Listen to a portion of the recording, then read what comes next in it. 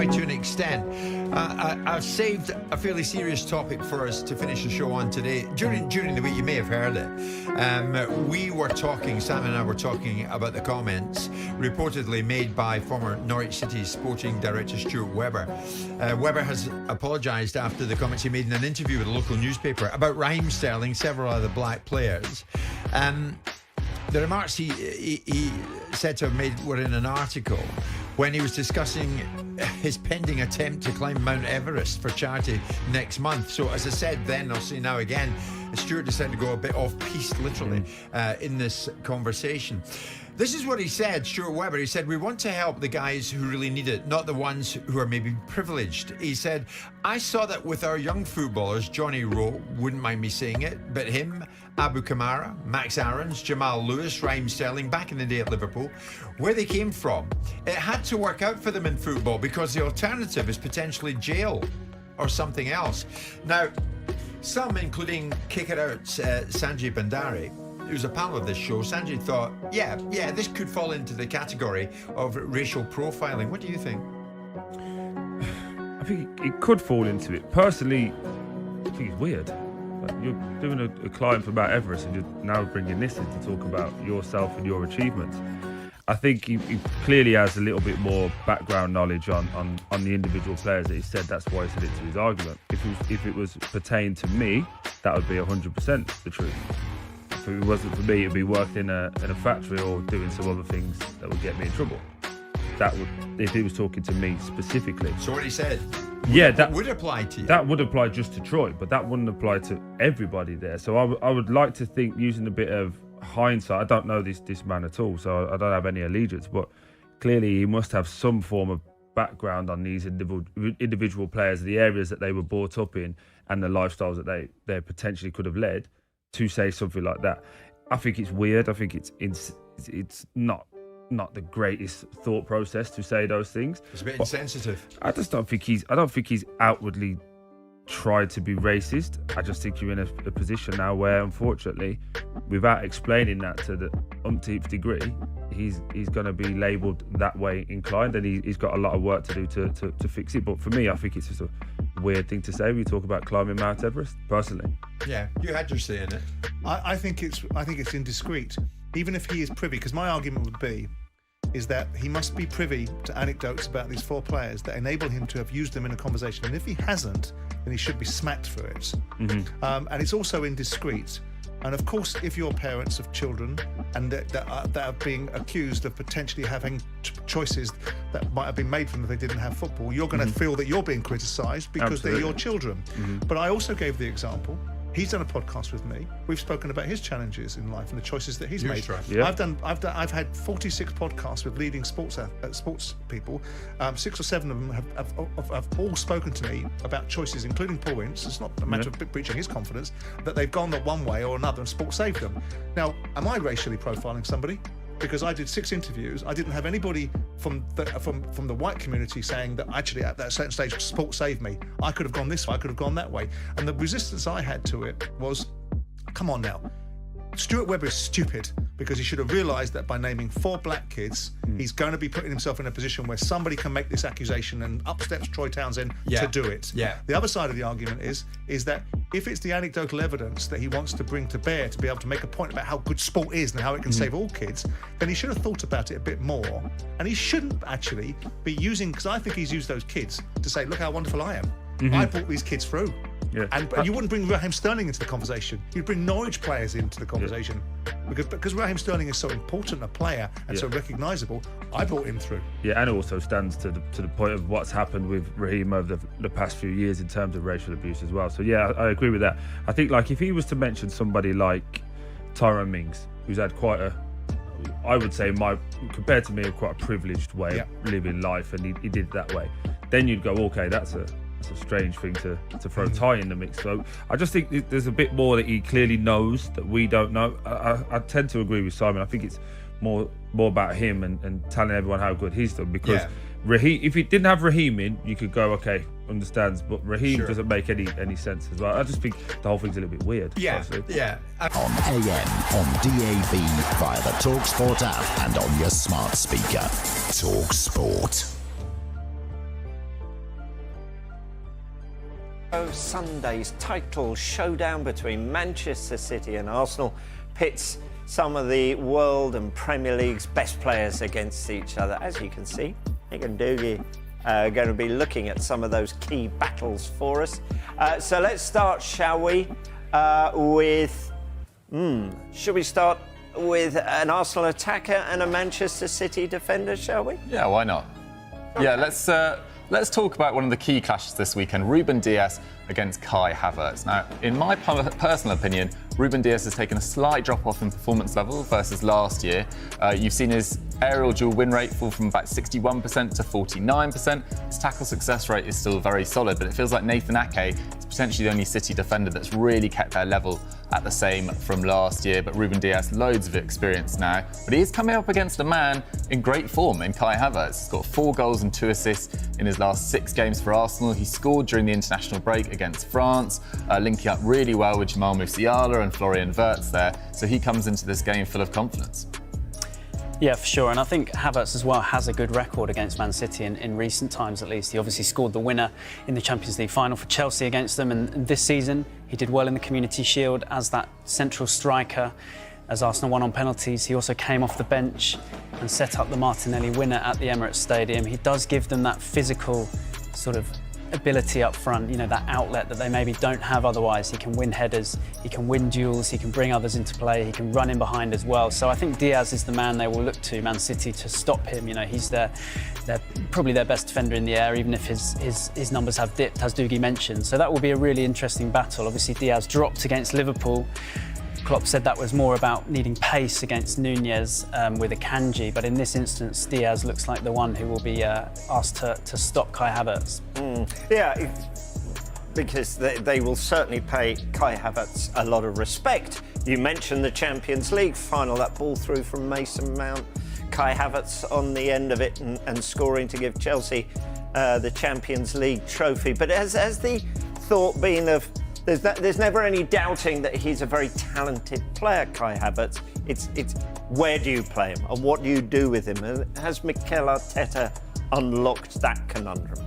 It's an interesting one, isn't it? I think he's in many ways a victim of his own versatility, as you say. He's played well in a number of positions over the years. For Bayer Leverkusen, more as a withdrawn 10, sometimes on the left or right of a 4-2-2-2. For Arsenal, he's played very well in that Xhaka role more recently, but it's really at centre-forward where he's put in his best performances for Arsenal now. As you mentioned, pretty much every manager that he's played for, either at international level or at club level, has made him a key part of their side. He hasn't always delivered on a consistent basis, but it's great to see Kai Havertz, who was so maligned when he joined Arsenal for huge money in the summer, really start to repay that transfer fee, with only Saka scoring more league goals than him this season for Arsenal.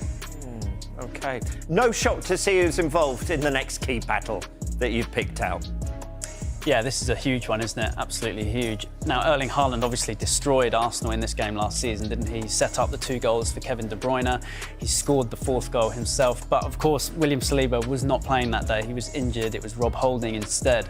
So this will be a really interesting duel at the Etihad Stadium. And you have to say, looking at the Emirates game in October, Saliba had the better of it, didn't he? That day, Erling Haaland didn't manage a single shot, let alone score a goal. In the Community Shield as well, Erling Haaland didn't manage a shot in that game. So Saliba does have something to fall back on there. You know, the Arsenal fans will remember that body check on Haaland that went viral at the time of that game. He's had an excellent season, Saliba. A bit of criticism from Didier Deschamps, the France boss, this week, but for Arsenal, he's been absolutely superb. And his task will be to shackle Erling Haaland again. Of course, that's not an easy feat. Haaland is having another spectacular season, and Arsenal know how dangerous he can be. But I think they will be a lot more confident going into this game with Saliba fit and available for sure. It will be interesting, though. I mean, Saliba didn't necessarily put in his best performance against FC Porto in that second leg, which was a game of huge magnitude as well. I do think he's been pretty imperious, as Nick correctly points out this year. He's been pretty much faultless, but that was a sign of a little bit of shakiness. Erling Haaland is really interesting. More shots on target than this time last year. Higher expected goals per 90 than this time last year. But just underperforming his expected goals, just not being clinical enough in the moment for his first time since joining Borussia Dortmund. There's actually only 3 players in the Premier League, Calvert-Lewin, Nicolas Jackson and Bruno Fernandes, that have underperformed their expected goals by more. You write off Erling Haaland at his peril. He still scored 18 league goals this year, but at this stage last season he'd scored 28. So there has been a notable drop-off. And if Man City don't win the title this year, his performances will come under scrutiny. Interesting. If it was a battle of the best songs, Saliba, I think, would take it. Okay.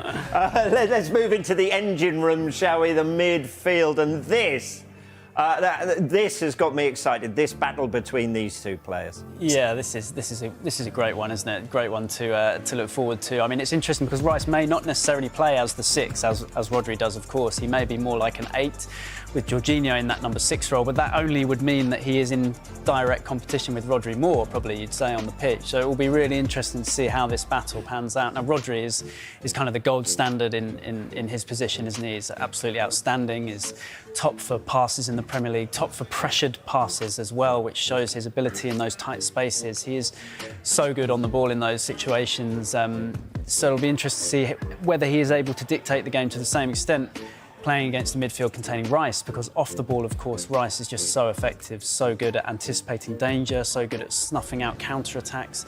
He has added a major strength to Arsenal in that sense and allowed them to dominate games more. So Arsenal will look to him to do those things again, but City for sure will be looking at Rodri to control this game. And remember, Rodri pops up with goals so often, doesn't he? Rice, we've seen his attacking output increase this season, but Rodri, I think it's 18 goals in the last 3 seasons overall, which are incredible numbers for a holding midfielder. So yeah, it's going to be fascinating. Yeah, it really is. I mean, we mentioned goals, but it does need to come into this discussion, despite both of them being more naturally defensive-minded. I mean, Rice this year scored against Man United, he scored against Chelsea, he scored in that really emotional game for him against West Ham. Rodri is now 60 games unbeaten in all competitions for Man City. Their 3 league defeats this year came when he was suspended. He hasn't lost since February 2023 against Spurs, which is just a mind-blowing record. But I think Rice has said it himself in interviews. He is the gold standard in terms of that position. But we're probably looking at, along with Tchouaméni, along with potentially a fit and on-form Kimmich, we're looking at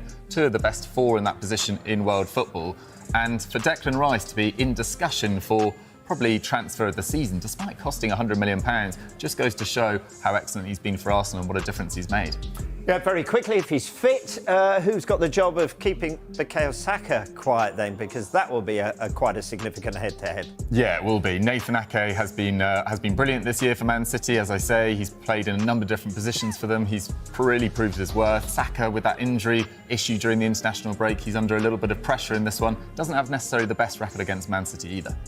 No, that's right. And Ake did a bit of a number on Saka in the Emirates game last season when Man City won 3-1. He started at centre-back but moved over to left-back as the game went on, and Saka really wasn't able to wield his influence as he normally does. I think Ake, one-on-one, is an excellent defender, and there's a good stat here. He's played roughly 1,700 minutes this season, Ake. A lot of those minutes at left-back, but he's only been dribbled past 5 times. So I think that is one of the reasons why Pep Guardiola may look to use him at left-back against Saka, if indeed Saka is fit. Now, Saka, remember, is in incredible form, more goals and assists than in any previous season at Arsenal. So it will be a fascinating duel again. These two could be battling it out on that side. Yeah, that's some of the key battles we expect this weekend. But you never know with Pep or with Arteta. Sometimes they come up with something a little left field, which throws everyone. So it might change. But that's the key battles we've looked at ahead of Manchester City against Arsenal. Thank you to you two.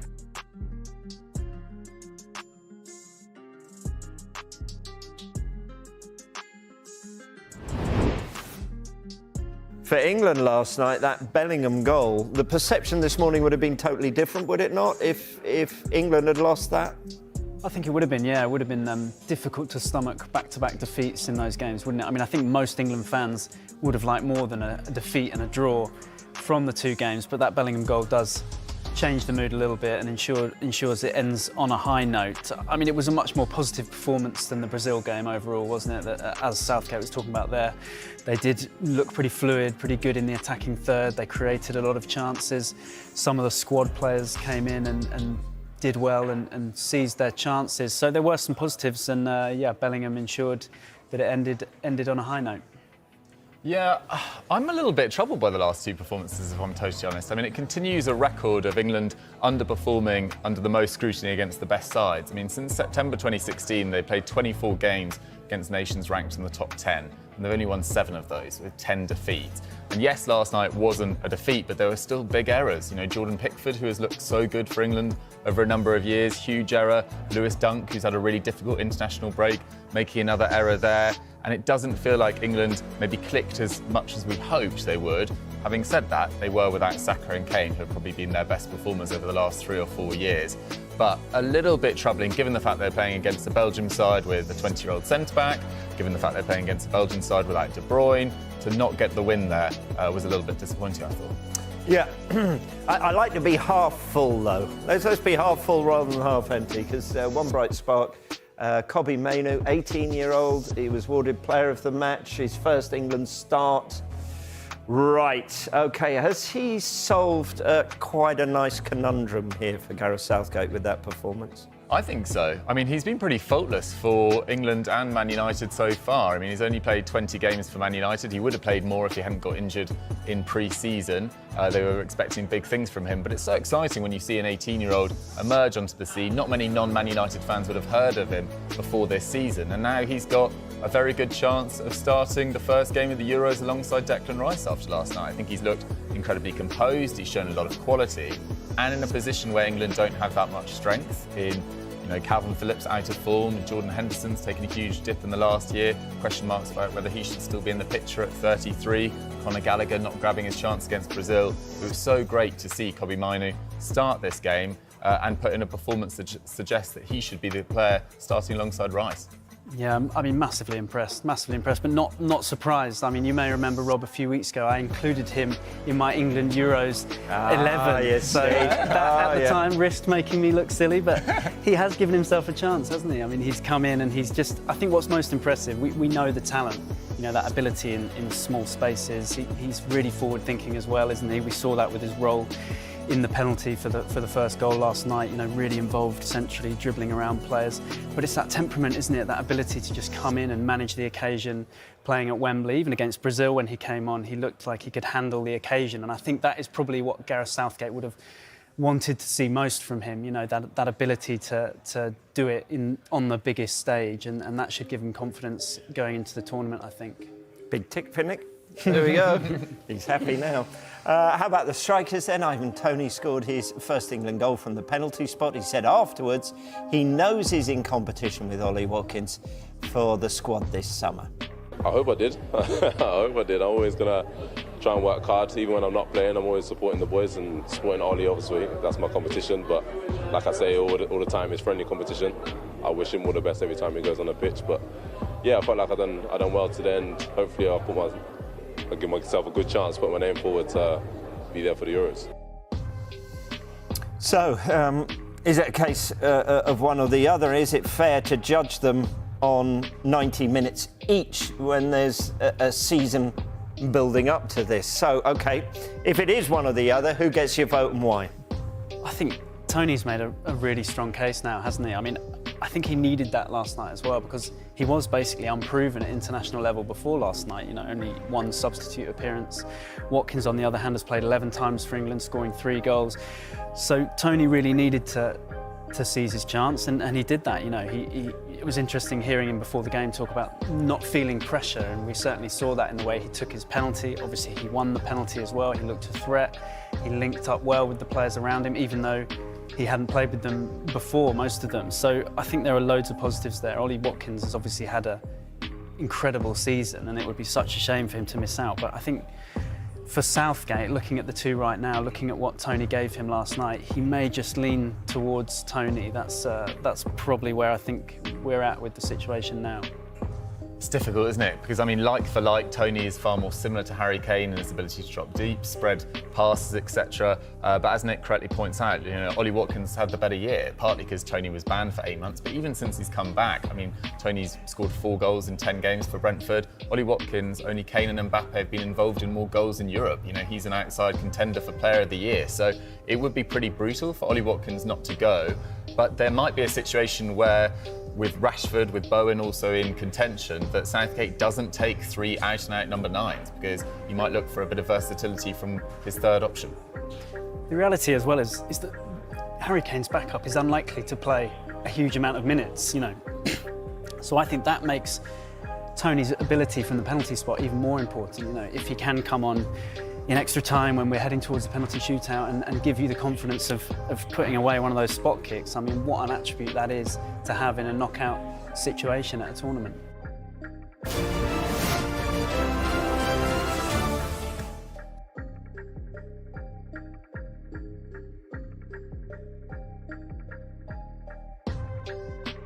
Some massive games coming up at the weekend. Liverpool welcome Brighton Anfield, 2 o'clock on Sunday, and then it's a remarkable game to look forward to. Arsenal head to the Etihad for the later kick-off. The Gunners currently lead the way ahead of Liverpool in goal difference, with City just a point behind.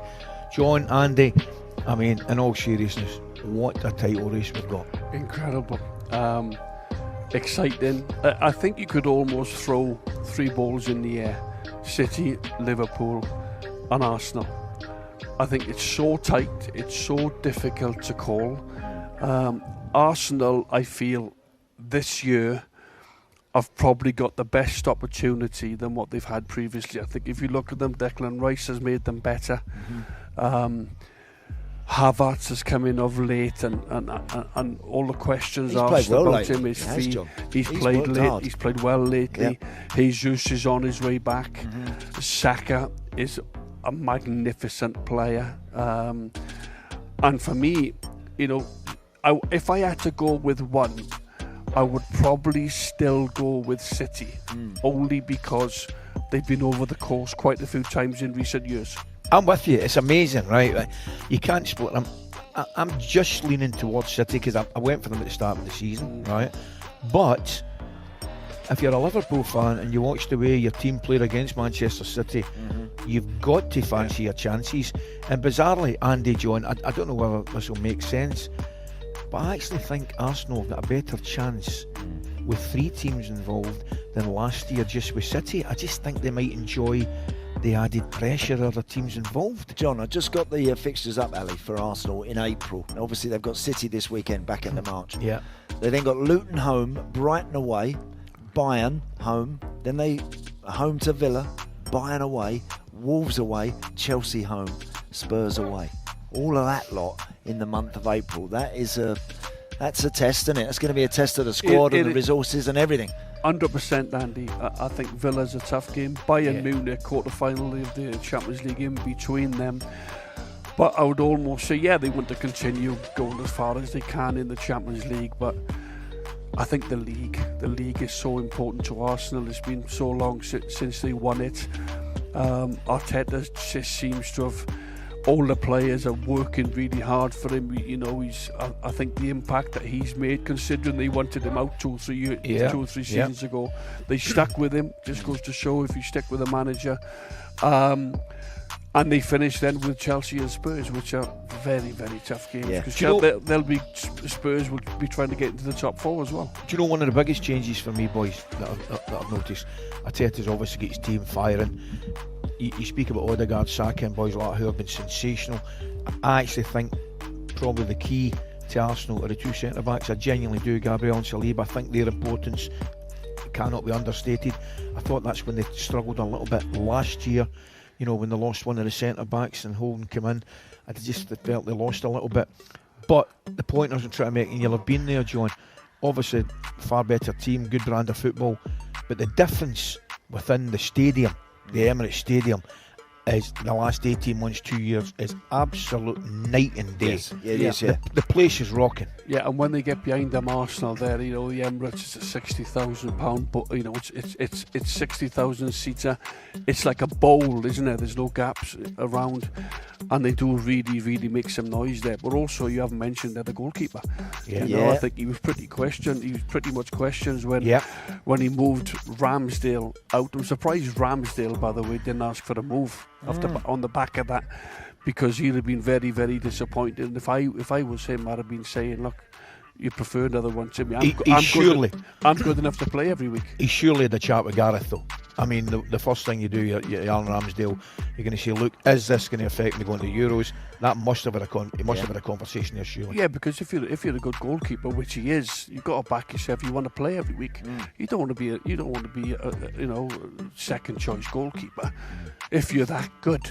Do you know what I mean? And I thought he was a fantastic. But Ray has come in, and he's been excellent. Big signing from Brentford, and he hasn't let anybody down. This game, John, for Arsenal against City at the weekend, sometimes when I've watched an Arsenal team under Mikel against Pep, I think sometimes previously Arteta has got a little wrapped up in trying to outdo Pep. Maybe in his head a little bit. Yeah, tactically coming up with something that's going to maybe throw Guardiola off scent a little bit or whatever.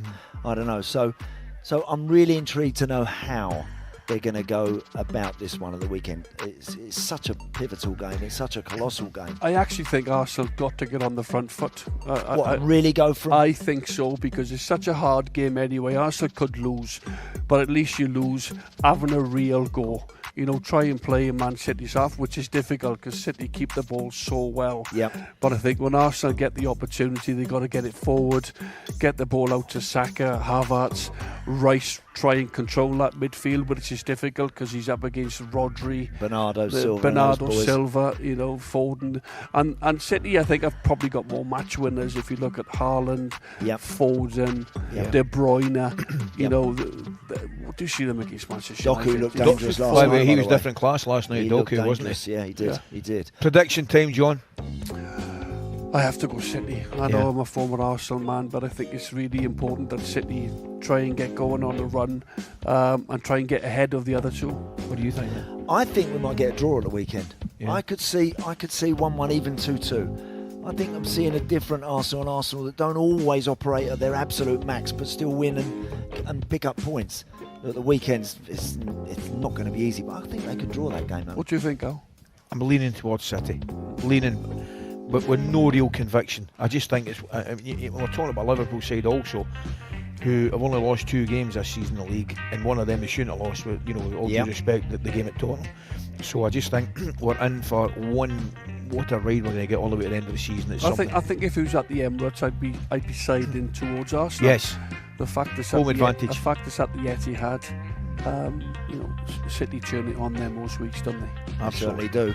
Talk Sport Breakfast, waking you up Monday to Friday morning from 6 a.m. on AM, on DAB, via the Talk Sport app and on your smart speaker. Talk Sport.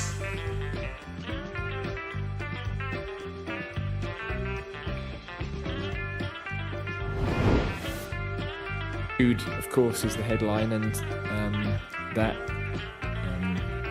competitive spirit, that desire not to lose, desire to win, in the end was decisive in getting the late goal. But I thought the whole team showed that throughout the game and recovered from setbacks with a pretty inexperienced team, really, against a team that have got some very, very good players.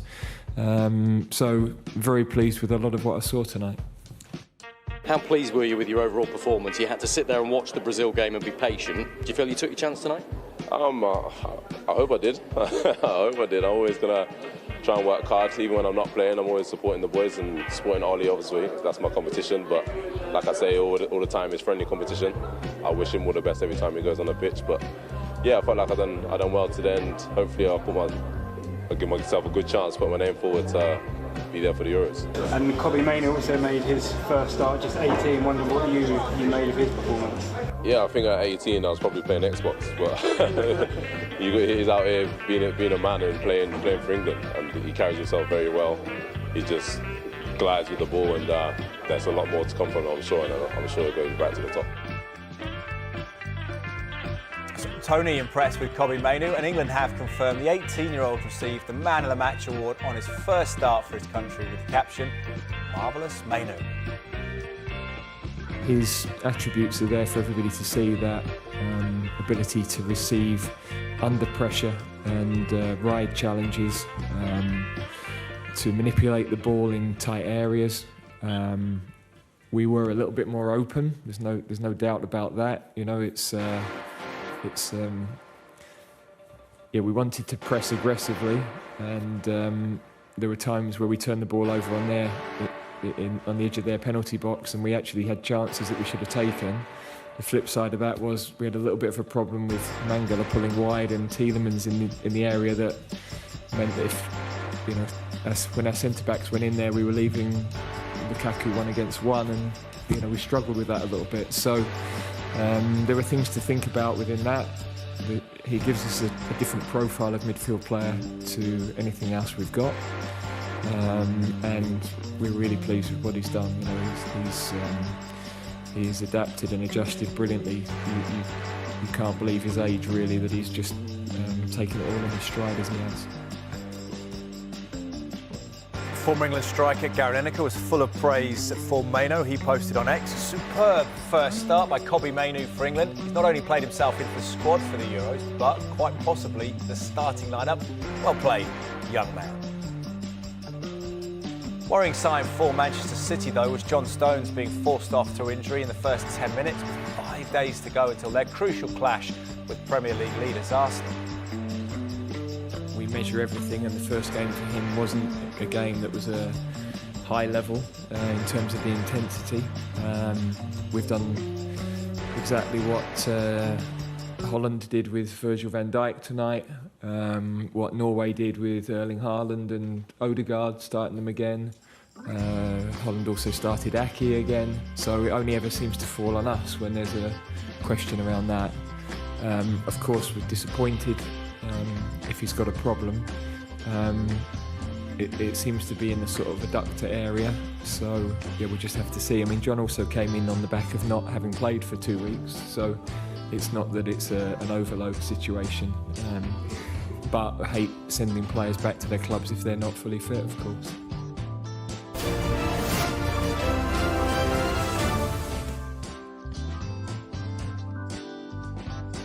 And England last gasp equaliser from Jude Bellingham, the brilliant Jude Bellingham, 2-2, but individual errors, one in particular from Pickford. Doesn't make many, by the way, but he's out of his box. He's trying to drill a little ball into the middle of the park, gets dispossessed. Tielemans sees the run across the face of the goal and he slides it beautifully in behind the incoming Pickford. But we're going to take your calls on all things we've seen. Wales is the big story. They miss out on the Euros in 2024 in Germany. 0371722 3344. Now let's hear from England manager Gareth Southgate. He's been speaking to TalkSport's Faker others following his side's draw at home at Wembley to Belgium.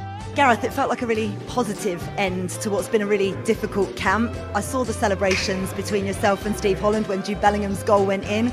Was that a little bit of relief, delight? What was that? Well, delight, because we felt our performance deserved at least a draw.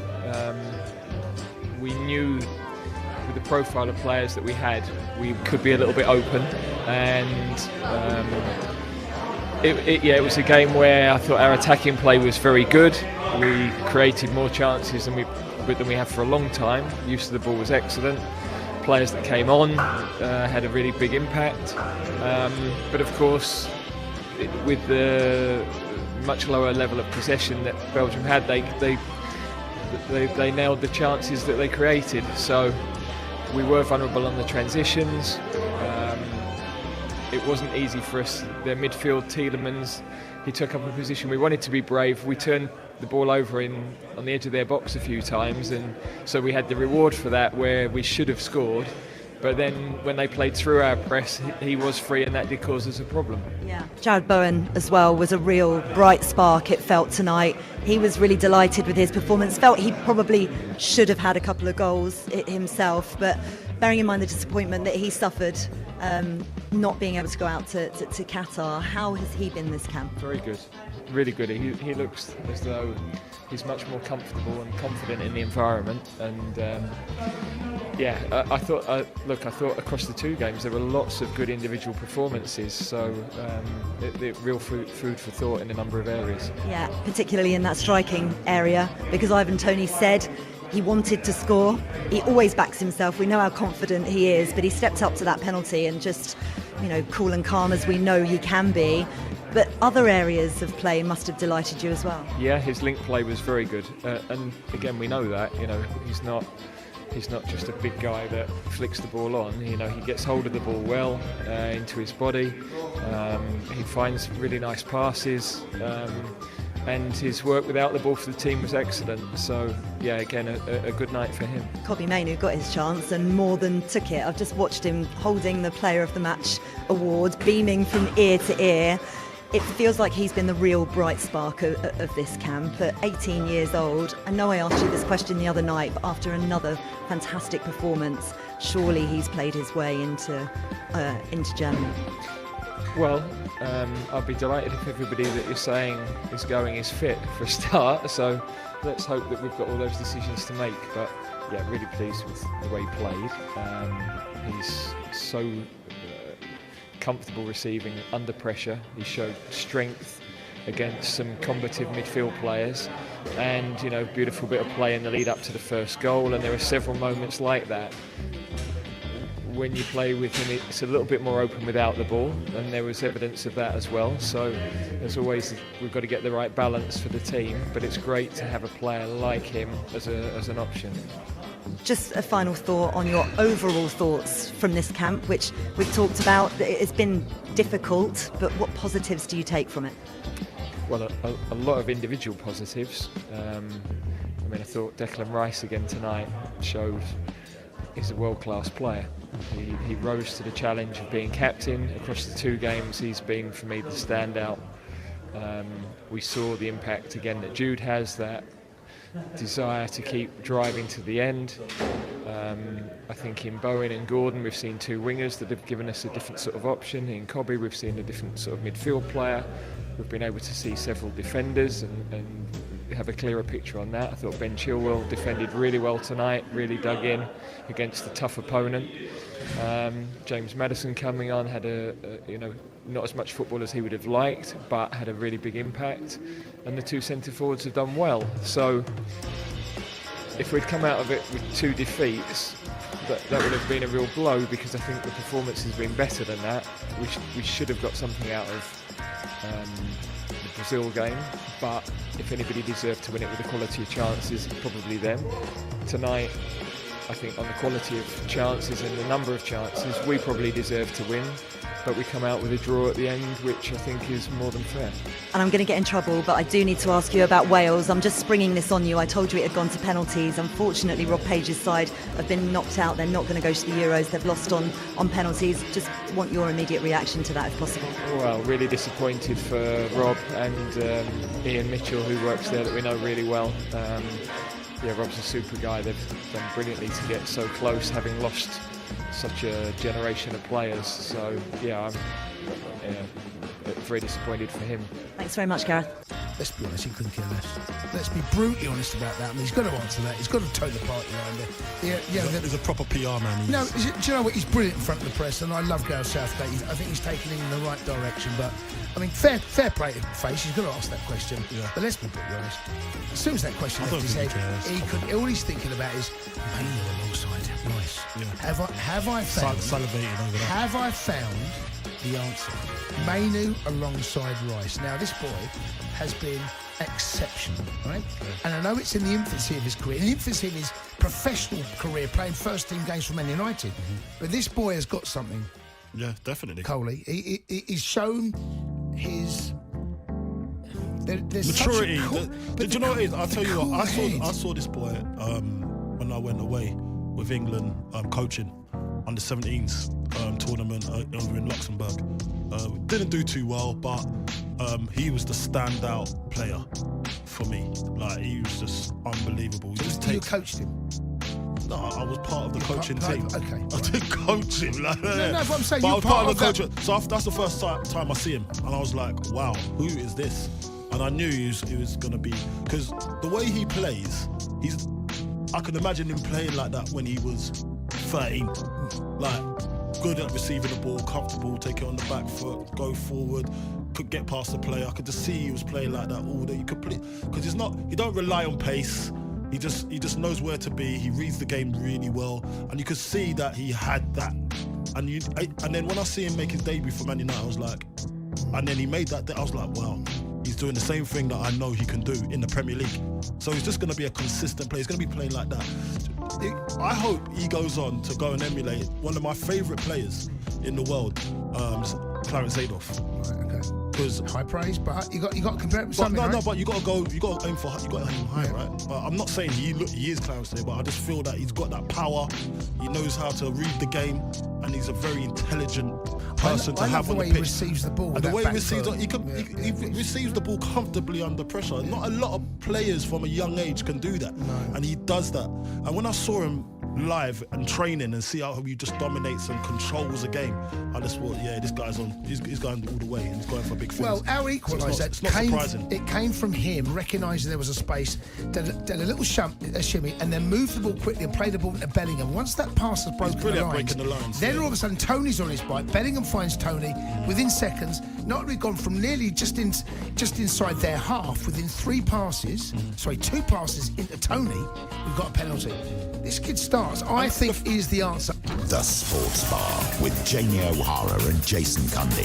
Monday to Thursday nights from 10 on AM, on DAB, via the TalkSport app and on your smart speaker. TalkSport. In the end, it finishes a draw. Luis Garcia joins us, who is watching this one for us. Luis, a fun game? It was actually a fun game. Better in the first 45. I think Spain was very active, very intense, good pressure. In the second half, I'm not sure what De La Fuente was waiting to see something different, because definitely Brazil went for it. They showed that they wanted to equalize or at least get something from tonight's game. And the Spanish national coach, he was trying to show that Spain is going to be strong enough at the Euros. He wanted to play toe-to-toe against this Brazil. The last challenge that Spain can check how they are going to arrive at the end of this season and start the Euros. So he wanted to put probably what we're going to see at the Euros. This is kind of very similar to the 11 start against the first game against Croatia on the 15th of June. And actually the 2 white players, Jamal and Williams, they've been impressive. They did so well, very intense. Dani Olmo was very good also in the midfield, but in the end it was a 3-3 draw with, you guys just mentioned, 2 very soft penalties for Spain. Even with your Spanish ways, Luis, you're saying they were both the wrong decisions? Yeah, I think that they are very soft. VAR is not involved in friendly games, so today we didn't check what happened on those 2 challenges. But I think that both of them, the first one, Lamine Yamal is waiting for the Brazilian player to get to feel the touch, and he let himself go on the floor. And the second one, I think that Carvajal arrived late. There is a shoulder against shoulder, but he is unbalanced, so it's normal that he fell on the side. So, yeah, in the end, is the referee's interpretation. Once again, for me, I think that they were very soft, but they helped to Spain to get the 3 goals. How come there's VAR at the 2 England games? Is England more important than everybody else? It's Wembley and who knows? The home of football and all that sort of boring nonsense. Oh, we've got to have VAR in a friendly because England are playing. I don't know, Craig. I know the intricacies of it all. Luis, obviously, inevitably, there was a lot of tension on Vinicius Jr. after that press conference going into this tie. How would you rate his performance? I think today was more about the fact that we are all involved against the regime, that there was a good atmosphere at the stadium. I think it was more than 70,000 people supporting Spain, but also a lot of people watching the Real Madrid players that were involved. I think Vinicius Jr. was pretty quiet in the first 45, maybe involved in a couple of opportunities, but not much more. I think, again, it was more about to be there, to show he wore also the armband to be the captain of this Brazilian team that in the second half were very impressive with the intensity, with the changes that the manager made, with Endrich arriving in the second part. I think he was a key player in the last 30 or 25 minutes. But definitely it was a quiet night for Vinicius. Again, more about what was happening, that fight that he's been involved against the racism. And another 45 minutes for Endrick and another goal to his name. Yeah, and it looks fantastic. In the moment he started on the game, in the first ball, it was a fantastic pass to Vinicius Jr., who was stopped by Lenormand. The second chance, again, making a good pass to try to assist Vinicius Jr. In the second one, it was that chance to actually we saw in one of the corners to put another goal. It looks fantastic, to be honest. It looks quick, it looks skillful, he knows how to move into the box, he's very aware about the players around and looking for the movements of the players, and when he's near the box, well, he showed another goal for him. I think he scored twice in the last 2 games, but it's 2 goals in 4 games for Brazil. He's only 17 years old, so very impressive. So we go probably another pearl on Brazilian team. And of course, we're playing for Real Madrid next season. Overall, looking ahead to the Euros for Spain, Luis, what are the expectations? As always for Spain, we are expecting to do well. I think we got a very, very young team. I think we are maybe going to lack at some moments of experience. Again, we saw today 21 years old Nico Williams on the left side, Lamine Yamal on the right side. Those were the 2 best players on the game today. With Dani Olmo probably at the back, probably we're going to see Cubarsí, even though today was Lenormand and Laporte once again. A lot of expectation. It's a good team, very dynamic. We need something extra because our main man, Morata, the one who should be our top scorer, has been 5 games without scoring. We don't have many players who can score goals, and that's something that is a big concern. We got players who can assist, who can create, but in the end, we need players. Today, Joselu didn't even play. I think that De La Fuente used only 4 players on the change in the second half. So the big concern is that how we are gonna get the end product. We can create, we can have the ball, we can be very intense and aggressive going forward. We are very good and solid at the back, but we are missing that piece that is a number 9 who can score 15 goals. And Morata should be on fire if we want to go through and stay long in the Euros. You know, up until maybe, I don't know, recently, Alvaro Morata's been having one of his best seasons, certainly for club. And I know Griezmann and him, the partnership's been sort of split up a little bit with the injuries, but you'd wonder if he finishes the season strong with Atletico Madrid, and they got a lot to play for, then that's good news for Spain going into this tournament. But if he starts to flag between now and the end of the season, and we're starting to see that in the last 3 or 4 weeks, then that's a problem for the Spanish. That there is no getting away from it. If they don't have somebody in form that these young, exciting players can supply, they're not going to win the tournament.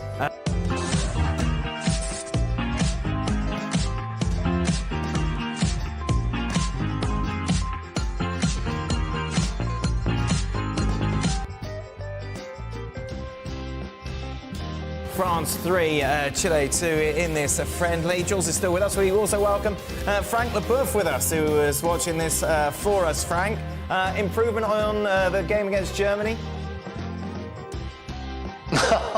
Obviously, and happy to see that. But when you start from scratch, you know, it's very easy to improve your game. And I have to say that with the disappointing German performance against Germany, you know, we were expecting something better. But it didn't start well. I'm still concerned about the fact we are too much, too soft maybe in the middle of the park, in the way that we are kind of gambler. We have fantastic players in the middle of the park with Camavinga, Fofana and Tchouaméni, but the gamblers. I mean, they like to play, and they sometimes do stuff that I would have never seen in my time, and that we see too many times right now, ready to make to try a nutmeg in our box and everything. So yeah, it was better overall. We had also some injuries like some other teams, like Klaus and Camavinga being injured. It wasn't that great. I mean, it's too open. Chile had many chances to score, but overall, some players did their jobs. Like Fofana, like Colomwani was absolutely the player of the game, and it was nice to see Saliba because I really highly rank him, and I want Deschamps to change his mind and see him as one of the best centre-back in the world. Well, you brought up Saliba, and we may as well address that now, Frank. And it's interesting how open Deschamps has been about Saliba and where he stands in the pecking order within this French side. It seems surprising that he's so critical of a player who's impressed so much in the Premier League, not just this season, but of course last year as well for Arsenal. Yeah, I was very surprised by his comment. He's not used to do that. He's mostly protective with the players that he's in charge with. But he was very open to Saliba. I think that some performances or what he saw sometime on the field wasn't what he was expecting from a player like him.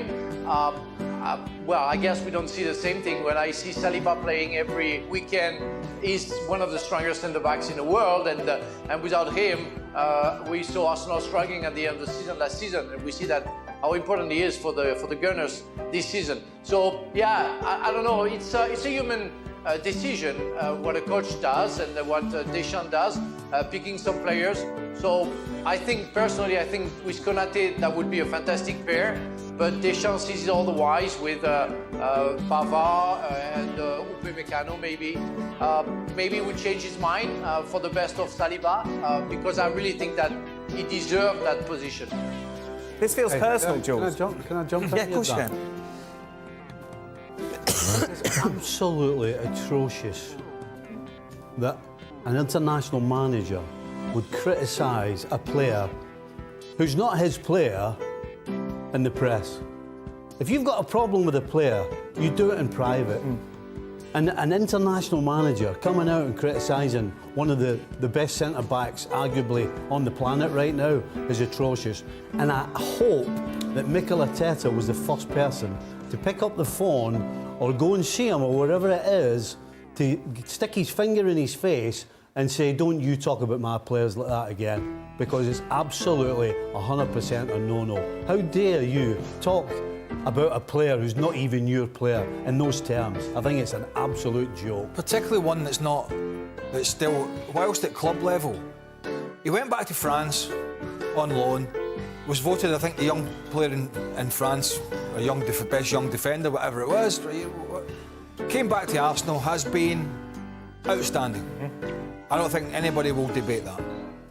However, he's still, in international terms, trying to make his way. He's a bit of a novice when it comes to international football. And we get that. Maybe Deschamps likes a bit more experience. Most of us would disagree. His defence looks like it could do with an absolutely solid, young, quick, strong defender like Saliba in there. And that's fine if he just thinks about it in a different way.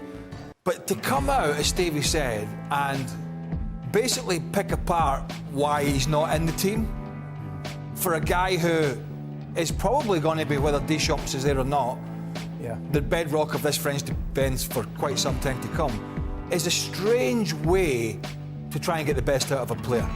Very, very strange. What's the backstory here, Jules? I mean, it's really interesting. I was surprised. I think William himself was quite surprised, although nothing really phases him, so he moved on very quickly, and he knew when Deschamps spoke in his press conference, not long after there was a training behind closed doors, and William knew that he would start because he played with the starting 11 at training, the last training before the game. So he knew he had a chance to show Deschamps in a way after the comments in the press, and I think Deschamps is a very demanding coach. I mean, Frank played with him, he was a demanding captain at the time. I think he's a very demanding coach. I think he knows that maybe Saliba can be even better than what we've seen this season, and the only really reason why I can understand or see what he meant by saying, well, sometimes I see him doing things that I don't really like, and when he's played with us so far, which is true, he hasn't been at his best, and to be fair, Deschamps put him in bad teams or like average teams, and at times where he was injured. So it hadn't been easy for Saliba with the national team. But maybe Deschamps was like, I know he can be better, I know he can do better, I know how good he can be, even better than what we've seen so far in the Premier League, for example. So it was his birthday, I think 2 days ago, when he turned 23, and this was almost like a present, and I think he did really well tonight to show Deschamps that there's certainly more to come and better to come. He's still a young player, but that already for me over the 2 games, and obviously Chile are not Germany, they're not as strong, but of the 4 centre-backs, he was the best one of the 4. You can do things better. You can still do things better, which is fair enough, every player can. Yeah. He wants to take has he not watched any videos or games of Upamecano? No, that's the thing. No, he didn't play in there. That's why it's even more of a head scratch, If Upamecano's, flying with Bayern, then it's a different conversation. He hasn't been playing well for quite some time, and so, look, he'll live and die by his decisions at the end of the day. But I don't see why you wouldn't try and get this guy in the side as often as you can, as early as you can, to prepare him for this Euros coming up, and make him feel as comfortable as you can, because he's not going away unless he's just made up his mind that he's going to go a different route. I don't know, but I think it's hard to imagine a French defence at the World Cup without William Saliba in it. But maybe Deschamps has got other ideas. Last word to you, Jules, on what we learned from France over the last couple of matches. I didn't think tonight was that reassuring. To be fair, I know it's a win, so you avoid the crisis of 2 games in a row without a win, for example. But Chile played well, and they to be fair, they played with a lot of intensity. There was a lot of movement. They have a new coach that played this style of football, and they were really on it. And 9 changes from Deschamps from the Germany defeat to the game tonight, then losing close very early, like Frank said, and then Camavinga as well. So not ideal. There were good things at times with Colomwani, Kylian a little bit in midfield. But overall, I just didn't think it was that reassuring. I think they would move on very quickly and not look forward to the Euros and be ready. But what we've seen in the last 2 games, just, I don't know, it worries me a little bit.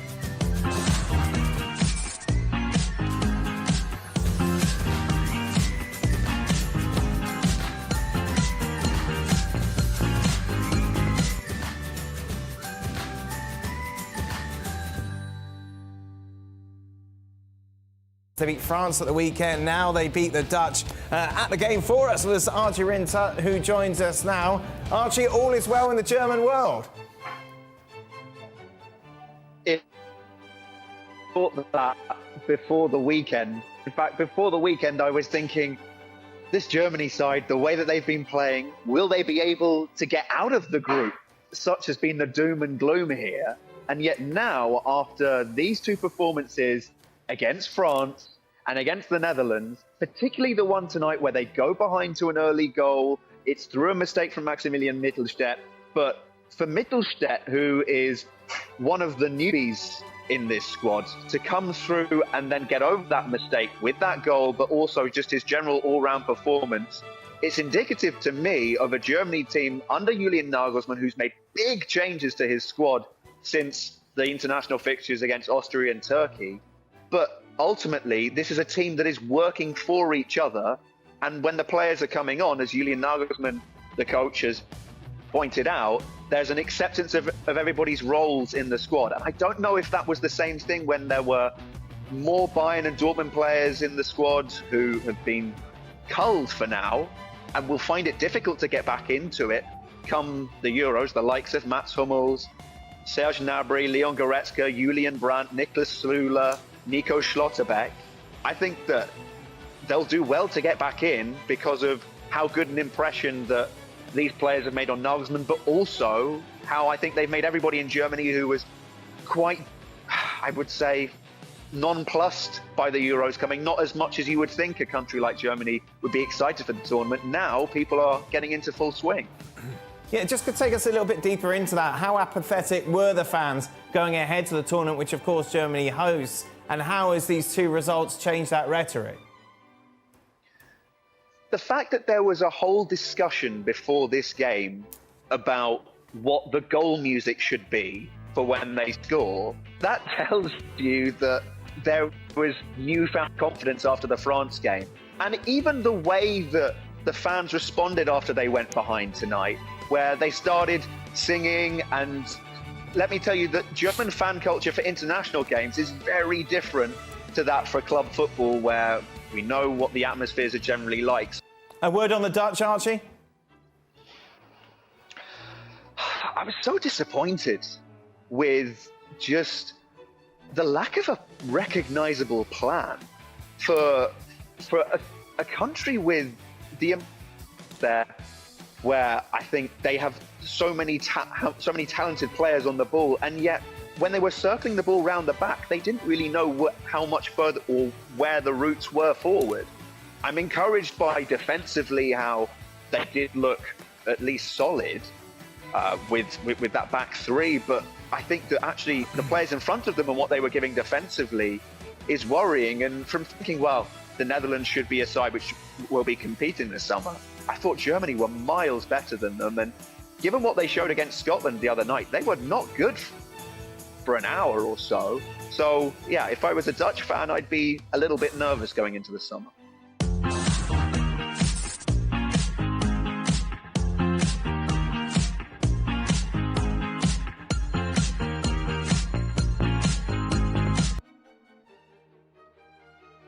Huge sigh of relief then, I suppose, because Southgate knew the criticism would be mounting on him, would continue after that defeat against Brazil, but they come back to get a 2-2 draw against Belgium. Keep an eye on this one as well for us was Julien Laurent, but overall... Keeping an eye on...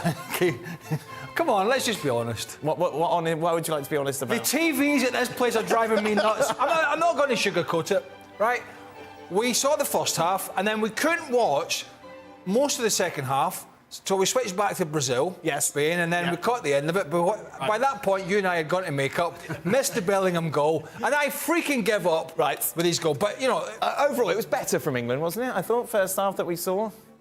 Well, Belgium are a weaker side. Yes, and then Brazil, if we're comparing the two. It's definitely a weaker side. And again, it was those areas at the back that Southgate has the big headache around because...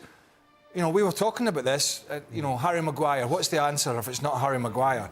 Who is either in the United side or he's out the United side. Where do they go? You know, is it... You know, the guy Branswaite at Everton was supposed to get a game. There's Colwell at Chelsea. Lewis Dunk's come in. You've got Enzo Konza, who's played. Who is... I mean, if John Stones is injured, can you imagine if he's got no John Stones? Yeah. That's a double headache for him. So I think that's the area for sure that if anything crops up, then where does he go? What way does he go against better teams than Belgium? And the thing is, even against Brazil, though, when he had Stones and Maguire, which we think is going to be the pairing, the same as today, Belgium on the break were the same as Brazil on the break. You know, they looked, every time they got at them, they looked as though they were going to create.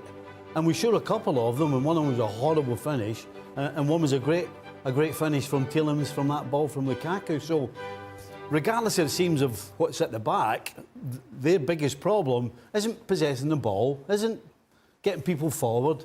That back line up against anybody right now looks vulnerable. Whatever way you butter this up, it's not been a good couple of games for England. Right. No. At home, both times, but playing strong teams, and got beaten pretty easily in the end by Brazil. Could have been worse, as we talked about at the weekend. And you look at this Belgium side now.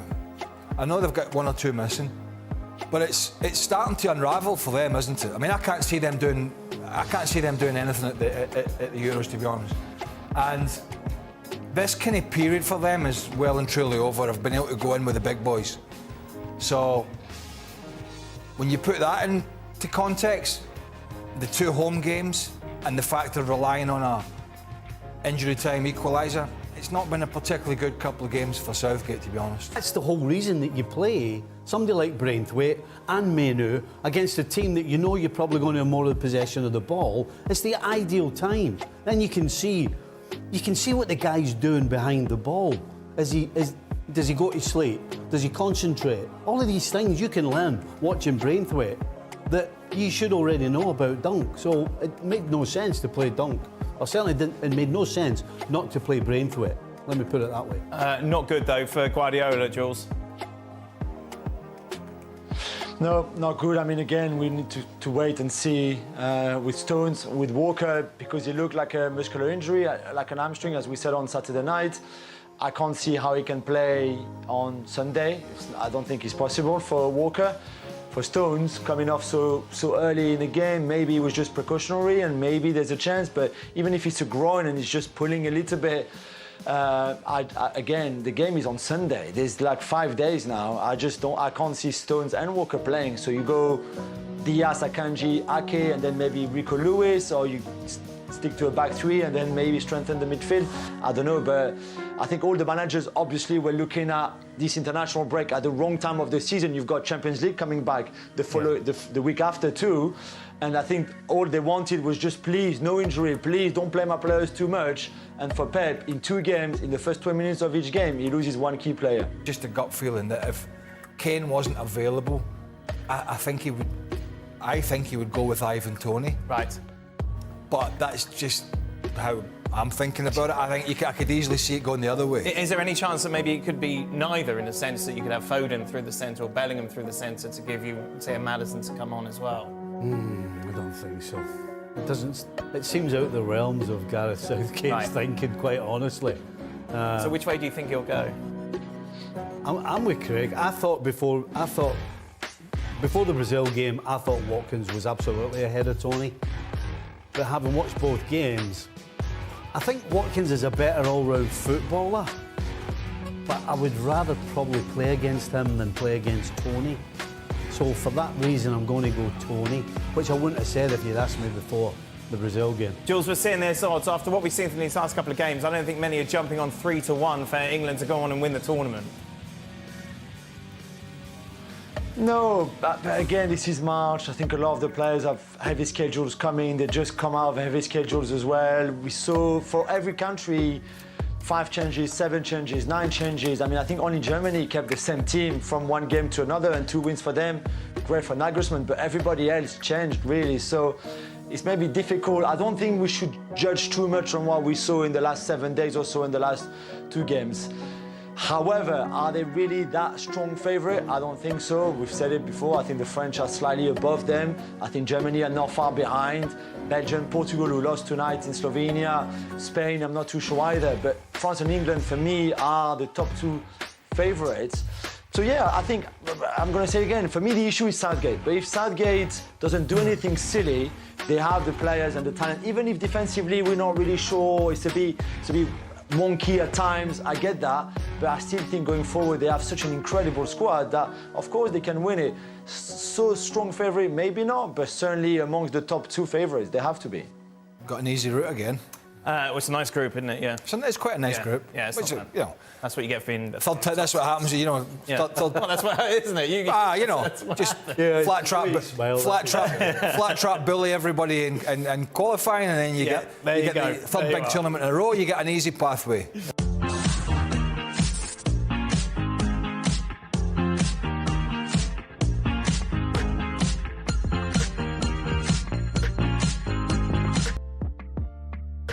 Let's get to our Euro 2024 power rankings. We're going to put you to the task as we always do here. Let's get your top 5 in the power rankings. I don't know which way you want to go. Which way would you prefer to go, Jan? Is your top? I'll go for the top. I've written it down, and of course I can't see it. Well, you definitely have what your favourite is then. I'm going to go France, number 1. Right. I'm sorry. Let's do you want me to read it all, or pick your spots, or you want me to go one by one? Tell me why France are number 1. Well, I just think they're the best team. I mean, I was there at the final and the whole, World Cup. I saw the 2-3 deep in every position, even though yesterday, even their under 23s were great, but the United States somehow drew at the end 2-2. I saw, and they're friendly, by the way, they're playing the Olympics. But anyway, I had to throw the US into it. My apologies. But it's just an excellent team, and I think that they're overall favorites, regardless of what happened in the last game. And I'll throw it to you because I put Germany as my number 2, which surely will shock you probably. Well, it's actually interesting that you say that because they are up there when it comes to the favourites. I think it's like France and England are tied for favourites. Germany are pretty much high up on the list as well. Obviously, they've got. Well, I mean, I can't imagine that Germany were on anybody's list, right? That they game actually are the odds makers. We read it out the other day on ESPN FC, and they're pretty high. And obviously, that in itself causes because they beat France. A lot of because they beat France. Before that, Janusz, this was before. No, I don't buy it. No, I don't believe it. Look at the odds makers; they're pretty high up, and obviously there must be that feeling that because of the home nation, that's going to help them. But you're saying no, you don't believe it. So that France game has changed your mind, then? It did. I mean, there's a couple of indications. For me, I've always felt that they had a great talent. I always thought that there needs to be a manager here. Nagelsmann comes in and does a very good job. It took him a little bit, but of course he doesn't have the opportunities that you have at the club level. Obviously, Toni Kroos, everybody saw it, right? Coming out of retirement after 3 years, as if he's never left, right? We didn't think that Florian Wirtz and Jamal Musiala could play together because they're very similar to the way they play. Look at that. They didn't have Leroy Sané. I like the fact that they, even Kai Havertz, even though he's not number 9 at a club level and country level, he's finally showing what we once saw at Leverkusen before everything that happened to him at Chelsea and in the beginning at Arsenal. I like their plan B with Füllkrug. I often talk about other national teams where they don't have that true number 9, that what I would call even a little bit of a bruiser, great in the air, pretty soft feet for a big man, but who can kind of use his elbows and make sure that he holds onto the possession. In that game against France, we didn't see Leroy Sané, who's been much better in the last season as well. So, I mean, I think the depth is there. I look at somebody like Ter Stegen and Neuer, what a 1-2. Everybody would love to have that. Jonathan Tah is becoming a good player. Rudiger, I think everybody, starting to understand that what makes him good, because when he was at Chelsea, kind of this chaotic type of player. At Germany, he's always played the part. Obviously, Real Madrid, look at him. That didn't faze him in any way. So I always felt that Germany were out there. Maybe I was afraid to say it in that spell when they were not so good, but I just felt it's not going to take much. This is not an absolute rebuild. So I don't buy it that people had him up there. I think the French game shouldn't probably change that opinion, but it did. And in my opinion, it showed. By the way, France was very, very good in the first half. That game could have gone totally differently. And that's why France is still my number 1. It's interesting that you say that's where your mind changed on Germany, because you seem to have, like you say, you've just been holding it in what you actually think about Germany, because you seem to make some really valid and good points about Germany that you could take away that France game and they'd all still be just as valid. And maybe that's why they're high up with the bookmakers. That's 1 and 2. Who's 3? 3. I'm gonna give this to Portugal. Look, I look at that team, and you show me another nation that has the talent that they have. Now, talent's not everything. I understand. We've had couple of golden generations already, one that didn't come out at first, right, and later on they won the European Championships. But I mean, this is just a tremendous. I mean, look, I think they've won last 11 games, right? Since Martinez took over, he's won every game. Now you look at who's they played. Okay, not the world beaters, but you still have to do that. You still have to be able to do it. It's still some pressure because there were Nations League qualifiers, whatever they were. The last result against Sweden, who are not maybe at their best, but it's 5-2. It doesn't matter who you beat. You still have to do it. Here I am sitting, waiting for Poland to play Wales in a group that they didn't come out of, that had the Moldova, Albania, and Faroe Islands, and they didn't come out of that group. Strange things do happen, so I'm going to give Martinez his due, and Portugal, they're an absolutely excellent team, and I think that if things go well for them, there's no drama early in the group stage, I think this is a team you better watch out for. So I'm going to give him benefit of the doubt, because strength in numbers in these tournaments, and you have to rotate, you have to make substitutions, and I look at their bench. I mean, the starting lineup, who knows what that may be, but there's some talent there that can change games on the spot. So that's my number 3. Okay, and just to give you the ESPN bet odds, England, France, Germany, and Portugal and Spain are all in the top 5 of the Euro 2024 odds. I didn't know that. I didn't look at any of it, by the way. No, it's fine. It's because it was on my show the other night, and as you said, it could be a surprise that when you said Germany, it obviously caused a good talking point and a debate point straight away as to why they are up there. They're hosts, by the way, too. Exactly. It's probably worth mentioning. And so that's probably massively going in their favour too when it comes to the bookies. So you've done 1, 2, and 3. Who's number 4?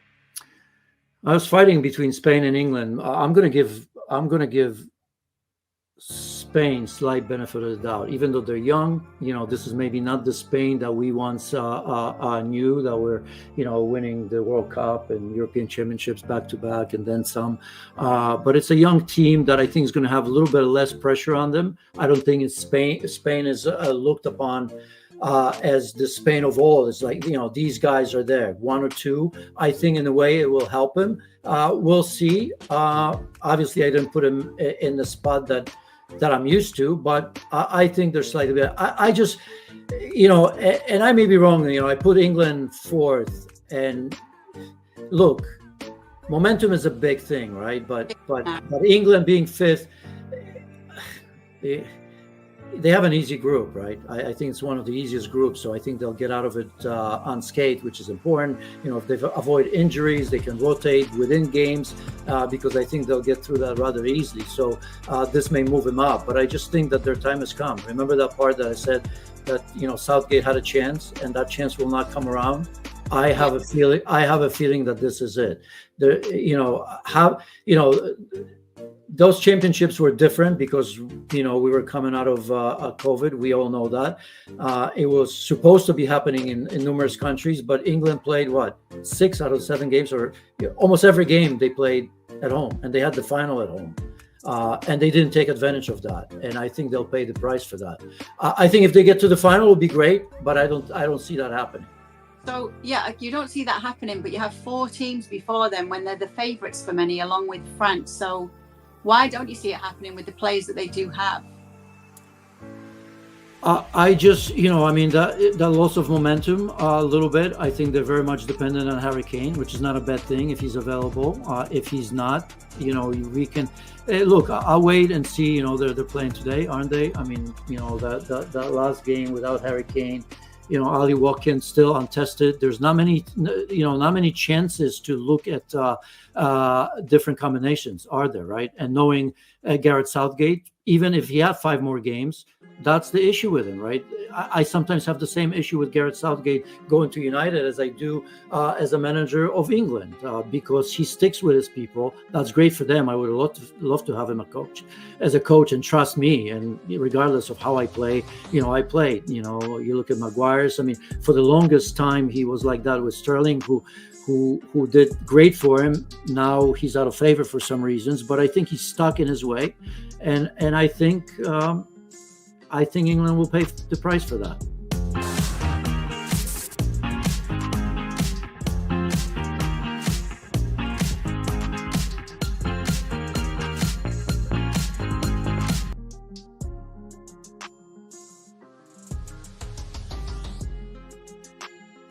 All right, so let's get started then, Yanis, if we can. The feeling on FC is that Gareth Southgate would not be the answer for Manchester United. What's your feeling if he were to be appointed manager there? No, I think you and I have talked about it weeks ago, right? I think, you know, it's an easy conclusion. At the end of the day, we sometimes rack our brains why that is, right? Well, what is about this man who has done such a great job with England, who has taken drama out of that squad, because that seemed to be a problem for England for decades now, right? It wasn't necessarily the level of talent that England had in the past. It was the stuff off the pitch and you know, being in the tabloids and all of that, and that has stopped. He had a very good group of young players that he's taken pretty far, right? Because losing in the final of European Championships, semi-final of the World Cup is not too bad. But yet, you know, I mean, I think at the highest level, and if you're Manchester United, you have to ask yourself a question. Is there a time? Do they have the time for a manager like him to readjust to everyday football? Is the pragmatism in you know that he shows, is that something that Manchester United are all about? For me, they don't have the time, and to me, the best of the best are risk takers, right? High lines, high press, attack, entertain, which is very important, right? Manchester United were are no longer appointment viewing. They used to always be. When I look at the best of the best, right, and you can throw the Klopp, I'm talking England, obviously Premier League. When I look at Jurgen Klopp, when I look at Mikel Arteta, when I look at Pep Guardiola, when I look at even Unai Emery, right, those high lines, that absolute risk taking, knowing that all it matters is to attack and to always win, right? I mean, some of those managers, and Gareth Southgate, of course, will tell you there are different ways of winning. But I just think that we've seen it from time to time. that's just, you know, that it doesn't go far enough. So when you have to deal with a club like Manchester United, where expectations are high, where everybody wants to go back to the days of being a team where, you know, you lost in the tunnel against them because the power of their midfield, the power of the attack, the leadership of the center backs they used to have. I just don't see Gareth Southgate as the sort of man that's going to light the fire like the managers that I've mentioned. So why do you think he is getting linked? Because there is still an argument to be made, Yanis, that they just need to at first get things a lot steadier than they have been in recent seasons, and there must be something as to why we're seeing the name of Gareth Southgate linked here. I really don't know. It doesn't make sense to me. So there's a lot of links. I don't know what's true or not. He wouldn't be the worst. Many will tell me, actually, you're probably right. That they maybe need a little bit of a quiet period. There's a new sheriff in town. Things are looking better. But I just wonder if they're gonna. I think at Manchester United, he's used to having the best for the last how many years at England, right? Now he's going to go to an environment. He's been there before where he didn't have that and doesn't have it right now. Are they gonna give him that? Perhaps not. Is he going to improve the players to a level where you feel absolutely comfortable? We don't know. He's been away from that, right? You don't improve players really when you go to England, right? Players, the managers at a club level do that. You just need to make the right choices.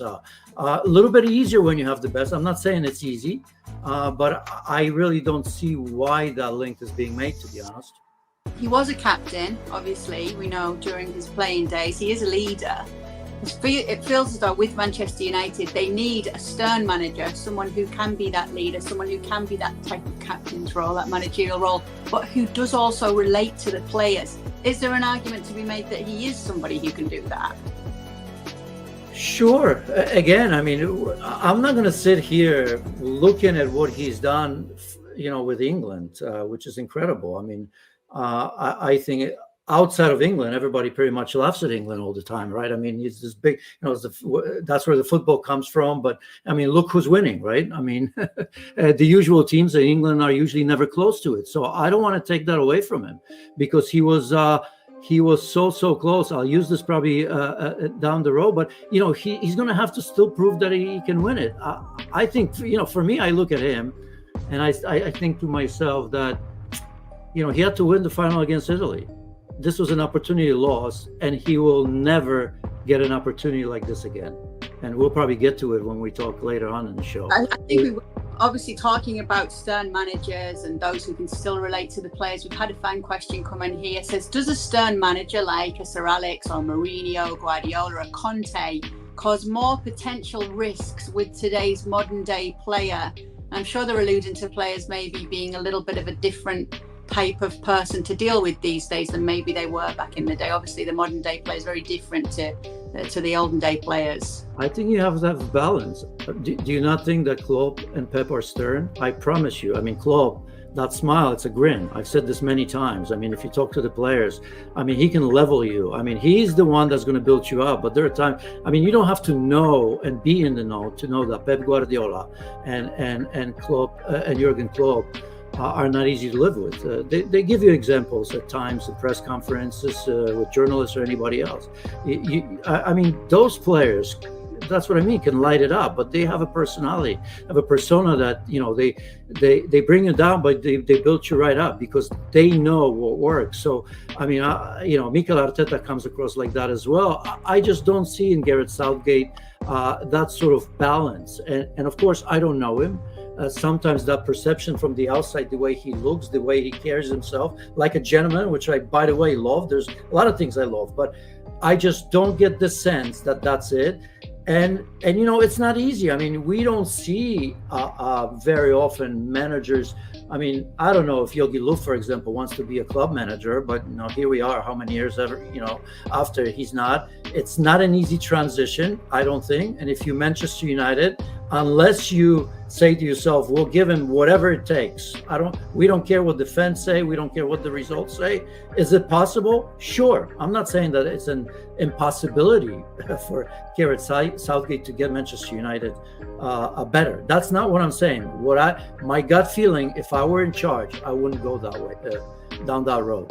Would you feel in change if you won Euro 2024 with England?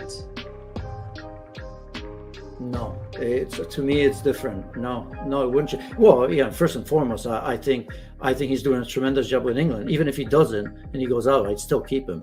I think that's what FA wants anyway. I mean, they want the quietness and decent runs, even though obviously they come up short every so often. But it's not that easy. Everybody else comes up short, with the exception of a couple of teams every 4 years. So I mean, that's not the end of the world.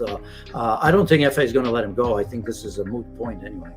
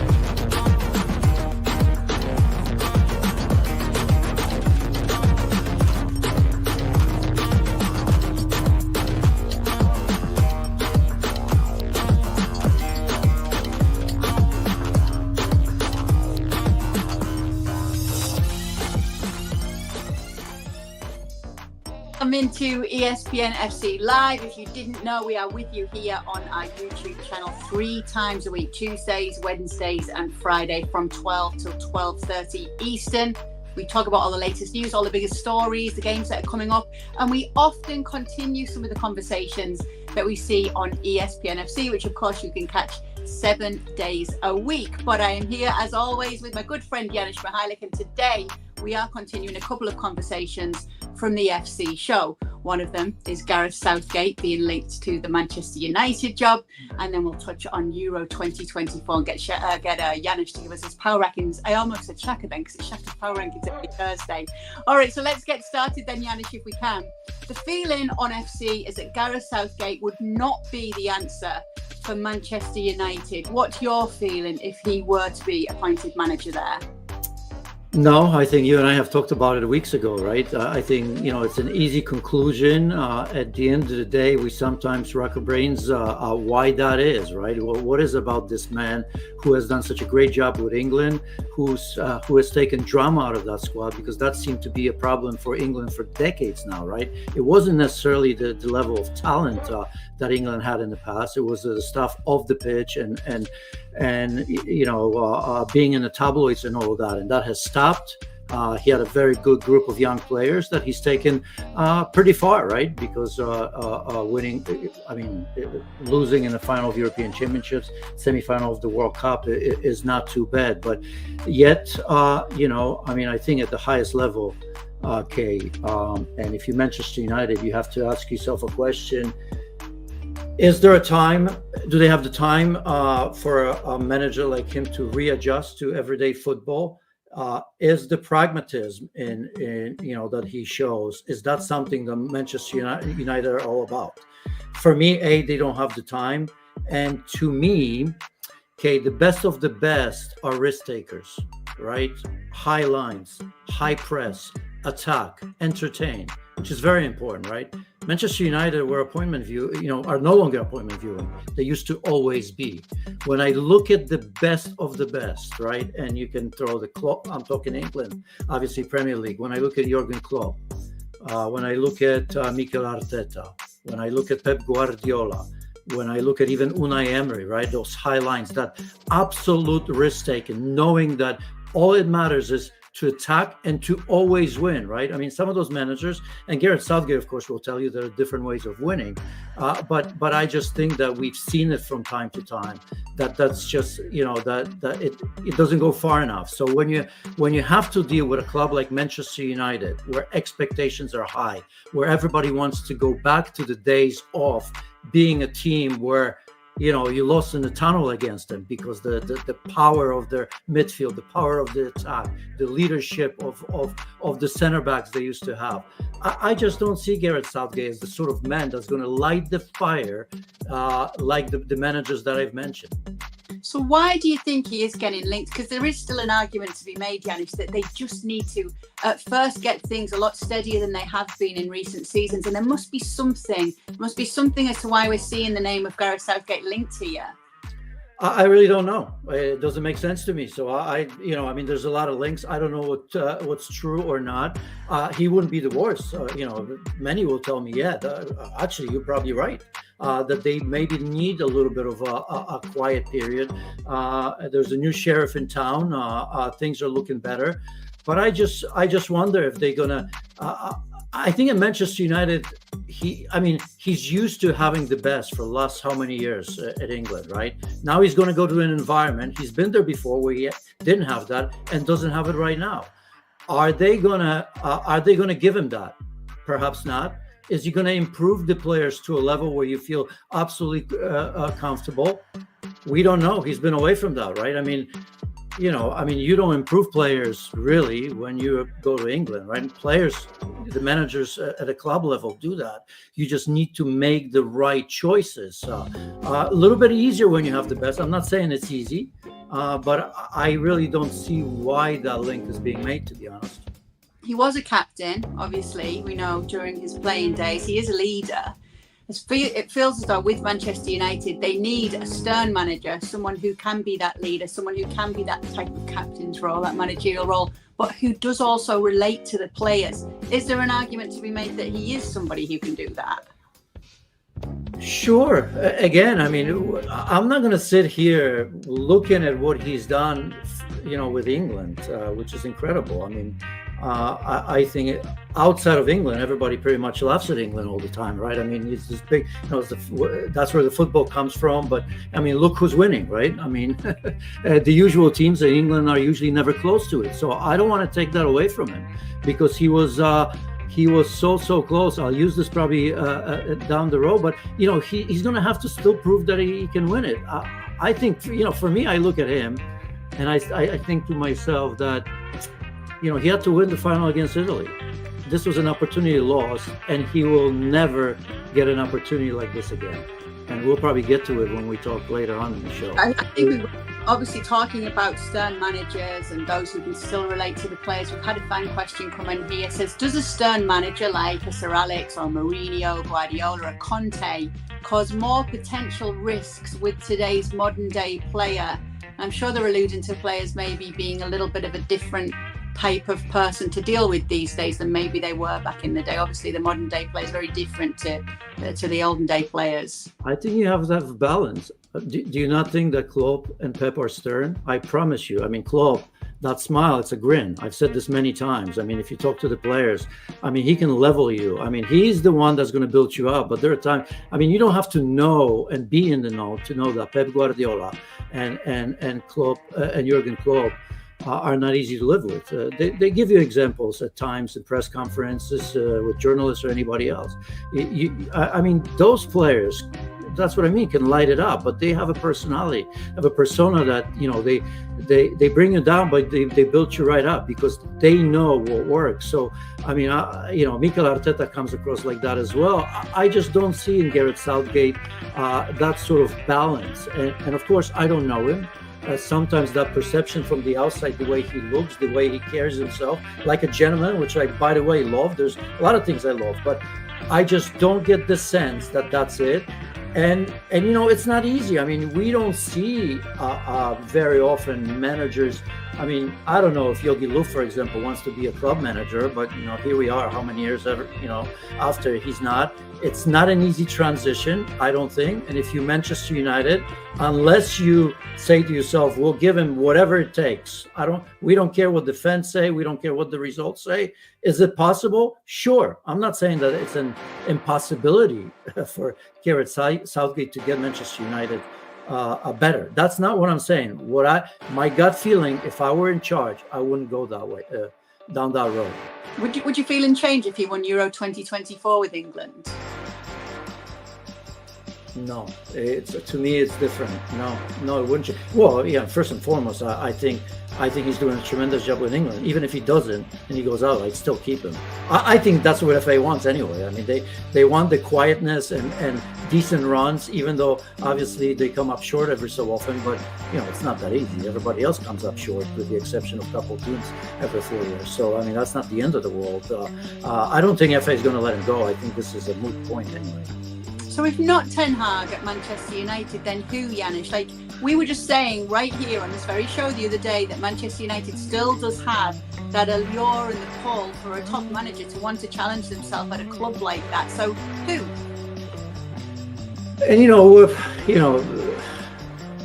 I've been hot and cold on him and everybody else. That's how we operate, right? When things work, it's great. When they don't, we have doubts. But I think if I had to look what may be available, I'd probably go towards Nagelsmann.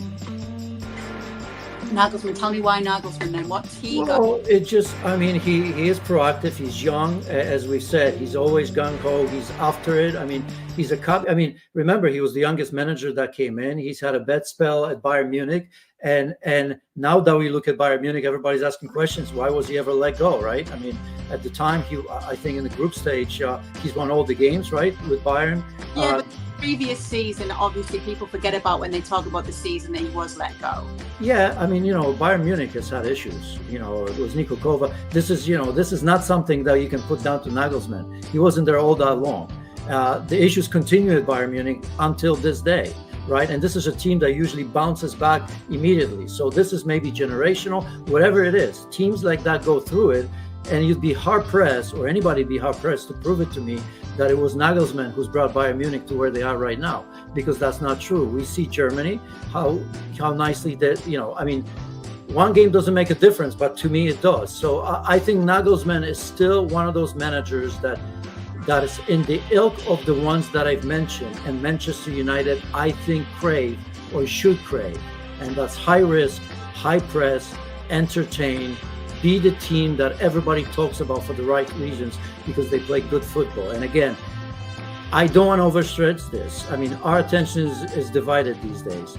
I don't want to see boring teams. I don't care what their names are. I don't have the time for it. And when you look around, and we often talk about money without knowing why we talk about it, I think that's where the world is going. It's gone for a while now. That we're very picky in terms of who we want to see play football.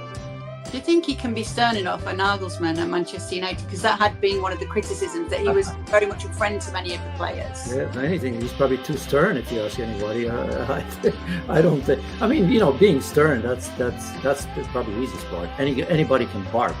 You still have to prove that you can manage, which I think over his career, still young, he's shown that he can, right? So looking at his background, I think he's worked with younger players as well. He's worked with small teams as well, so he's got a plethora of experiences as well. Now Bayern Munich, now Germany. Nobody's going to bring that fact that the lack of experience or that he's young anymore, right? So I think he's tasted everything. Look, I don't know again, but he would be one that I would really think about. Okay, and obviously speaks English as well. So yeah, you have to these days. If you don't, you have no chance. That's true. Okay, let's get to our Euro 2024 power rankings. We're going to put you to the task as we always do here. Let's get your top 5 in the power rankings. I don't know which way you want to go. Which way would you prefer to go, Janusz? Your top? I'll go for the top. I've written it down, and of course, I can't see it. What do you definitely your favorite is then? I'm going to go France, number 1. Right. I'm sorry? Let's do you want me to read it all, or pick your spots, or you want me to go one by one? Tell me why France are number one. Well, I just think they're the best team. I mean, I was there at the final and the whole, World Cup. I saw the 2-3 deep in every position, even though yesterday, even their under 23s were great, but the United States somehow drew at the end 2-2. I saw, and they're friendly, by the way, they play in the Olympics. But anyway, I had to throw the US into it. My apologies. But it's just an excellent team, and I think that they're overall favorites, regardless of what happened in the last game. And I'll throw it to you because I put Germany as my number 2, which surely will shock you probably. Well, it's actually interesting that you say that because they are up there when it comes to the favourites. I think it's like France and England are tied for favourites. Germany are pretty much high up on the list as well. Obviously, we've got. Well, I mean, I can't imagine that Germany were on anybody's list, right? That game against are the odds makers. We read it out the other day on ESPN FC, and they're pretty high. And obviously, that in itself causes because they beat France. A lot of because they beat France. France. Before that, Janusz, this was before. No, I don't believe it. Look at the odds makers; they're pretty high up, and obviously there must be that feeling that because of the home nation, that's going to help them. But you're saying no, you don't believe it. So that France game has changed your mind, then. It did. I mean, there's a couple of indications. For me, I've always felt that they had a great talent. I always thought that there needs to be a manager here. Nagelsmann comes in and does a very good job. It took him a little bit, but of course, he doesn't have the opportunities that you have at the club level. Obviously, Toni Kroos, everybody saw it, right? Coming out of retirement after 3 years, as if he's never left, right? We didn't think that Florian Wirtz and Jamal Musiala could play together because they're very similar to the way they play. Look at that. They didn't have Leroy Sané. I like the fact that they, even Kai Havertz, even though he's not number 9 at a club level and country level, he's finally showing what we once saw at Leverkusen before everything that happened to him at Chelsea and in the beginning at Arsenal. I like their plan B with Füllkrug. I often talk about other national teams where they don't have that true number 9, that what I would call even a little bit of a bruiser, great in the air, pretty soft feet for a big man, but who can kind of use his elbows and make sure that he holds onto the possession. In that game against France, we didn't see Leroy Sané, who's been much better in the last season as well. So, I mean, I think the depth is there. I look at somebody like Ter Stegen and Neuer. What a 1-2. Everybody would love to have that. Jonathan Tah is becoming a good player. Rudiger, I think everybody, starting to understand that what makes him good, because when he was at Chelsea, kind of this chaotic type of player.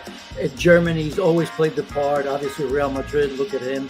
That didn't faze him in any way. So I always felt that Germany were out there. Maybe I was afraid to say it in that spell when they were not so good, but I just felt it's not going to take much. This is not an absolute rebuild. So I don't buy it that people had him up there. I think the French game shouldn't probably change that opinion, but it did. And in my opinion, it showed. By the way, France was very, very good in the first half. That game could have gone totally differently, and that's why France is still my number 1. It's interesting that you say that's where your mind changed on Germany, because you seem to have, like you say, you've just been holding it in what you actually think about Germany, because you seem to make some really valid and good points about Germany that you could take away that France game and they'd all still be just as valid. And maybe that's why they're high up with the bookmakers. That's 1 and 2. Who's 3? 3. I'm gonna give this to Portugal. Look, I look at that team, and you show me another nation that has the talent that they have. Now, talent's not everything. I understand. We've had a couple of golden generations already. One that didn't come out at first, right, and later on they won the European Championships. But I mean, this is just a tremendous.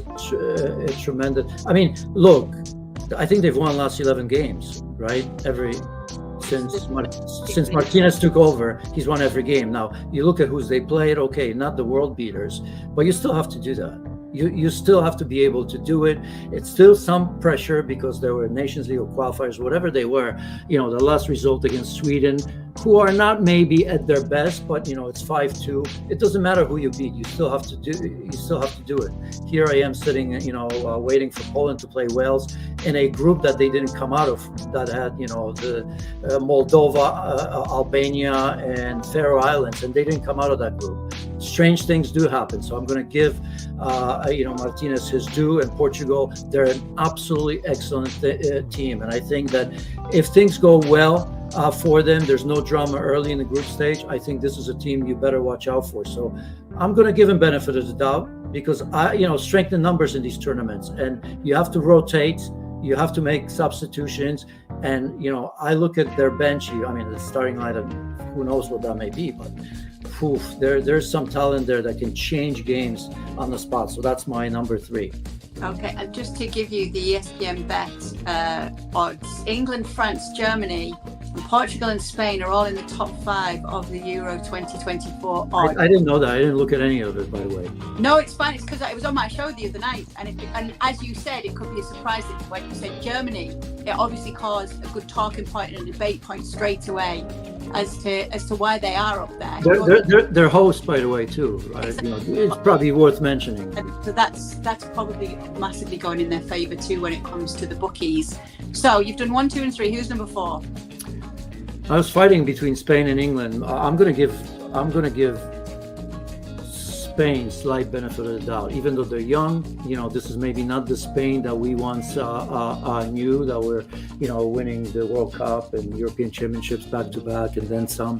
But it's a young team that I think is going to have a little bit less pressure on them. I don't think it's Spain is looked upon as the Spain of old. It's like these guys are there, 1 or 2. I think in a way it will help him. We'll see. Obviously, I didn't put him in the spot that I'm used to, but I think there's slightly better. I just, and I may be wrong. I put England 4th, and look, momentum is a big thing, right? But England being 5th,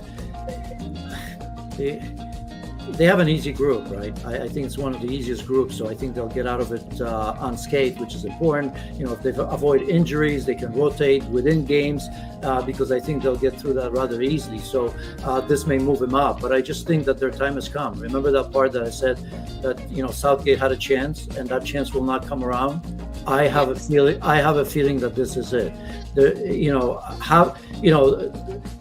Those championships were different because we were coming out of COVID. We all know that.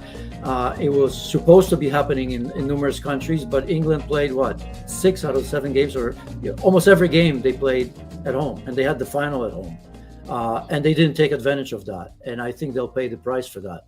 I think if they get to the final, it would be great, but I don't see that happening. So yeah, you don't see that happening, but you have 4 teams before them when they're the favourites for many, along with France. So why don't you see it happening with the players that they do have?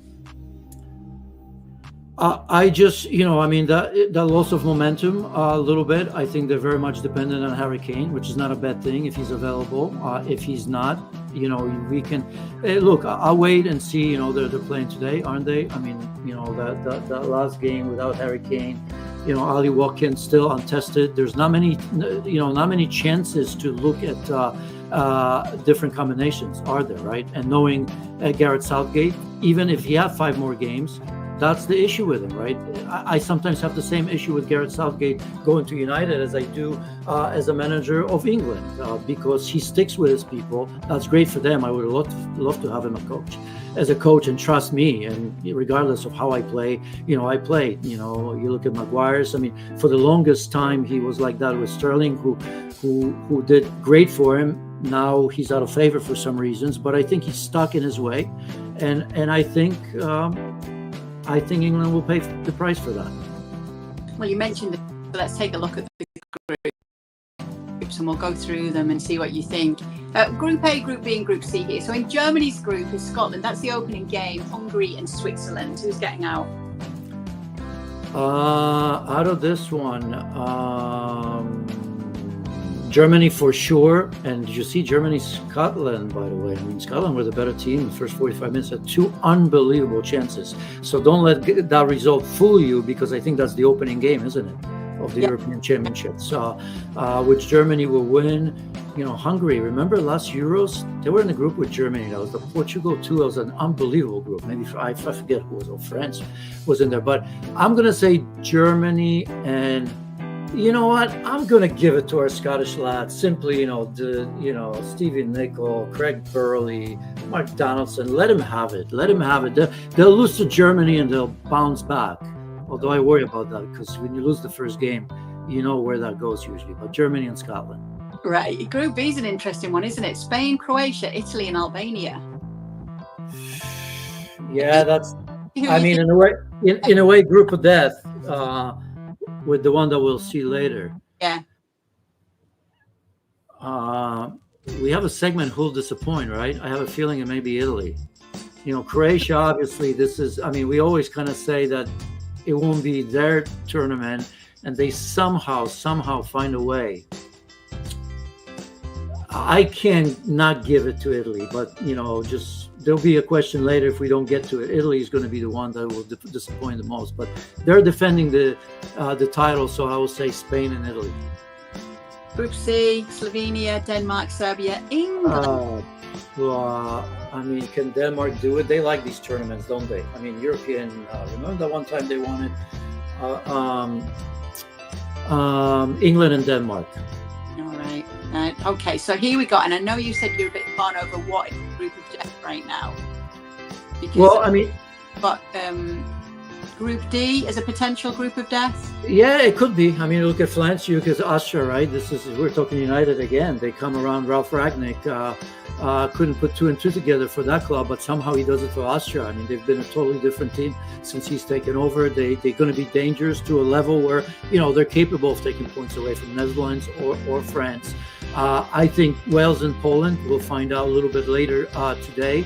It's a 50-50 there. Both, I think, capable of at least doing what Austria are doing. So that could be potentially one of those groups, but just below the group of death, I think.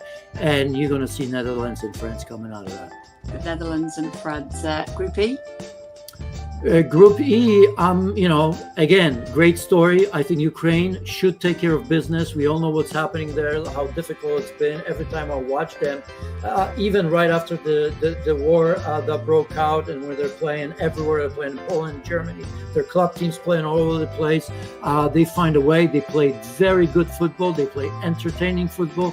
They have great individual players that are doing great all over Europe in the leagues. And I think we'll see that in the European Championship. And they will come out of this group together with Belgium. Right. And then we've got Group F, which is Turkey, Portugal, Georgia or Greece, and Czech Republic. Portugal comes out of that. After that, take your pick, because I don't like any of these teams. Turkey never does anything, even though they have talent. Right. Czech Republic, I've seen with Poland in the group in qualifying. Nothing special to write home about. Georgia, Greece, by the way, watch that today when you get a chance, because that crowd in Tbilisi is going to be absolutely amazing. It's going to be crazy against Greece. Greece has the pedigree when you talk about European Championship. So I think by default, I may just give it, between Turkey and Greece. My goodness. Okay, because I never believe in Turkey and their club teams in terms of actually doing something. I love the country and I love their fans because they create an incredible atmosphere. But I'm going to go against myself. I'm going to give it to Turkey to come out of that group, simply because I can't make an argument for anybody else that makes sense. So let's get to what you were saying about Italy then. Do you think they're going to be the biggest disappointment in the tournament? I think so. I mean, look, they're Italy.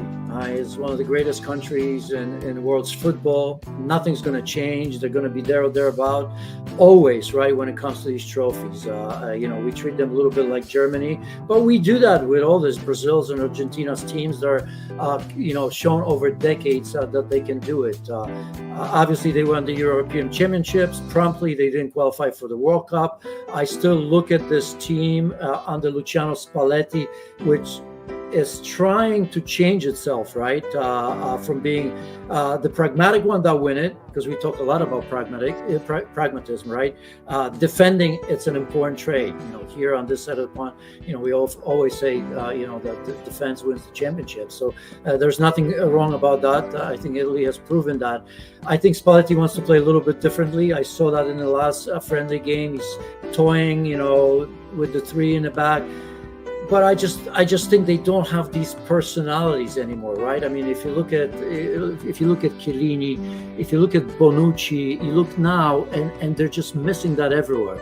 There's not a bona fide striker like we used to have. Retegui seems to be want to come as that, but then you look all around, and this is a team that I still think is looking for these buffons, right? That get you going the moment the national anthem starts, and the leaders that were just unbreakable. And I think this is lacking just yet. And the change of style, at least what Spalletti is trying to do, as we know him as a manager, to be more expensive. I don't know if that's going to clash with itself a little bit. That's why I think that Italy is not going to play the role that we saw in the last European Championships. Let's say, I'm going to speak to you as a Pole now. Let's say Poland get through to the knockout rounds. Who would you least like to face? What do you mean, least like to face? We have France and Holland. Head off and think of the way you guys play. Who would you most not want to come up against? In that group? No, not in the group. Let's just say Poland make it to the knockouts. And you can just imagine any other team did. Who's the last team you wanted to? Yeah, I think, France. Dutch are the first game. That's that's not easy either.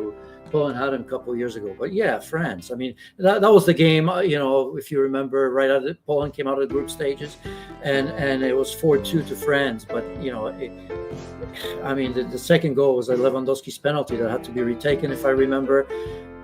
And it looked sort of like Poland actually played with France until, if you remember, Mbappe, like a couple of times, he says, okay, enough of this. And he scored 2 wonderful goals. As if he just picked up the goal and took this unbelievable shot from 25 yards, if you remember. So it wasn't even close. Yeah, France is obviously the one. With Holland, you almost think that you can, because they'll give you a little bit of an opportunity. And at your best, perhaps you can. Poland has done that. I think there was a draw, if I remember. But yeah, France, come on. Well, anyway, if I'm saying that French are, the favorites to win the European Championship, and Poland having that in the group, that's an easy pick. And obviously Poland have to get there first before we're even talking about that. Yeah, that's 50-50 against Wales away. Poland has won last 6 times against Wales. Lost to them decades ago, just once in history. But it's going to be a different ball wax today, because it is in Cardiff. Yeah, well, best of luck with that one, and thanks so much to all of you for being with us on ESPN FC Live. We'll see you again next time.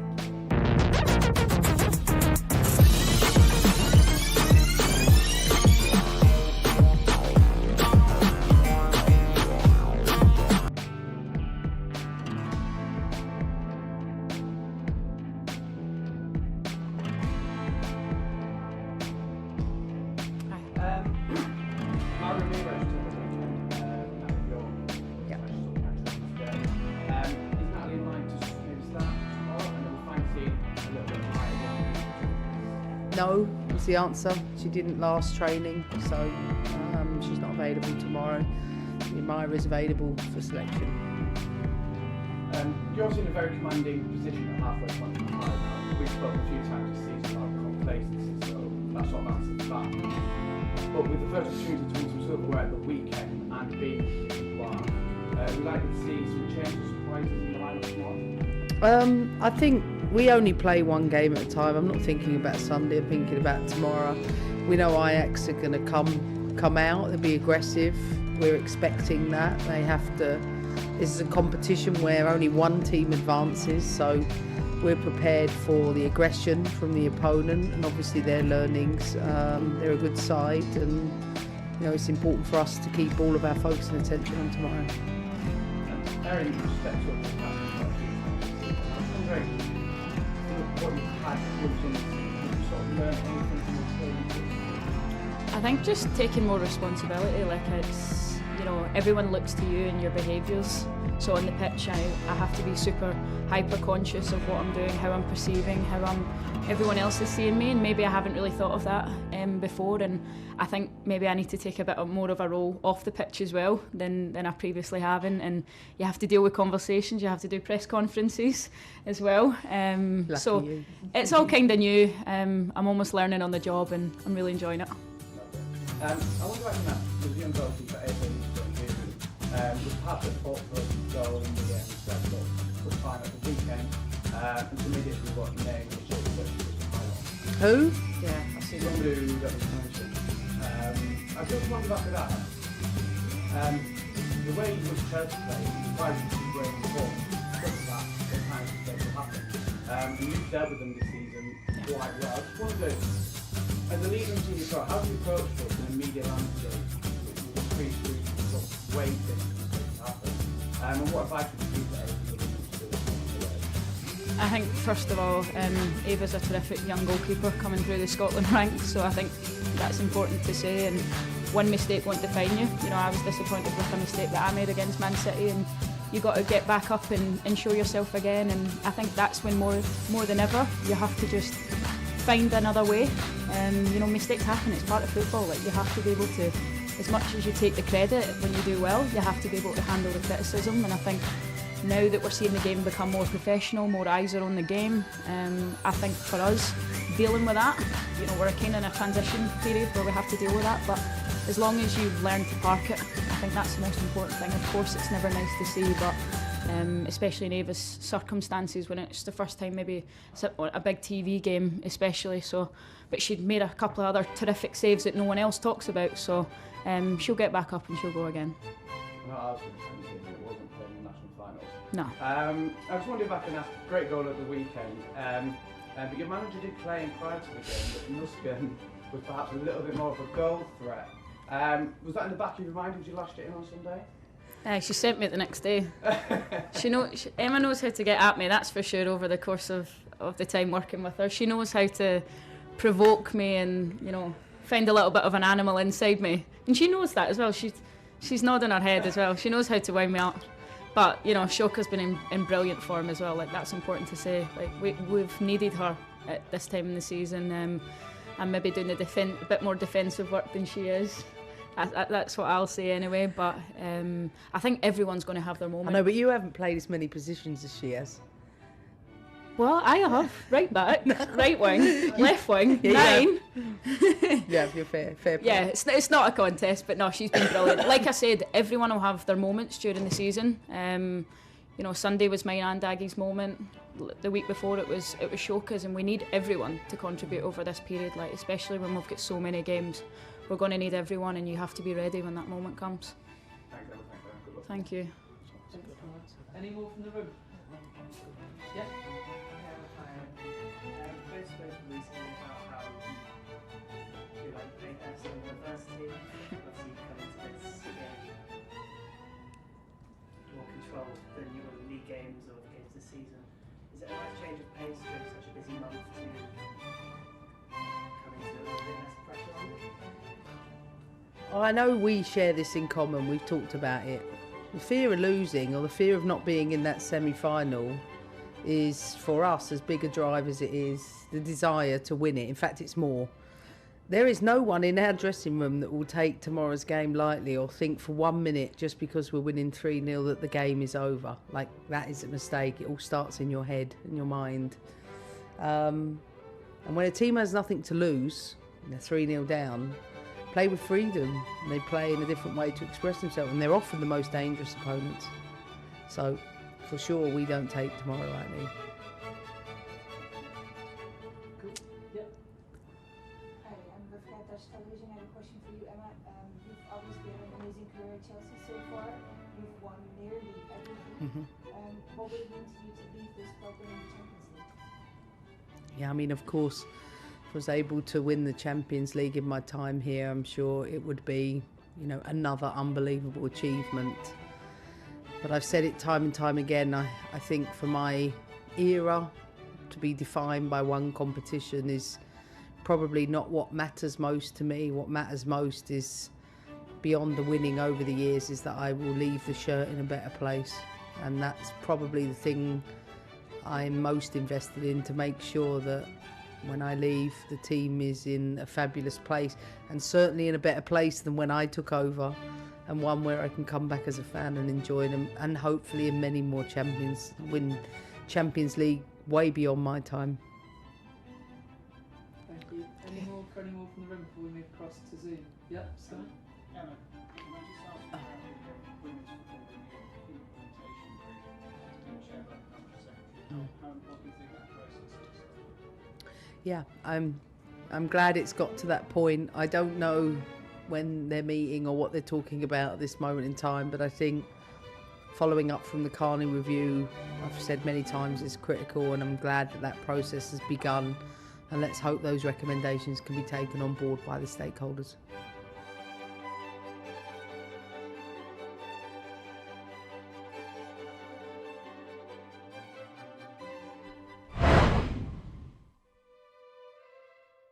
In the last years, I got 3 finals. One day after I left, I was ready to go.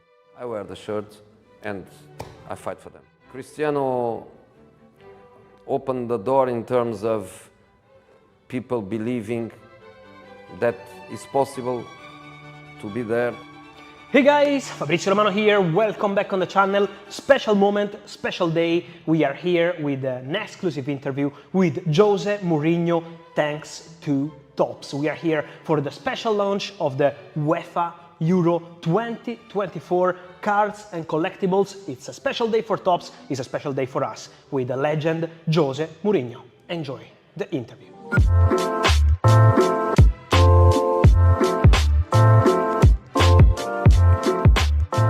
Jose, pleasure to see you. My pleasure. Thanks a lot for your time, thanks for being here. What I want to start to ask you is, you already look, and I can see that in your eyes, ready for next chapter, ready to return. What's your feeling now? What's your feeling on what's next? Your feeling is right. I'm ready to start, and sometimes when you end in a club, you feel the need of a rest, of a sink, process things. In this case, one day after I left, I was ready to go. I feel strong. I feel good. I love the work. I'm really ready. But I don't want to make the wrong choice. I cannot accept something just because of the feeling and just because of the passion to be back. So I have to be patient. And normally we are in March. Is something going to happen March, April? Difficult. It's very, very difficult. So my objective is to start next summer. You are the only one with 2 European finals consecutive, so in 2 years. What you did is, again, impressive as the entire history. What's the feeling about that? It gives you also the... The first feeling is that it looked like this didn't happen. Because people, when they speak about me, normally they are more focused on what happened 15 years ago, 12 years ago, 10 years ago, 8 years ago. And this is true. With so many great coaches in Europe. And normally the great coaches are coaching the best teams with more possibilities to get into finals. In the last years, I got 3 finals, the one with Man United and the 2 with Roma. And if we focus just on the past 2 years, I am the only one with 2 European finals. Yeah. So I look at it with a little bit of fun, but at the same time with some pride, because especially when you do with a team, with a club, without history, without history in Europe, you realize that was really something special. But this season I'm not going to play a final, but I hope that the next season I can say I'm the only one in the past 4 years that did 3 European finals. Yes, and as you mentioned, maybe sometimes they speak about you 10 years ago and what you did in the past, but the fans still have in their heart everything you do everywhere, here in Italy, but also in all the other countries. In England, Chelsea fans were chanting your name last weekend, Man United fans still love you, and it's the same obviously in Portugal, in Spain, in Real Madrid. What is the feeling when you see all these fans still loving you after a long time? The first feeling is, I always say that the best thing football has are the fans. Because the fans, they don't make money with football, they spend money with football. Sometimes they spend money that the family needs, and they make sacrifices because of the passion for football, and especially for the passion with their clubs. So normally they are fair. When the club fans don't like the player, don't like the coach, for some reason, it's not because beautiful eyes, it's not because handsome guy, they love it or they don't love it for some reason. In my case, independent of results, of course I had the luck to have always something to celebrate, something for the fans to have a good memory of me. But I think that something that they see is then you are committed to them. And I'm always committed to my club. Fans, doesn't matter which country, doesn't matter which club. So I think they have a feeling that I give everything. And because of my personality, you know, in the end, I'm always going to be more than a coach. In some club structures, then you have to be the coach, then you have to be the technical director, then you have to be the communication director, then you have to be the image that defends the club, the players. And that is something that people realize. But at the same time, is something that the coach doesn't like. Because myself as a coach, what I want to be is a coach. The ideal scenario is when the club has a structure that allows the coach to be the coach. On the pitch. On the pitch, on the training grounds, on the dressing room, on the touch line, but be the coach. I was the coach at Inter. I was the coach at Real Madrid. I was the coach in my first spell at Chelsea. I was the coach at Porto. In some other clubs, I was not the coach. So that is very difficult for a coach. Very difficult for a coach. But I think my relation with every football club where I've been working, the fan base, I think the base of everything is that they see I arrive, I wear the shirt, and I fight for them. You are one of them. And the final question I wanted to ask you is, when you had to say no, in some cases I guess it's tough when it's about Portugal, if it's still in your thoughts maybe for the future, I'm sure it will return this possibility. And also to Saudi, this new project, they approached you already 1 year ago, they tried again recently. So what's your feeling also on this new world of Saudi into football? You know, my feeling with Portugal is I had twice the door open, please come and the place is yours. Once was when I was in Real Madrid, and the objective was to be the Portuguese coach in a part-time, and that I realized when the president Florentino told Jose, it's not possible. It's not possible, easy to accept. This second time, do I regret not taking it? Because a few months later I was sacked in Rome. I don't regret. I don't regret because the reason why I didn't accept, I'm happy with the reason. I'm happy with the reason. So I don't regret. To coach a national team tomorrow is an objective. If you ask me tomorrow, I'm not sure I was going to be happy. I'm not sure I was going to be. If you tell me before the the World Cup, before the Euros, before the Copa America, before the African Cup, I would say yes, you know, I would say yes. But 2 years waiting for that or work, I don't know. Maybe one day I accept, but I'm not sure that I was going to enjoy it. Saudi, I think Cristiano opened the door in terms of people believing that it's possible to be there, to live there, to enjoy there, to enjoy the development of a country that wants to be a different country with a football that is a passion but is not developed. I think Cristiano opened the door. When I had the proposal, of course, economically was important. I refused because it was more important for me.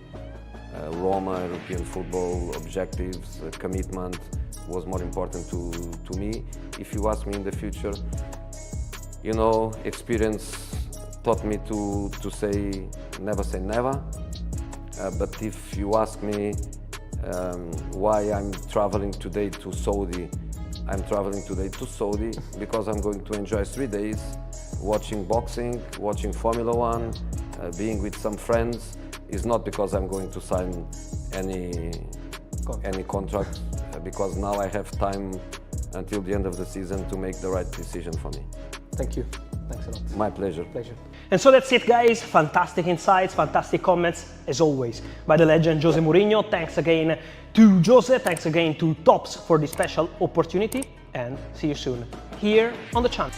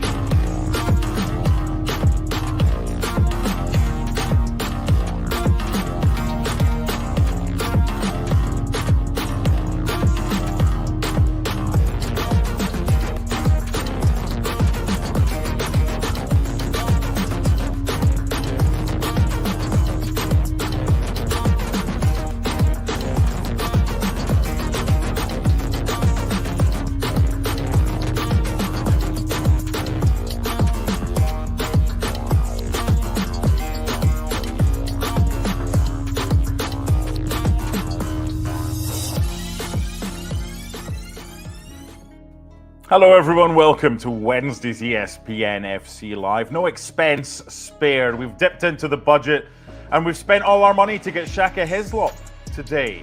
And it's an international free zone because Trinidad and Tobago lost to Canada on Saturday and Scotland were unfortunate in losing 4-0 to the Netherlands in Northern Ireland. How are you, big lad? I'm better after that introduction. Misery loves company, Mark, as you know, and it's been a tough international break. For me, happy to be alongside you and join in that misery. At least we've qualified for the Euros, Shaka. I don't see Trinidad. All right. Okay, we didn't qualify for the Euros either. Yes, never mind. You played at the World Cup. Yes, let's move on. We're going to be talking about Xabi Alonso today. Where's he going? Shaka's going to tell you. Well, Shaka's going to guess. But we're going to explain why we think Xabi Alonso will end up going where Shaka thinks he will end up going. Transfer Rater, Rumour Rater, whatever it's called these days, is back, Shaka. Look at the excitement on your face. Yeah. Who's coming to handle that part? Who's coming to handle the first part at all? Just you and me, boy. Just you and me. And then we'll play a game at the end about who you'd rather have managing your team, playing for your team, and all that. Anyway, let's start with Xabi Alonso. First of all, where's he going? Is he staying at Leverkusen? Where is he going if he doesn't? Well, let me say, if it were me, I would be going to Liverpool. All circumstances being exactly the same, I'm thinking Liverpool. But as I say that, I understand the speculation. We had Janaga Fjortoft on FC during the course of this week, and he seems absolutely certain that Xabi Alonso is going to stay at Leverkusen for one more season. Personally, I just don't see it. As a player, you understand, you strike while the iron's hot. When big clubs are interested in you, you move sooner rather than later because you simply don't know what's around the corner. Of course, that's as a player. As a manager, it is totally different for any number of reasons. So while I bow to Jan's knowledge of the Bundesliga and him having his finger on the pulse on all things that are happening on the continent, I kind of start to think that Xabi Alonso is staying at Leverkusen for one more season. For a number of reasons. You look at not just what's happening at Liverpool, not just what's happening at Bayern Munich, but in particular Real Madrid. And Carlo Ancelotti staying on for at least a couple more seasons. And then Real Madrid, you expect, will consider what are their next options. They'll have that next option lined up well ahead of time, you expect. And Xabi Alonso, as we say right now, is the best and most viable answer. That being said, 2 years is a long time to wait. Yep. And while I sympathize with Jan's belief that he's going to stay at Leverkusen, while you understand Xabi Alonso wanting to stay on and show loyalty to a club that has supported him as Leverkusen has done, come this summer, I expect a lot of those same big European clubs to come after a lot of Leverkusen's players. And Xabi Alonso, who's built this squad wonderfully well, you have to say, if a number of those players, as players do, strike while the iron's hot, as per what I was saying moments ago, and that all of a sudden he's left with another rebuilding job, I'm not sure that that's what Xabi Alonso wants to do. So I am, that's the long answer to me saying I have absolutely no idea where Xabi Alonso what he may be thinking, where he may be going. Okay. Let's say Jan Agafjortov is wrong. Let's say it's a straight choice. Now, you can put yourself in Xabi Alonso's shoes, or you can try and get inside his head. If it's a straight decision between Bayern Munich and Liverpool, weigh up the pros and the cons before deciding which is the best option for him, please.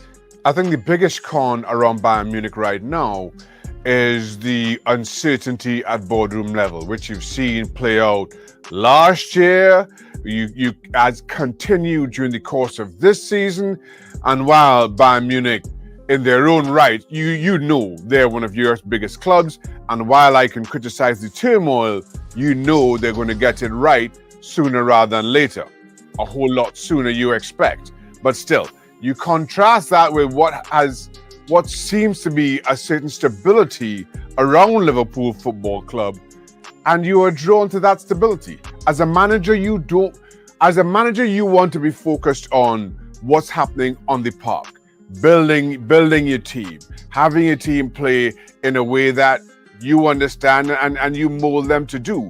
You do not want to have to be sorting out what's happening upstairs at boardroom level.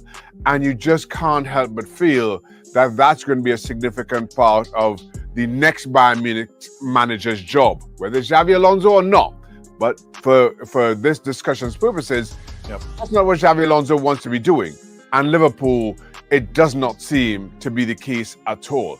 So again, a straight choice between the two. I'm leaning Liverpool. The Liverpool job doesn't come up very often. 2015, Jurgen Klopp took over. Next year, it's going to be 10 years since Jurgen Klopp took over. So I find it hard to separate them from a prestige-wise. If you've spent your life growing up in and around the English Premier League, you're probably going to have more of an affinity than if you've spent your life growing up in the Bundesliga. You're going to have more of an affinity with that. What's the bigger club? Oh, that's a really good question. I'm tempted to say Bayern Munich at this point. A Bayern Munich who've won, 11 titles in a row, and all suggestions are that they won't this time around. You know what you're going to get out of Bayern Munich. You know you're going to be competing at the top end of the table, regardless. You know the expectation is to go deep in the Champions League, regardless. And the expectation is no less than 2, maybe 3 trophies a season. So I think Bayern Munich have set their standards where they are. This season they've dropped decidedly below those standards.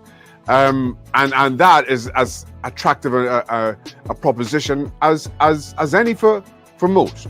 But again, I just think that as a manager, and while to your introduction to this point, Xabi Alonso probably has split affinities in that he grew up in Spain. He does not have the loyalty to a Liverpool that an English player might, or to Bayern Munich that a German player might. While he spent a good part of his playing career at both, he just doesn't have that kind of ingrained loyalty, let's call it. So it's a straight business decision. It's a managerial decision.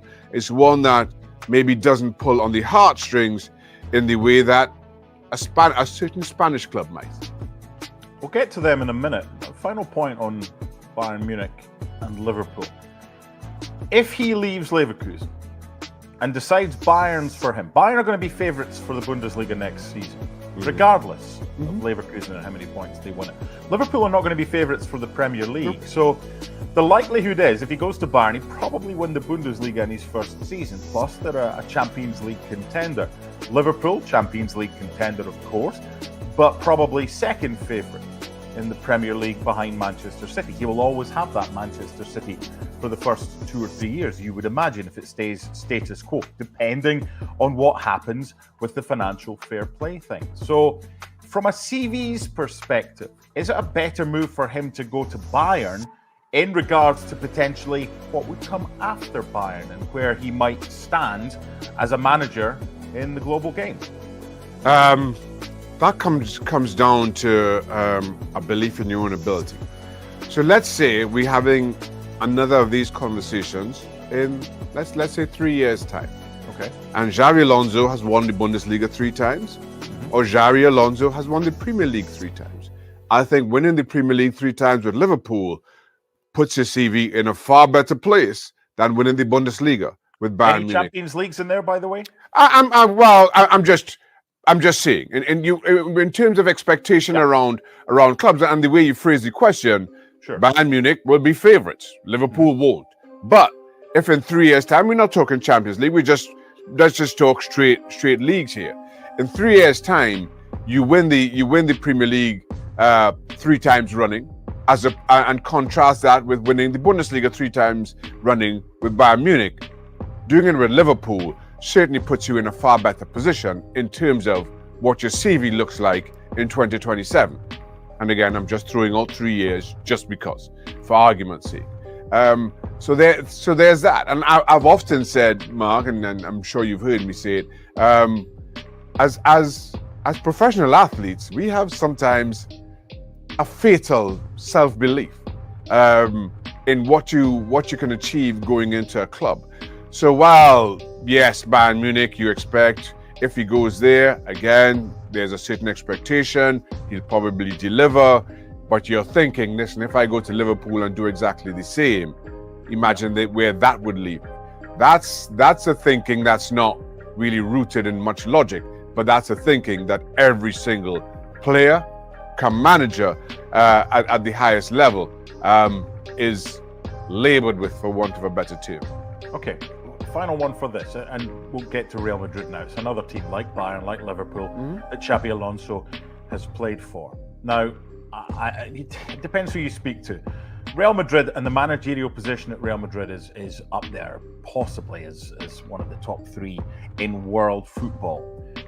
Would moving to Bayern Munich now, at the end of the season, or moving to Liverpool now and having that success you spoke about stand him in a better stead to potentially 3, 4, 5 years down the line when Ancelotti eventually leaves, go to Real Madrid? I don't think spells it either really moves the needle one way or the other. As long as he's successful, as long as he hits the targets that those clubs set out. I don't think either really moves the needle in one way or another. Now, if he's an abject failure at either, well then yes. But if he is even moderately successful at either of those clubs, I don't think that dims Real Madrid's interest at all. Okay. We have had a question for Shaka Hislop about what's from one of the viewers on our YouTube channels. Was there one club that you would have dropped anything to play for? We see the Newcastle scarf, the West Ham scarf, and obviously your international Trinidad and Tobago colours. Was there one club, if they came calling, you're like, I don't care how much they're paying, even if I have to go for free, I want to play for them? Was there one for you? There's not one in particular. I would have gone to, I'd have loved to go into one of the kind of traditional big clubs, as in England, Manchester United, Barcelona, or Real Madrid, or Bayern Munich, so to speak. Because growing up in Trinidad and Tobago, I simply did not have that, as we mentioned, that ingrained loyalty or partiality to one club or one country or an absolute other. For what it's worth, coming to the end of my career, I would have loved to go back to Reading, where it all started. Wow. But that's kind of separate, I'm guessing, from the question. Yeah, I just want to tell a story that you tell so much better, but it was to do with the Bulgarian goalkeeper Bobby Mihailov, who saw Reading on TV and thought when they were playing in the playoffs at Wembley that was their home stadium. Yeah. And then he showed up at Elm Park and it wasn't really what he expected, was it? No, it absolutely wasn't. And in fairness, Bobby wasn't exactly what Reading expected either, if I may say so. But yes, Bobby Mihailov succeeded me at Reading. It wasn't what to your phrasing wasn't what he expected, and suffice to say that the Reading equally couldn't wait to see the other side of Bobby Mihailov themselves. Okay, well, let's move on to transfer rumours, which is back. And the first one is Shaka Hislop back to Reading. What do you reckon? It was this close. Well, no, actually it wasn't. I'm still available. If anybody from Reading's watching, I'm available. I've got a pair of gloves somewhere. Would you be more or less expensive than Erling Haaland to Real Madrid? Oh, goodness me. I'm fairly certain, I'm not 100%. I'll be less expensive. Yeah. Listen, the Erling Haaland to Real Madrid, and that's something that's never gone away ever since he signed for Manchester City. The rumor, the speculation was that Real Madrid would be next. It almost wasn't a question that Real Madrid would be next. The only question would be, would it be in 2 years' time? Would it be 3 years' time? Or would it be 4? Listen, in fairness, while others in Erling Haaland's camp has added fuel to that fire, Erling Haaland himself absolutely has not. He has linked his time to Manchester City with Pep Guardiola. I know, as ever, there's continued speculation around him and his future, especially given some of the charges around Manchester City. But as we sit right now, I think Erling Haaland is at Manchester City for at least the next 3 or 4 years. As I said, that can change very quickly, depending on any number of factors. But as of right now, I just don't see it until one of those things kind of happens and tips the dominoes. And that's the thing, Shaq. We don't know any timing about when there might be an announcement as to any punishment. Anything, correct. So, do you see a situation perhaps similar to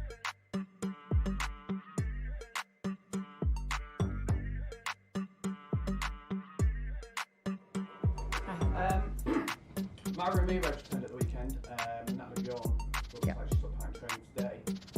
Is Natalie in line to maybe start tomorrow? And are we finally seeing a little bit of light at the end of the English tunnel?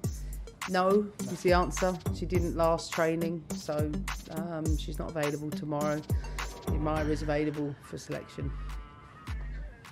You're obviously in a very commanding position at the halfway point of the tie now. We've spoken a few times this season about complacency, so that sort of answers that. But with the first opportunity to win some silverware at the weekend and being in the position you are, we'd like to see some changes, surprises in the lineup tomorrow? I think we only play one game at a time. I'm not thinking about Sunday, I'm thinking about tomorrow. We know Ajax are going to come out, they'll be aggressive. We're expecting that. They have to. This is a competition where only one team advances, so we're prepared for the aggression from the opponent and obviously their learnings. They're a good side, and it's important for us to keep all of our focus and attention on tomorrow. Erin, you stepped up as captain quite a few times this season. I was wondering, from what you've done this season, have you sort of learned anything from the experiences? I think just taking more responsibility, like it's, everyone looks to you and your behaviours. So on the pitch, I have to be super hyper conscious of what I'm doing, how I'm perceiving, how everyone else is seeing me, and maybe I haven't really thought of that before, and I think maybe I need to take a bit more of a role off the pitch as well than I previously haven't, and you have to deal with conversations, you have to do press conferences as well, so it's all kind of new. I'm almost learning on the job and I'm really enjoying it. I wonder if I can ask, there's a young goalkeeper, Ava Easton, who was perhaps at fault for a goal in the Sky Sports Cup final at the weekend, and some idiot who got name initiated a bit of a Twitter pylon. Who? Yeah, I've seen somebody who we don't need to mention. I just wondered if I could ask, the way in which Chelsea play requires you to be brave in the ball. Because of that, at times mistakes will happen. And you've dealt with them this season quite well. I just wondered, as a leader and senior pro, how do you approach this in a media landscape with increased scrutiny, sort of waiting for mistakes to happen? And what advice would you give to Ava for youngsters making their way? I think, first of all, Ava's a terrific young goalkeeper coming through the Scotland ranks, so I think that's important to say, and one mistake won't define you. I was disappointed with a mistake that I made against Man City, and you've got to get back up and show yourself again, and I think that's when more than ever you have to just find another way. Mistakes happen, it's part of football. Like, you have to be able to, as much as you take the credit when you do well, you have to be able to handle the criticism, and I think now that we're seeing the game become more professional, more eyes are on the game, I think for us, dealing with that, we're kind of in a transition period where we have to deal with that, but as long as you learn to park it, I think that's the most important thing. Of course, it's never nice to see, but especially in Ava's circumstances, when it's the first time maybe a big TV game especially, but she'd made a couple of other terrific saves that no one else talks about, so she'll get back up and she'll go again. No. I just wondered if I can ask, great goal of the weekend. You managed to get Ryan Clark but you missed him with perhaps a little bit more of a goal for that. Was that in the back of your mind? Did you rush it on? She sent me it the next day. Emma knows how to get at me, that's for sure, over the course of the time working with her. She knows how to provoke me and, find a little bit of an animal inside me. And she knows that as well. She's nodding her head as well. She knows how to wind me up. But, Shoka's been in brilliant form as well. Like, that's important to say. Like, we've needed her at this time in the season. I'm maybe doing a bit more defensive work than she is. That's what I'll say anyway. But I think everyone's going to have their moment. I know, but you haven't played as many positions as she has. Well, I have. Right back, right wing, left wing, 9. Yeah, you're fair point. Yeah, it's not a contest, but no, she's been brilliant. Like I said, everyone will have their moments during the season. Sunday was mine and Aggie's moment. The week before it was Shoka's, and we need everyone to contribute over this period. Like, especially when we've got so many games, we're going to need everyone, and you have to be ready when that moment comes. Thank you.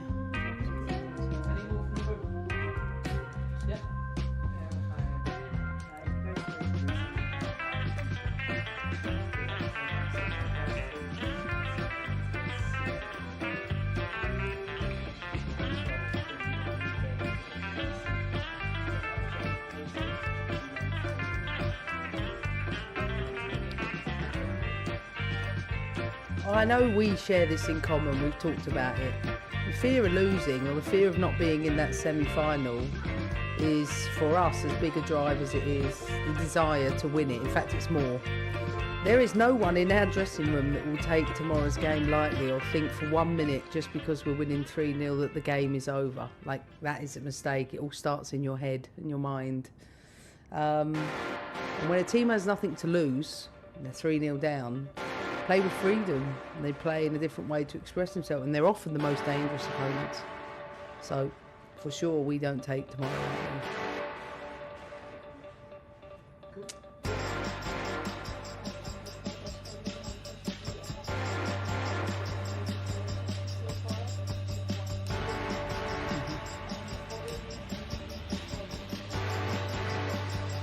Of course, was able to win the Champions League in my time here. I'm sure it would be, another unbelievable achievement. But I've said it time and time again. I think for my era to be defined by one competition is probably not what matters most to me. What matters most is, beyond the winning over the years, is that I will leave the shirt in a better place, and that's probably the thing I'm most invested in, to make sure that when I leave, the team is in a fabulous place, and certainly in a better place than when I took over, and one where I can come back as a fan and enjoy them, and hopefully in many more win Champions League way beyond my time.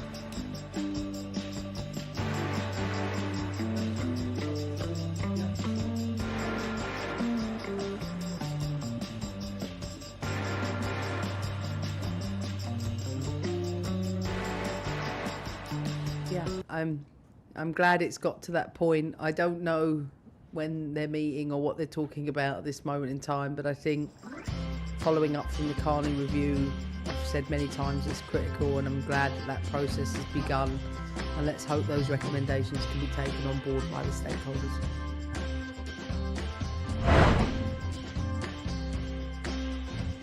In the last years, I got 3 finals. One day after I left, I was ready to go. I wear the shirt and I fight for them. Cristiano opened the door in terms of people believing that it's possible to be there. Hey guys, Fabrizio Romano here, welcome back on the channel. Special moment, special day. We are here with an exclusive interview with Jose Mourinho, thanks to Tops. We are here for the special launch of the UEFA Euro 2024 cards and collectibles. It's a special day for Tops, it's a special day for us, with the legend Jose Mourinho. Enjoy the interview.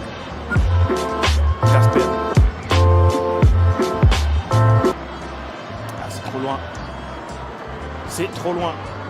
On est dans la dernière minute du temps additionnel de cette rencontre.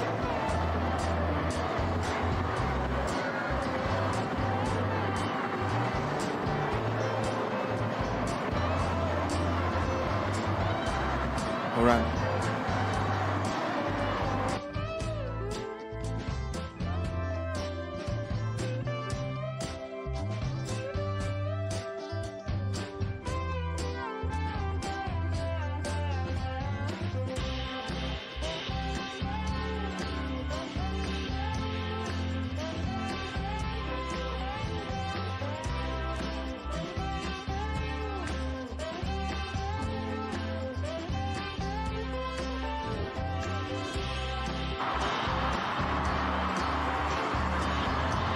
But Lyon have a fourth on the night.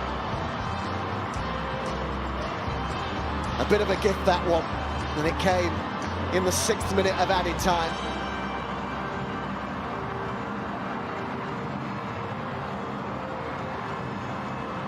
Scoreline just perhaps feels a little unfair on Benfica. But it's another ball floated in there. She's just onside, isn't she?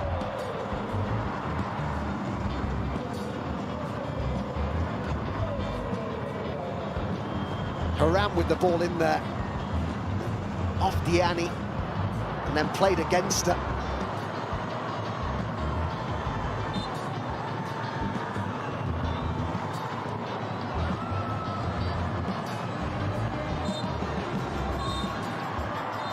So Lyon head through, they get the job done over the 2 legs.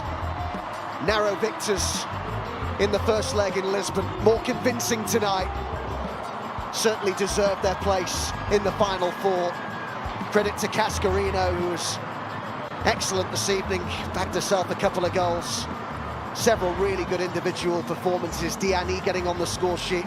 And thank you for joining in the fan zone, and we can reveal it was Cascarino who got a brace, who you voted for as your Visa fan zone player of the match. Very deserving of that player of the match award as well. She was excellent. Was taken off with 15 minutes to go. But Benfica have more than played their part in this. It was just too much to ask of them in the end, though, and it finishes Lyon 4, Benfica 1.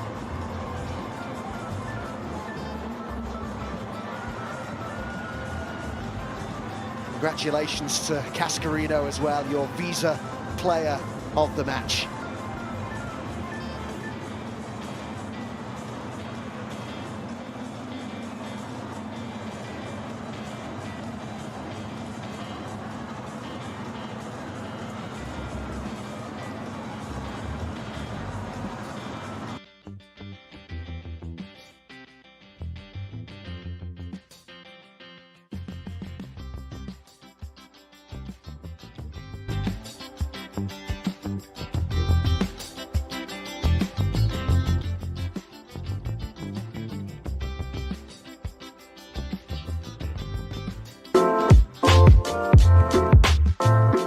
Pleasure to see you. My pleasure. Thanks a lot for your time. Thanks for being here.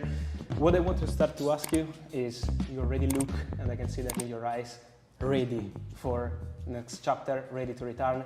What's your feeling now? What's your feeling on what's next? Your feeling is right. I'm ready to start. And sometimes when you end in a club, you feel the need of a rest, of a think, process things. In this case, one day after I left, I was ready to go. I feel strong. I feel good. I love the work.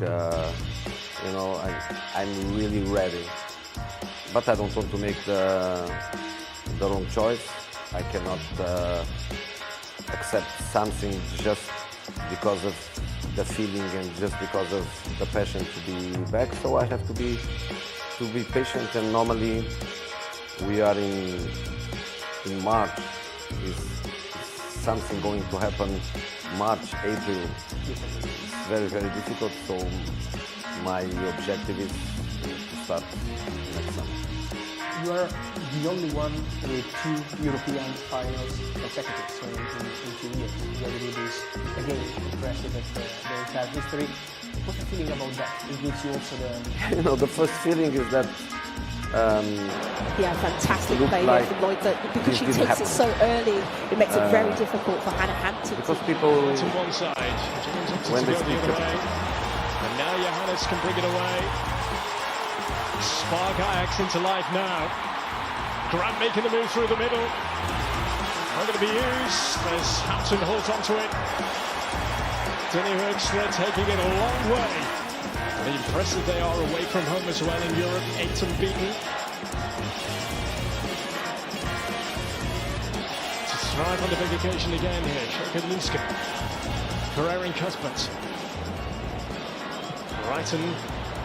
Cuthbert, it's a bit narrow, plenty of defenders back, although Ajax struggling to clear. Will it fall for James? And Lauren James will put it in, but the flag goes up. Well, everybody was looking and everybody was waiting for that flag to go up. Full credit to Lauren James, because you play to the whistle, don't you? So everything that she did was carry on, put it in the net. You never know what can happen. This is a close call, this.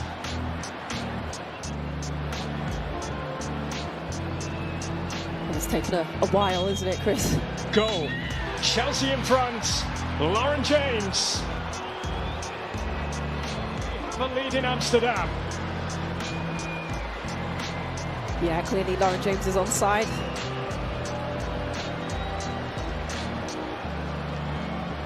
And then it was the rebound, wasn't it, off 2 Ajax defenders there and there. great anticipation from Lauren James. Yeah, she's the first to react. She, ricochets off those two centre-backs, the defender, centre-back, the full-back falls to her and she finishes, and that's what you do as a professional attacking player. I think she'll be happy, at the moment. Getting a goal always allows the team to settle and get their rhythm and build their confidence. Of course, they've had a few warning shots from Ajax. That's what they'll have to manage going into half-time.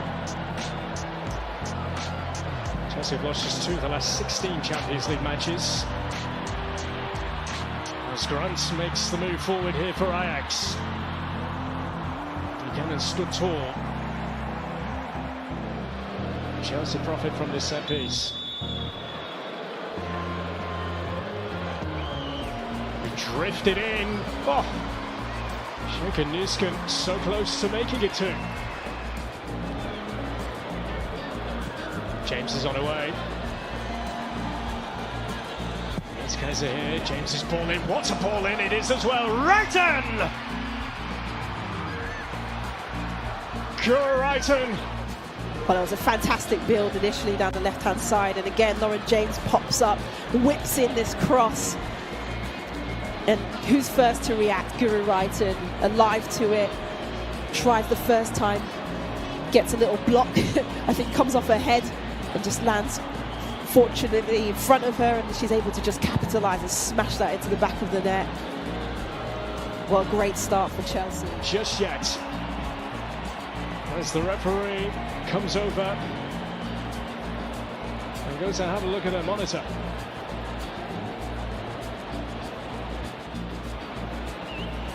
There, it's on Nusken, potentially. Yeah, look out for Nusken here.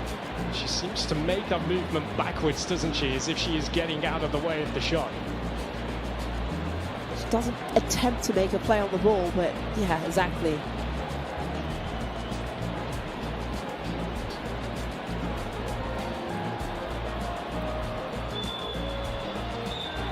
Offside.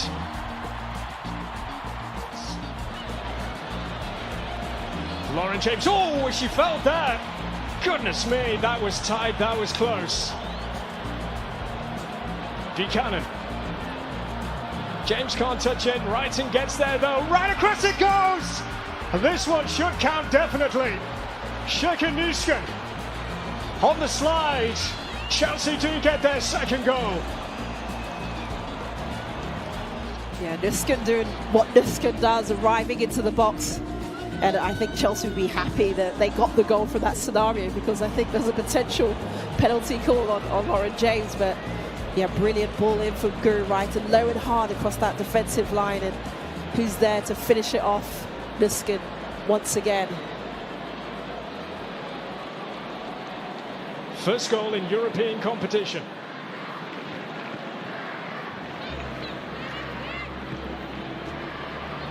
Cuthberts lining it up, Van Eyck gets down well.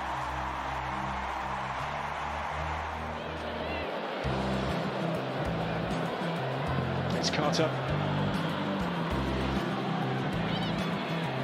It's in Kennerit. Nusken hangs it up for Guru Wrighton. Will come away with it. Wrighton to provide. Cuthberts! Oh, big chance. Big chance to maybe even put this tie to bed for Cuthbert. Macario.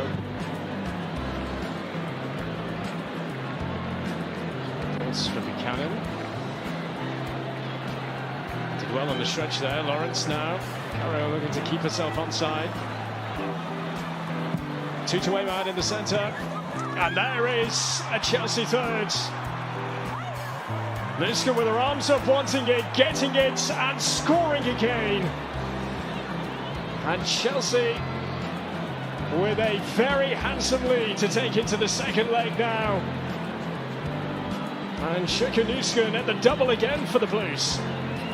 Well, I was going to say, the substitutes coming in and keeping and maintaining, if not raising the levels, shows you the strength and depth of this Chelsea side. But pinpoint precision cross into the box, and Nusken there with the perfect header. And again, you've just got to question Ajax's defending. They've got to get touch tight to players in there, can't allow them that space of time, trying to build on that for the future. Baby Jones. Not done yet, are they, Chelsea?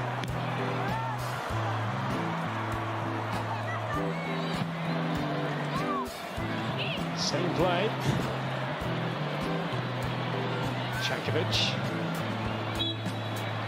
Chelsea control. Going to Stamford Bridge.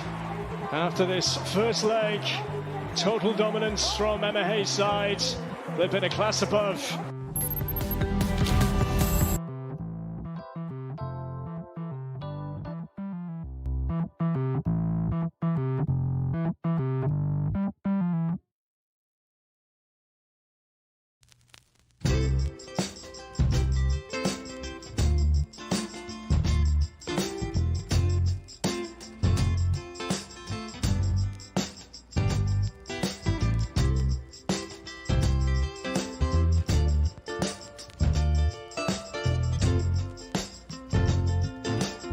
About me, normally they are more focused on what happened 15 years ago, 12 years ago, 10 years ago, 8 years ago. And this is true with so many great coaches in Europe. And normally the great coaches are coaching the best teams with more possibilities to get into finals. In the last years, I got 3 finals, the one with Man United and the 2 with Roma. And if we focus just on the past 2 years, I am the only one with 2 European finals. So I look at it with a little bit of fun, but at the same time with some pride, because especially when you do with a team, with a club, without history in Europe, you realize that was really something special. But this season I'm not going to play a final, but I hope that the next season I can say I'm the only one in the past 4 years that did 3 European finals. Yes, and as you mentioned, maybe sometimes they speak about you 10 years ago and what you did in the past, but the fans still have in their heart everything you do everywhere, here in Italy, but also in all the other countries. In England, Chelsea fans were chanting your name last weekend. Man United fans still love you, and it's the same obviously in Portugal, Spain, and Real Madrid. What is the feeling when you see all these fans still loving you after a long time? The first feeling is I always say that the best thing football has are the fans. Because the fans, they don't make money with football, they spend money with football. Sometimes they spend money that the family needs, and they make sacrifices because of the passion for football, and especially for the passion with their clubs. So normally they are fair. When the club fans don't like the player, don't like the coach, for some reason, it's not because beautiful eyes, it's not because handsome guy, they love it or they don't love it for some reason. In my case, independent of results, of course I had the luck to have always something to celebrate, something for the fans to have a good memory of me. But I think that something that they see is then you are committed to them. And I'm always committed to my club. Fans, doesn't matter which country, doesn't matter which club. So I think they have a feeling that I give everything. And because of my personality, you know, in the end, I'm always going to be more than a coach. In some club structures, then you have to be the coach, then you have to be the technical director, then you have to be the communication director, then you have to be the image that defends the club, the players. And that is something that people realize. But at the same time, is something that the coach doesn't like. Because myself as a coach, what I want to be is a coach. The ideal scenario is when the club has a structure that allows the coach to be the coach. On the pitch. On the pitch, on the training grounds, on the dressing room, on the touch line, but be the coach. I was the coach at Inter. I was the coach at Real Madrid. I was the coach in my first spell at Chelsea. I was the coach at Porto. In some other clubs, I was not the coach. So that is very difficult for a coach. Very difficult for a coach.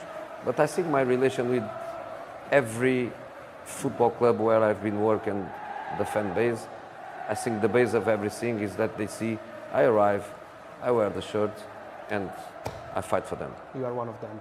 And the final question I wanted to ask you is when you had to say no, in some cases I guess it's tough when it's about Portugal, if it's still in your thoughts maybe for the future, I'm sure it will return this possibility.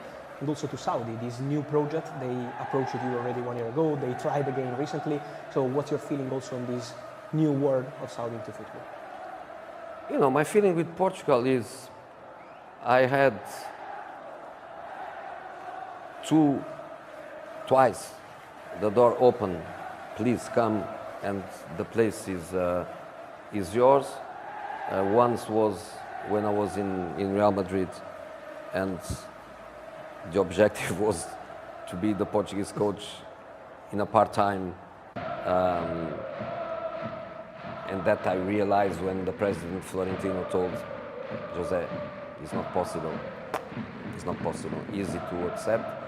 This second time, do I regret not taking it?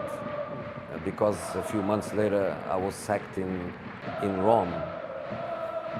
I don't regret. I don't regret because the reason why I didn't accept, I'm happy with the reason. I'm happy with the reason. So I don't regret. To coach a national team tomorrow is an objective.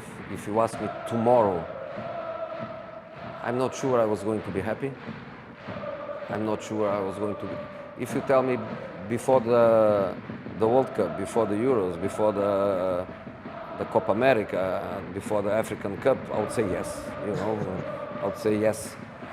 But 2 years waiting for that or work, I don't know. Maybe one day I accept, but I'm not sure that I was going to enjoy it. So I think Cristiano opened the door in terms of people believing that it's possible to be there, to live there.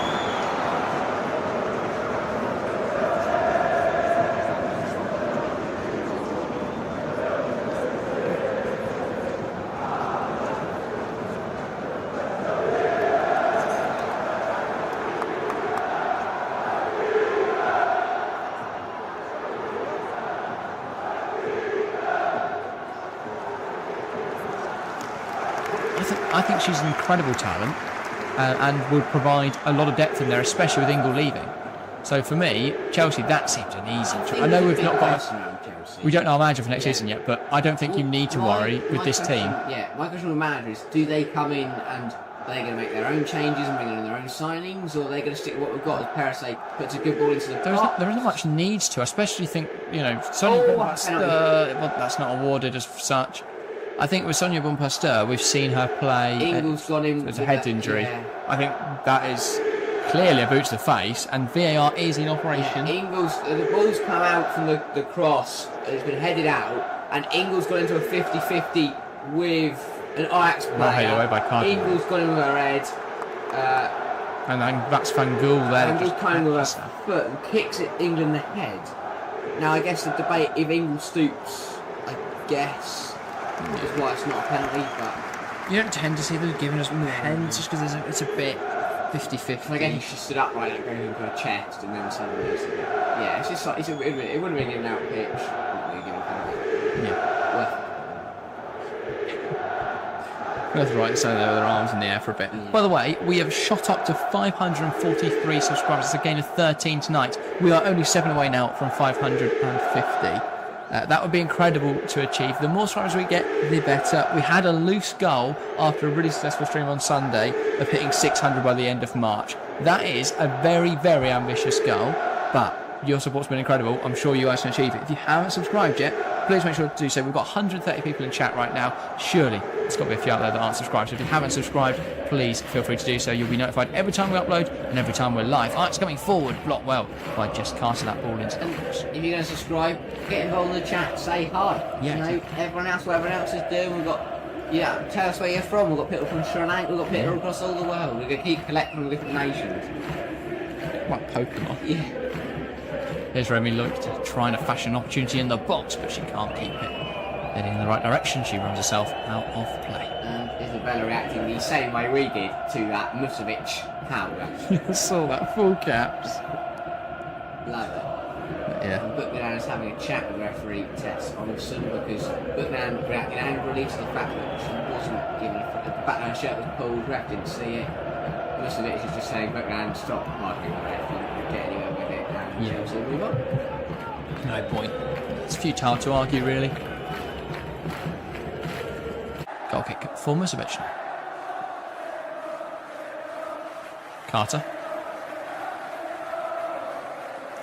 And the ball goes long, and it's won back well by It was well done by Agaviva Jones. It's won by Ajax, falls to Ingle, and she makes a good tackle to get it across to Ashley Lawrence. I have to say, one of my favourite things in football is watching two players with the same number go against each other. There's some weird satisfaction behind it. And watching Romy Leukter and Jess Carter tonight, love it. It's a weird thing, but I like I like it when you see them battling away and they've got the same number. Feels right. There's Ashley Lawrence. You don't really see it too much as well because it's an oddity. Because obviously defenders tend to wear the same numbers, attackers tend to wear the same numbers. And it falls out to Guro Wrighton and just wide of the far post. She opened up her body, struck across the ball well, and it just doesn't quite nestle in the far netting. And you can see the frustration on her face there. Just not clicking. James to skip past three players, played it to Guro Wrighton. And then to see, because she could have gone to Frank Kirby there, but she saw that Wrighton had a better opportunity. And what an opportunity it was. Guro Wrighton could you can see a let out of frustration there. Yeah, release. He wants that goal. You know, so she scored last week and got ruled off. She just cannot score at the moment. Yeah, Grant holding up the ball well. Now Cardinal, ball in behind, and Leukter's on this one, but I think that will go into the box. I'm sure that Wrighton knows that her place for Sunday, she wants to be able to start Sunday. Yeah. She wants to be involved in the big games. But in her form at the moment, I think she will start, but she needs a good game tonight. Yeah, definitely. Here's Herkstrom. Well, back by Eva Parasay. And here they come, and good challenge from Spitz to get in front of that ball, headed towards Mayra Ramirez. Here is Van Gool. Now not Hoekstra, sorry, Cardinal, Spitzer, Sanders. Yeah, good stuff from Ajax so far. Halfway through this first 45 now, and they've held their own with Chelsea.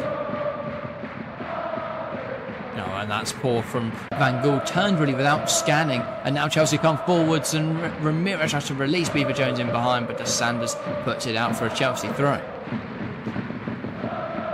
I like that from Ramirez. Just need to get slightly wider to give Vivo Jones a better chance of getting there ahead of Sanders. So could have gone back to a goalkeeper. Yeah, perhaps just panicking a little. Watching what Musovic did at the other end. Ingle to Frank Kirby. Kirby does really well to bring that down. Wrighton can't get hold of it, and Erin Cuthbert puts her foot through it, but it doesn't go anywhere. Blocked by the player directly in front of her. Not exactly sure what she thought was going to happen there. I hit the arm, nothing went through. I just like particles of just split and then the ball. This hell of a tap from Kirby, and the ball fizzed out of my end. Shame it just didn't really come together in that final third. But Chelsea have been the better side this evening. 25 minutes on the clock. Chelsea look the more threatening team. Ajax have, apart from the when she spun Buchanan and put it wide, I think. Oh, the extra one. Yeah, no, but apart from that one, Chelsea have given Ajax the other opportunities. Yeah, okay, fair enough. But even that was a bit of poor build-up. She wins the ball here, and Ramirez now. Riding through traffic, ball in behind. Brilliant from Beaver Jones, but she gets it stuck on her feet. Still Beaver Jones. Didn't rush, she still had the ball there, I don't think. Yeah, because Spitzer getting back for some reason. Spitzer won't have another try. Ball through from Myra Ramirez and unlucky from Beaver Jones. Right, and unable to pick up on this, but Ajax sloppy in the last few minutes. Chelsea need to exploit this. Lawrence, Ingle. We saw quite a similar phenomenon in the first leg where Ajax suddenly started doing a little bit sloppy around this time. Here is Carter. Parasay. Back to Jess Carter. Oh, come on, says Isabella. Yeah. How close must we come? Cuthbert, nice turn, ball up wide to Beaver Jones. She's been involved in everything positive tonight for Chelsea, Aggie Beaver Jones. A real strong reflection on her performance and her ability. Buchanan here under a lot of pressure from Grant, and is brought down there. Really smart from Buchanan. Yeah. That was like watching a winger at work, just to perceive Grant and withdraw the foul when she was in a tough spot. Yeah. Very good stuff. Here's Ashley Lawrence. Wants to release that in behind for Wrighton, but the pass just isn't on there with her being hounded. Ingle, Kirby, Cuthbert. I think Kirby looking for that ball out to Beaver Jones, just didn't back herself to be able to get it over there. Ingle, Carter. Really good. Pushes away there well from Nordan. Was pressing high. But he's now forced back to Musovic. We are playing a little bit safe tonight. Sometimes maybe the pass is on, we don't want to risk it. Ingle, lovely ball in behind, and that is going to find its way to Ashley Lawrence in this wide space. Now Guro Wrighton in the pocket, back towards Lawrence. Lovely stuff. Ball comes into the box along the floor, and Spitzer is there. The stalwart of this Ajax defence. Yeah. And Spitzer's brilliant, but he's a bit short. Goes on a charging run and draws out of that. Why she's there, I don't know. It's Rudiger-esque, isn't it? It's these bursting runs of the ball. I love it. Need more of this Make Buchanan. film go and run, sees the player coming in, takes the ball away from her and gets checked up. Really, really smart from Buchanan. All we need now is a pop drop from 40 yards. I think she's one of the most fouled players tonight. This is when Beaver Jones was placed her on the Back in her feet. first touch. But again, she's raw, she's young. Yeah, and she's Things like frustrated. that you expect. I've been very, very impressed with what I've seen from Beaver Jones tonight. Probably been Chelsea's best player. And that set up for Wrighton's chance. I know she didn't put it away. And Erasay, a lovely 3-point conversion there. Of Stamford Bridge. I don't know why she was shooting from there anyway. Good 30 yards. Should take up rugby. Spitzer. All inside, and Charlotte Grant picks it up and tries to find Romy Loiter. One back well by Chelsea though. Here is Ash Lawrence. Wall finds Guro Wrighton. Wrighton can't hold on to it for long. Cuthbert will come across. Now Lawrence, Cuthbert, majestic feet in there from the Scots. From the Scot, and that's really good. You can Cardinal see bringing it down. Ajax are now starting to struggle to keep up because fouls are starting to come in. Yeah. Chelsea are just shifting that ball quicker, and it's that shift of feet again. We saw it with Buchanan who drew the foul, and again Cuthbert's done it there by drawing the foul. It's those deft touches that catch the opposite shout. Yeah. It's not the huge movements, cutting in, cutting out. It's those little touches. Ash Lawrence trying to make something happen down that left-hand side, but she can't get the ball in play. Really smart defending that from Spitz. Just puts herself between Lawrence and the ball and manages to see it out. Her experience is key for this Ajax team. Yeah, she adds a real air of maturity in an otherwise very, very young side. I don't think they've got any other player anywhere near 30. Buchanan winning it back, Cuthbert, Wrighton.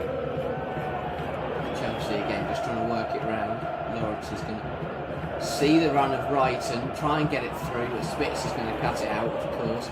Cuthbert gets involved in the middle, and that is a brilliant run through, but again, stopped by Sherry Spitzer. Yeah, Spitzer 33, their next oldest player is 27, that's 25, and they've got 3 players under the age of 20, so very, very young side Ajax, and they will develop. I think this is a really good first year for them as a side under Susan Bakker, but yeah, there's certainly a lot to learn, and Spitzer, again, they're having to bail them out. I think that they've got a lot to learn, these young players. But players like Cardinal playing right back tonight, she's 18.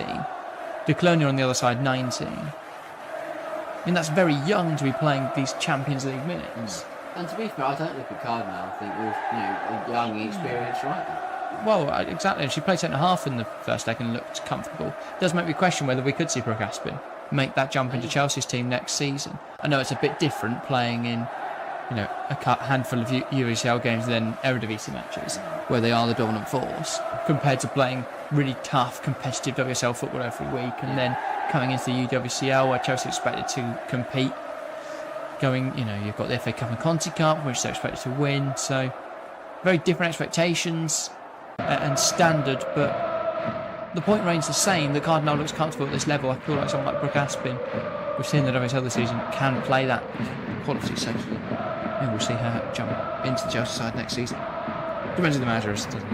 Yeah. If it was Emma Hayes, probably, but we'll see. Good head away from Parasay. Now Aggie Beaver-Jones holds on to it well. Ingle. That is one thing I hope that carries on, because obviously Emma Hayes has always been a big nerve, and we've seen She's developed so many players, hasn't she? We've seen this year coming through Beaver-Jones, Marno, and obviously Asper will be huge in that.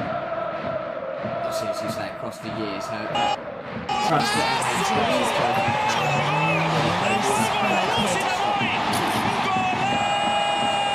MZ Kadoya saying waiting for LJ female GOAT. She's definitely not the GOAT yet. She's possibly one of the best players. One of the best players in the world right now. This is on my team for Texas. But yeah, she's a very, very good footballer. I don't think you're going to see her tonight though, MZ. Sorry to disappoint, but we will see Lauren James play on Sunday in that Conti Cup final. I mean, I'm personally very excited for it. We've done a preview as well today on the channel, so if you're looking for something to watch after this, then make sure to go check that out. I know that's already been doing loads of views compared to our normal videos in that time span, so really good stuff. I'm sure we'll put on that today. And yeah, if you're looking for something to watch after the stream, then go check that out. Our preview for this weekend's Conti Cup final. I'll be buzzing from Friday night till Sunday morning until our 2:30 stream time, just singing Chelsea songs. So yeah, join us there. The reigning champions in Arsenal.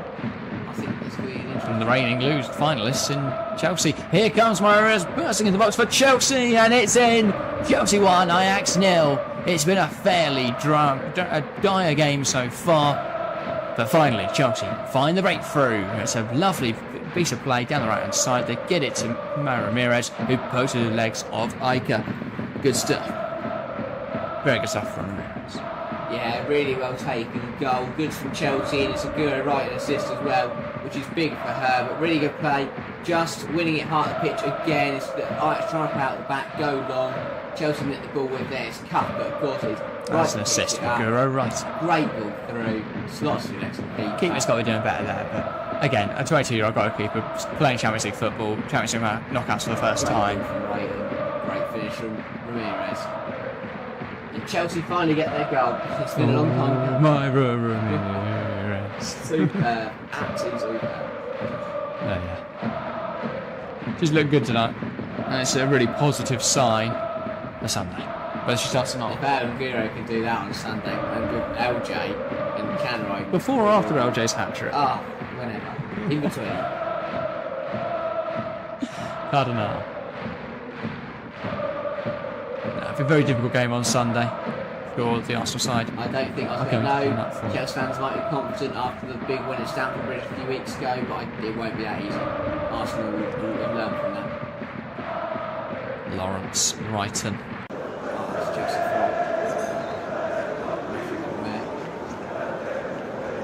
Getting great goals, says Alex, versus come on Ramirez. Mr. Big Pierce, not a huge fan of Ashley Lawrence. I think she looked poor tonight. I don't think there's been anything particularly bad about her performance. Yeah. And then she had a tough World Cup for Canada, and again, similar to Buchanan. She didn't bed in well last season, did she? But this year, much better, and Ramirez has been caught in Chelsea. Here come Ajax, Grant. Ball in, blocked by Buchanan. There's a claim for a hand, a bit of a protest there, but I don't think there's much merit to those protests. This should be a Chelsea throw, I think. But now this is game. That's game over now, isn't it? For Ajax, I don't see them scoring 4 goals. I didn't see them scoring 3, but yeah, very much putting the game to bed, Chelsea. I think they're tied to bed. That's good, because I wouldn't be surprised if we see some Chelsea changes at half-time. Was Hamada on the bench tonight? No. So we won't see her tonight. Do you think Ramirez scoring could potentially mean that she was dragged at half-time, or Amaze will go more than 45 minutes? I think she'll get a 60 at least. I think if we want to start a Iconic Cup final, they want guarantees she can play 60 minutes. So I think we'll see her get there. But then I'd see Maccaro last 30 plus additional time. Definitely possible. And then Kankovic, I think we'll see her involved at some point this evening. Hopefully Nuskin up front. Oh, I can't forget, this is actually obviously Myra Ramirez's first ever Uwcl appearance. And she scored. Yeah, it said 1 goal in 1 game. Yeah. First time played for Chelsea, not like Levante or anything. No, see her anytime soon. Unfortunately not. But yeah. Fabian Mudzamiri says, hey guys, nice to meet you again from Zimbabwe. Yes, welcome. Vivian, good to see you. But yeah, I mean, as I say, we've got such a diverse and incredible community. Thank you guys so much for your support. We only started in November. You know, next month will be our 6-month anniversary, half a year. And well, I don't think we ever expect it to go as well as it has so far. So thank you guys so much. Isabel says, who do we think is a stronger keeper for Chelsea at the moment? Hannah Hampton. There's a reason that Emma Hayes has stuck strong with Hampton. First half of the season, there was a rotation there between Berger and Musovic. Seems to happen every week. But second half of the season, Hampton's played every match. I don't think tonight is any indication that's going to change. It's a simple fact that this is a done tie, so there's no point playing Hampton. I also think I'm very impressed with the way Hannah Hampton has handled the step up. I also know she's playing for Aston Villa, but to go from challenging the mid-table to challenging being in a title fight, fighting for 4 trophies, she's handled that step up phenomenally. Charlotte Grant, and that is going to go. And because she's handled well, she's grown so much as a goalkeeper, and she's better than I ever expected. Yeah, my big question is what happens with our goalkeepers next season, because while I think Berger will go, and we'll probably see, I can't think of her name now, is it Everard? Yeah. The goalkeeper that got out on loan at Brighton. We'll probably see her come back into the fold as a 3rd or 2nd choice. The big question is what happens with Musovic. Because if Hampton is our first choice, is Musovic going to be happy playing second fiddle when there's going to be clubs on the market for him? Like, she would start from, I think, other than City, every other WSL side. And Villa, but I think Arsenal will probably sign their goalkeeper. I feel like there's a lot of French goalkeepers. That's fantastic. It was a good start for our team. Ball it. Oh, that's a great effort. That's it. And that's the goal. You could From have Ajax, just wide. Vukovic, Anthony Berger, and Eli Roebuck all on the market as starting goalkeepers for any team, really. I mean, if you're... it depends who comes up, really, doesn't it, for the Championship? But if it's a side that wants to invest, you could easily... I mean, Eli Roebuck solves a lot of your issues. I know that may not be the club she's sort of looking for. Yeah. But I'm not sure what else she gets right now. Maybe a Barcelona, but you think they'd be more inclined to look at... Well, unless she goes. Well, I think Arsenal get Van Dom starts the question mark of whether Barcelona look at Earps. Yeah, I think I could see Villa definitely going for a Roebuck or a Musovic. Yeah. Good attack from Kirby there to win it back. Here's Myra Ramirez. Ball down the line, Lawrence. But I'm sure we'll talk about transfers and all that sort of stuff throughout this summer. If you guys have got any video ideas or any sort of series you want to see over the summer, then feel free to either message in with them at some point or head over to the Discord and put them in there, because we will need stuff to do over this. So we're not going to have any games to cover or talk about. Obviously we'll have transfers and we've got a few series and a few ideas in mind, but yeah, feel free to add some of your own. Lawrence. Ball in towards Agaviva Jones and it's headed away by Ajax. Extra one back by Sophie Ingle. Now Beaver Jones tries to move it wide, blocked by Cardinal, cleared by Cardinal. Ajax pinned her in half now. Every player apart from Musovic in the Ajax half. Well, they'll find it back now. And now the ball making its way through to Charlotte Grant, but Lawrence recovers back really well. Really good defending there from Lawrence. 5 minutes left with it. Yeah. MZ says, guys, didn't get your names. I'm Jack and this is Harry. So there you go. Now you do, MZ. And an early prediction for the Conti Cup final on Sunday from Abraham and Nerty, I hope I pronounced your name correctly, saying Chelsea 2, Arsenal 0. Take it. Take any win. Anything that means we win, even if we have to go to penalties and it goes down to the goalkeeper's penalty, I will take it. I'd back hand. Oh, I would. Top corner. Panenka's it. I'd back and save that. Down the middle. Cheeky little Panenka. But yeah. Nigel Bartlett asks, why can't I watch the match? I'm not sure, Nigel. But if you do want to watch the game, it's available on TNT Sports or DAZN in the UK. If you're outside the UK, then I'm not sure, unfortunately. But if you can't find a way to watch it, then you can just watch here. Tune in here. Plays it to Aggie Beaver Jones. Options in the centre for Beaver Jones. Takes on to Sanders. Ball into the box. It's going to drop down for Guro right, and she has to bring it down. And she's brought down in the box there. I believe VAR is an operation. They should have a look at that.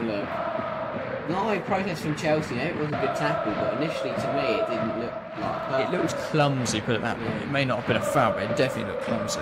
It looked like Guro just knocked the ball round and then was taken out. Obviously, we'll have a look on the replay. They are not saying the referee to halt the game. As Chelsea come forward again, will be Jones. Ball into the box. Ramirez, and it's just wide. I don't know if she's going to score that either. Yeah, just didn't get great contact behind that, Myra Ramirez. We'll see it again here. Great ball in from Beaver Jones. Did now get anything on that? Was it just a scuff? Yeah, it's just a scuff. Didn't get the right bit of contact there. Touched the wrong bit of the boot. That's a big miss. Just misjudged a little bit. Now Ramirez is fouled. Guro penalty came back as well. Yeah. It's enough off it, but I'm intrigued to see replay. Yeah, Myra Ramirez and a big miss there. Could have had a second goal in this game, second goal in a Uwcl campaign. Ajax survive again. They want to keep it at 1-0, only a couple of minutes to go to the half. Yeah. But easier said than done on this Chelsea side, playing as well as they are tonight. Really good performance so far. Still a long way to go.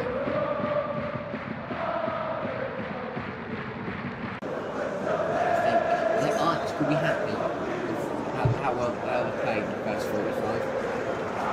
As I said, they've given Chelsea a really good go, but a couple wins in the middle again. Here's Aggie Beaver Jones.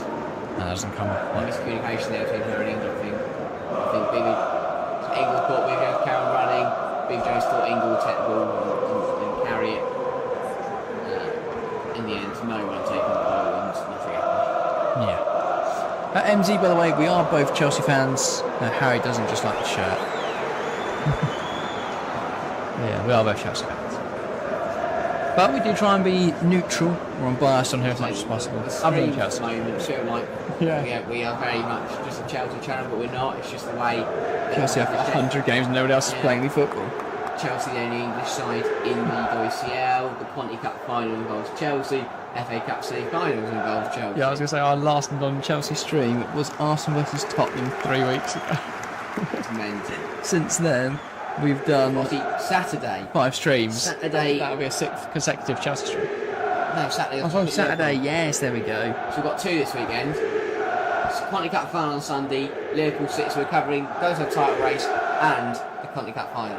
You can't ask more than that, can you? But so double streaming this weekend. And then after that, it's England games. I think we can only do one of them, unfortunately, but that should still be good. Obviously, England qualifies for Euro 2025. I think we can only do the Sweden game on the Friday night. Unfortunately, it's Tuesday night, clashes with Champions League fixtures and other commitments. So, Isabella again, seconding our thoughts on all the Chelsea chances that just happened, and that's a long throw into Lloyd, who has a go, and again, just putting it wide of the goal. Another good effort though from the Ajax striker. She's had a couple now. Oh wow, that's close from Loikta. That's a really good effort again on the half turn. Her and Buchanan, brilliant battle. I was going to say, she's really caused Khadija Buchanan some issues this evening. That nearly nets on the top corner. That brilliant strike. I think that's a very positive reflection on her and not necessarily a poor reflection on Buchanan. It's a really difficult player to deal with. And in terms of additional time, there will be 1 additional minute.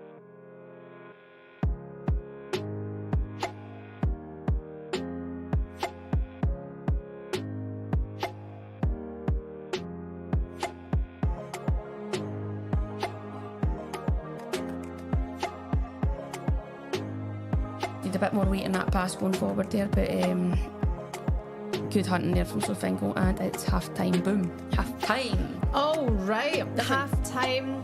Interesting start. Ajax looking strong, but listen, they're 4-0 down. Ajax, do you know what, credit to Ajax? Like, they're playing good football and obviously they've just been professional outfit for the last couple of years, maybe 3 years max. I'm not really sure.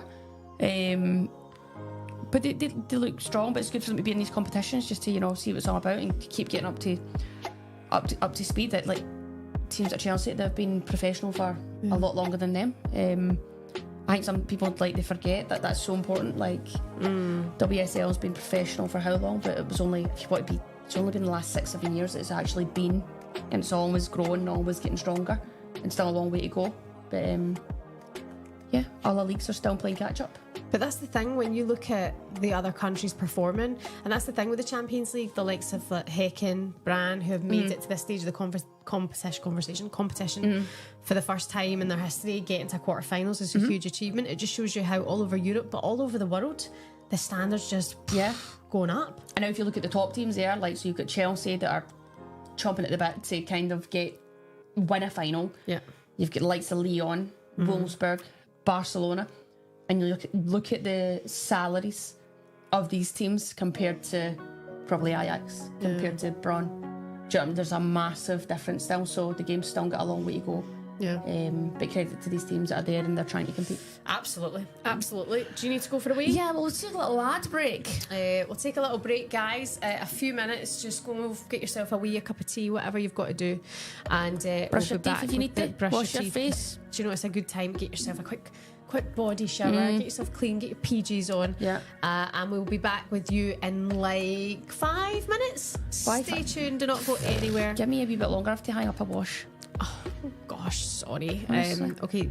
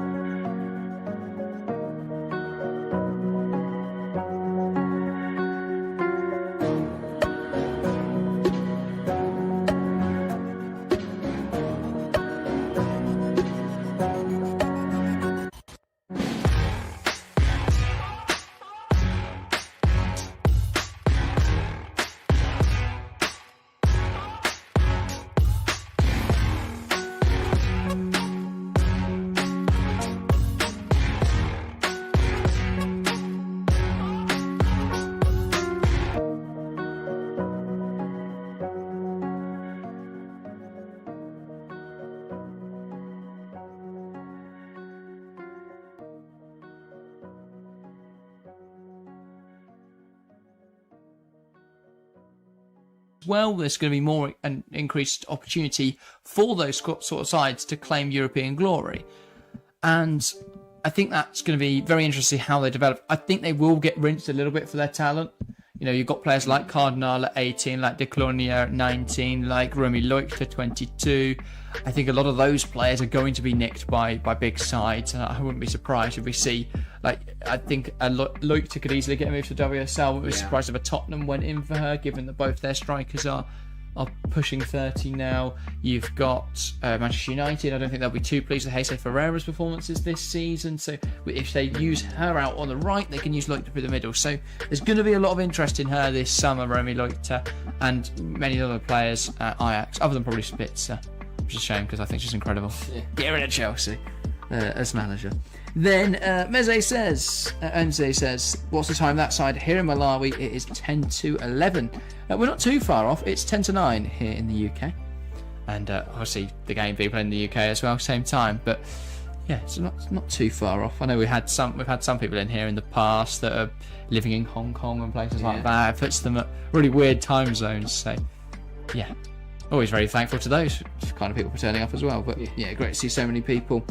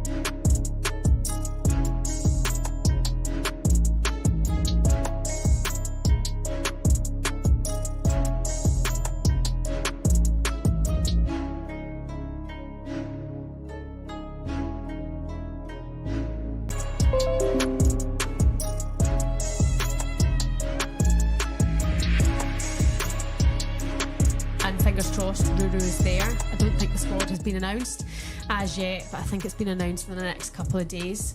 So hopefully it'll be good news, but we will wait and see. I'll do a watch along anyway of that game. The other thing that Serena Wiegmann had spoken about in the England press conference when announcing her squad was the player-manager relationships, saying that there maybe has to be a rule introduced to avoid this happening again. And it's quite an interesting conversation because I think Emma Hayes put it so well when she said that the game was originally social.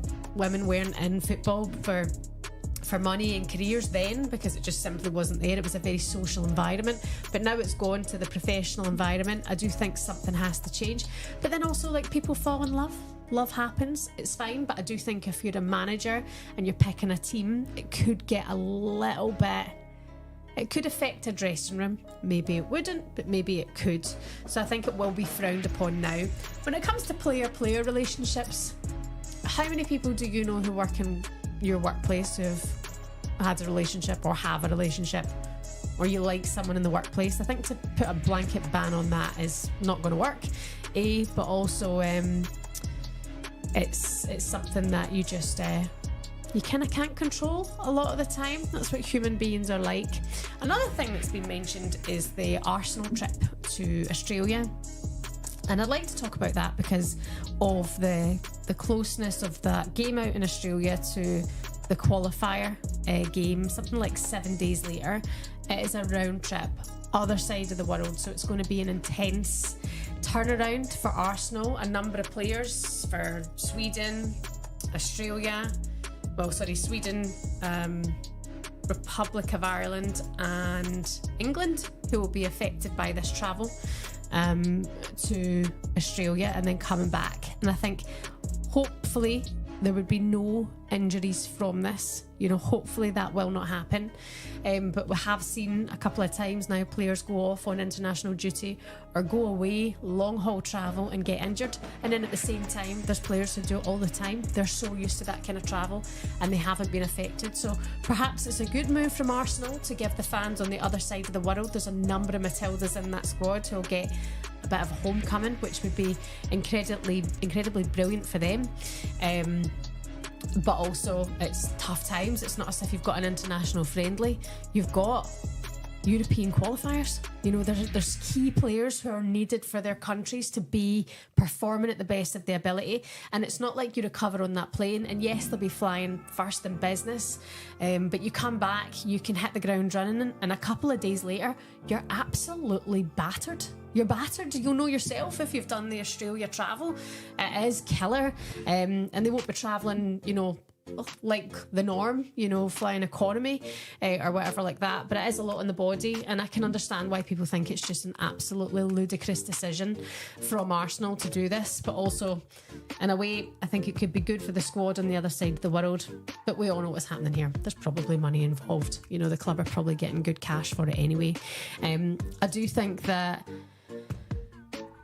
Arsenal haven't had the results they've been looking for this season. But there's certainly, when it comes to leading the way, getting to the Emirates, performing or putting on the big stage for the fans, what the fans are looking for, they're getting that right. Now the results have to happen. They're not in the Champions League. Conti Cup this week could bring a fair bit of happiness if they're to retain that trophy. That could be a good weekend for them. But I'm looking at the levels Chelsea are performing at, and there's just consistency across the board. So we'll wait and see what happens there. Okay, we're nearly back from half time. Rusha will be back with us very, very soon too. There's a lot of chat about personal lives going on there in the old comments, but I don't think I'll talk about it. Don't think I can talk about it.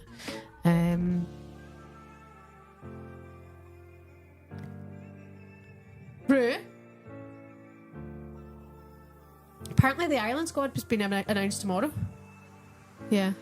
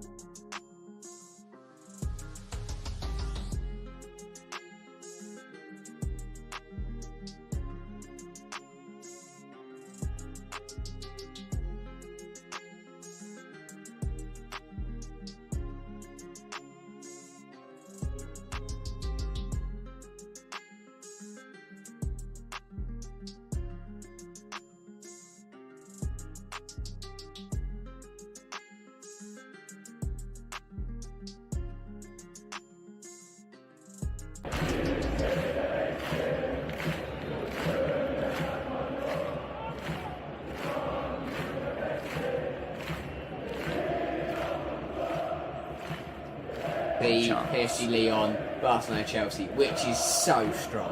Yeah. That's incredible. I think Lyon have a really nice route to the final. I think that's almost guaranteed.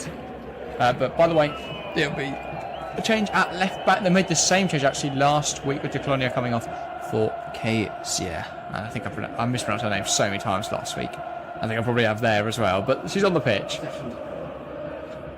And it'll be Ajax to get us underway in this second half. Remy Lukta waiting for the referee signal. Gets it now and knocks it back. And Ajax get us underway for another 45 minutes of Champions League knockout round football. Ingle. Ashley Lawrence. Now Sophie Ingle. Ball out wide and Perisset brings that ball down. Like there's glue on her boot. Vivo Jones. Perisset. Lovely ball from Ingle towards Vivo Jones, but it doesn't quite come off. And now DeSanders skips away from a challenge from Myra Ramirez. And that ball in behind Erkstra now. She's looking for someone to cut it back to. One back by Perisset. Now Vivo Jones slots it through the legs of Kezia and then gets brought down by Kezia for good measure. And now the ball goes long to Sanders. She knows she doesn't have much time and she panics a little, giving the ball away to Vivo Jones. She pokes it towards Myra Ramirez. Ramirez against DeSanders. Strong tackle from DeSanders. Another one of the more senior players, I think, of this team. I want to say 23. Yeah. Maybe a little older than that, but yeah. Perisset. Future looks bright, right? It's really good. Yeah, I think they've got a lot of really talented young players. Perisset again. Just lifting it towards Myra Ramirez. Getting in behind DeSanders, and that is knocked out of play for a corner for Chelsea. Isberto's hoping for a stronger half for Chelsea. Yeah. Hopefully, it'd be nice to get a couple of goals. It'd be nice to be able to rotate players a little bit. I know we don't have, I mean, it seems to be a stronger bench than it is the starting 11, if I'm honest. But I would like to see Kat Makari get on for a bit of a run out. I'd like to see Nuskin at some point, Kankovic as well. Get Cuthbert off and put her in a cryogenic tank until Sunday, where she just go round and kick people and run it. Always long from Ike. It's brought down by Grant towards Extra. Doesn't quite come off, and here come Ajax. I think it's poor planning, by the way, by the FA to have the Conti Cup final straight after a Champions League. Well, because they could have played any other time. Yeah, what's wrong with it? No, I know, but obviously it hands a disadvantage to Chelsea. Yeah, it does, and I think, yeah, that's a good point as well. So if especially Chelsea were away. Yeah, exactly. And there's no way they could have known that. Well, I guess they could ban. They wouldn't. I don't really want to do Conti Cup final back-to-back with FA Cup semis. Or was that how it is? Yeah, that was the last weekend. FA Cup semis. No, it's the quarters. We were going into Yes, sorry, yeah. Is that the weekend? The semis are the weekend after the international break. So we come back to FA Cup semi-finals and one Arsenal Bristol City game. So predominantly our predictions are going to be a fun show. Is that it? Well, we could include it in this week, but we'll have to do it 2 weeks in advance. I mean, there's not really one to do it in next, so we don't really know what we're going to do there, but we will find it. There's no prediction. There's one of them. If Arsenal wins. Well, we'll just do it as a short. Yeah. Anyway. Let's on the ball now. Kirby. Perisset. Now. But they could have had it a couple of weeks ago, before the Champions League knockouts. And I guess that would have been a little close to the final, to the Carabao Cup final, but then equally, I mean, obviously, you can't do that. It was only 2 weeks ago we had the semis, but maybe you just need to check it all. Lawrence tries to go down the line, but go right as the kick there. I guess you'll put the schedule around the Yeah. What is it? I was going to say, they don't need to schedule around the Molinga because they've played it twice. Carabao Cup final, Old Trafford, especially, I think it would be fine if it was in Birmingham and you've got Man City jerseys, because that's quite between the two. But we're playing two London sides heading up to Birmingham for the day. I just don't get it. I say, try something back to Rugby. To be fair, they probably thought it might end up being a Manchester club, considering City and United are both competitive, and then against a London club. So yes, it makes the most sense. It's probably the biggest stadium they could attain that wouldn't have any bias there, because you couldn't use a stadium of a WSL club in case they got there, and you couldn't use a stadium of a championship in case they got there. So Wolves are really the only option left, unless you're going to go to Plymouth.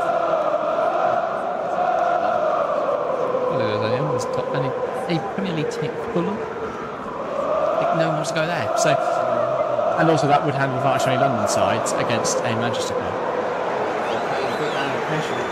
Ball in, Charlotte Grant, Loikta, shot on target, but save on most of it. And again, look, they managed to get away from Buckingham and cause all sorts of problems, but just can't find the back of the net. By the way, thank you guys very much. I didn't even realise we went over 550 subscribers. We're now at 555, which is really satisfying number. Can we get 555? Can we gain 5,000 subscribers in the next 40 minutes? Behind Myra Ramirez. That's a great tackle from Dos Santos. That is a magnificent tackle from Dos Santos. And then Myra Ramirez slots it through her legs. Stuart Weber can't keep hold of the ball, and Dos Santos gets rid of it. Here's Ingle on the edge. That inch perfect. You get that wrong, it's a penalty and you're off. Feel right. You think anything's a penalty? Delayed red card and pen. Here's Lawrence. I think we're so used to like the men's game where everything's No, she's caused so many issues with Buchanan tonight. We've sung her praises earlier, Buchanan. Since then, she's been caused issues by Remy Loika. Lawrence wins the ball back well there. Now here's Ingle. She could release Beaver Jones, who's running in behind, and she does so. Beaver Jones is a little bit wide, so she's going to have to rely on some support here. She can't shoot from here. She could do it, probably won't go in there. Slots it towards Myra Ramirez. Ramirez receives it well. Tries to go back to Beaver Jones. A little bit too nonchalant, that pass. And now Kai's here, putting pressure on her. And well, she goes down a bit softly there, considering this absolute size of Myra Ramirez. You're not getting nudged down, though, are you? Get up. Get on with it. This Sanders. Cross to our goalkeeper. Ryan Taylor asks, who do you think will be relegated from the WSL? I think for me, it is going to be Manchester United. No, I think it's fairly, unfortunately, it's fairly obviously Bristol City now, which is, I think, quite negative towards the competition, the competitiveness of the WSL, to see the one prototype go down again.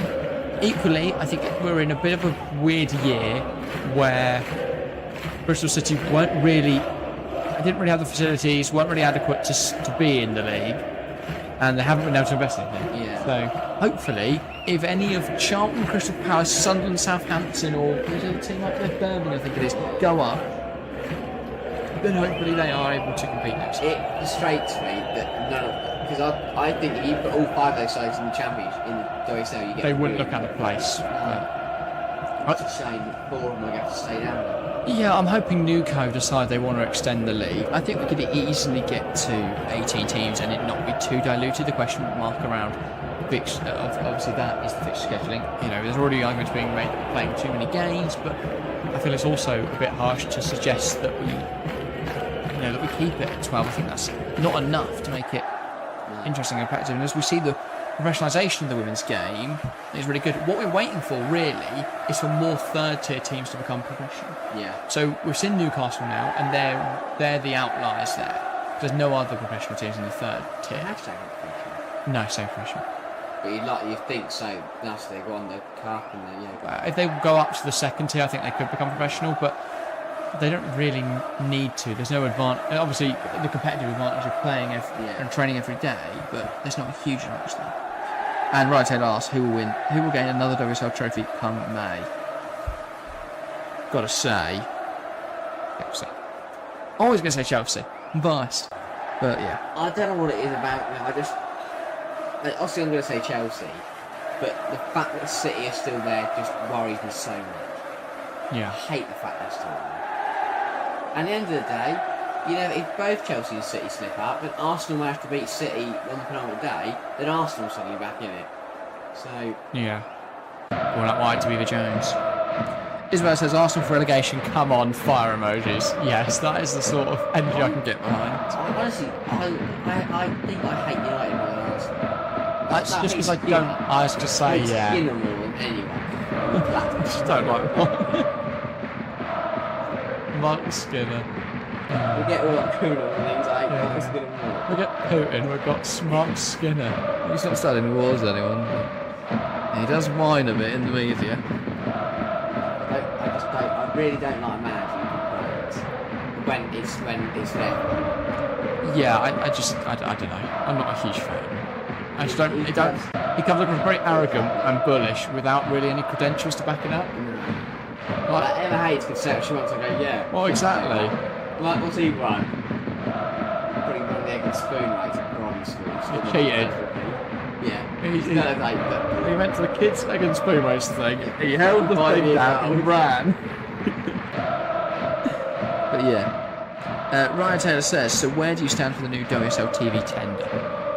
Well, we don't really know much about what channel it's going to be on, what they're going to do. For me, I don't know what we're tied down to in terms of the future for now, but I would compare two options. One option is you've got the current setup, where we can obviously sell TV rights to Sky, BBC, and obviously international broadcasters, while also maintaining all the other games on the FA Player. Or what I think could be a better option if they want to invest in the infrastructure is a international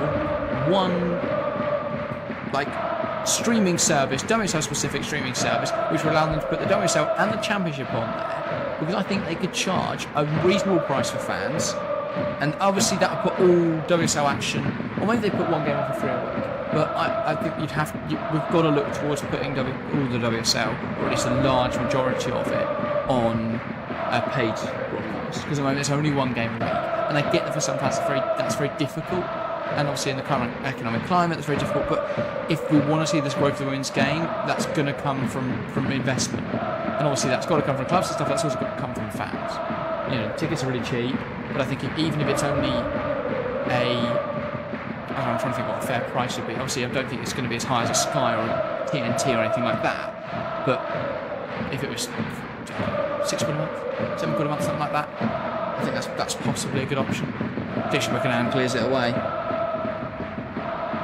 But yeah, I think. But even if those like send it exclusively to Sky as well, Sky have to make, don't send Sky. They're just going to shove it on their Sky Sports Football. Well, exactly. Get your Sky Sports WSL channel, right? And they'll be able to advertise themselves. Yeah, we're distracting a little bit from the game, as Heather says. Sorry, Heather. Where's the match gone? Apologies.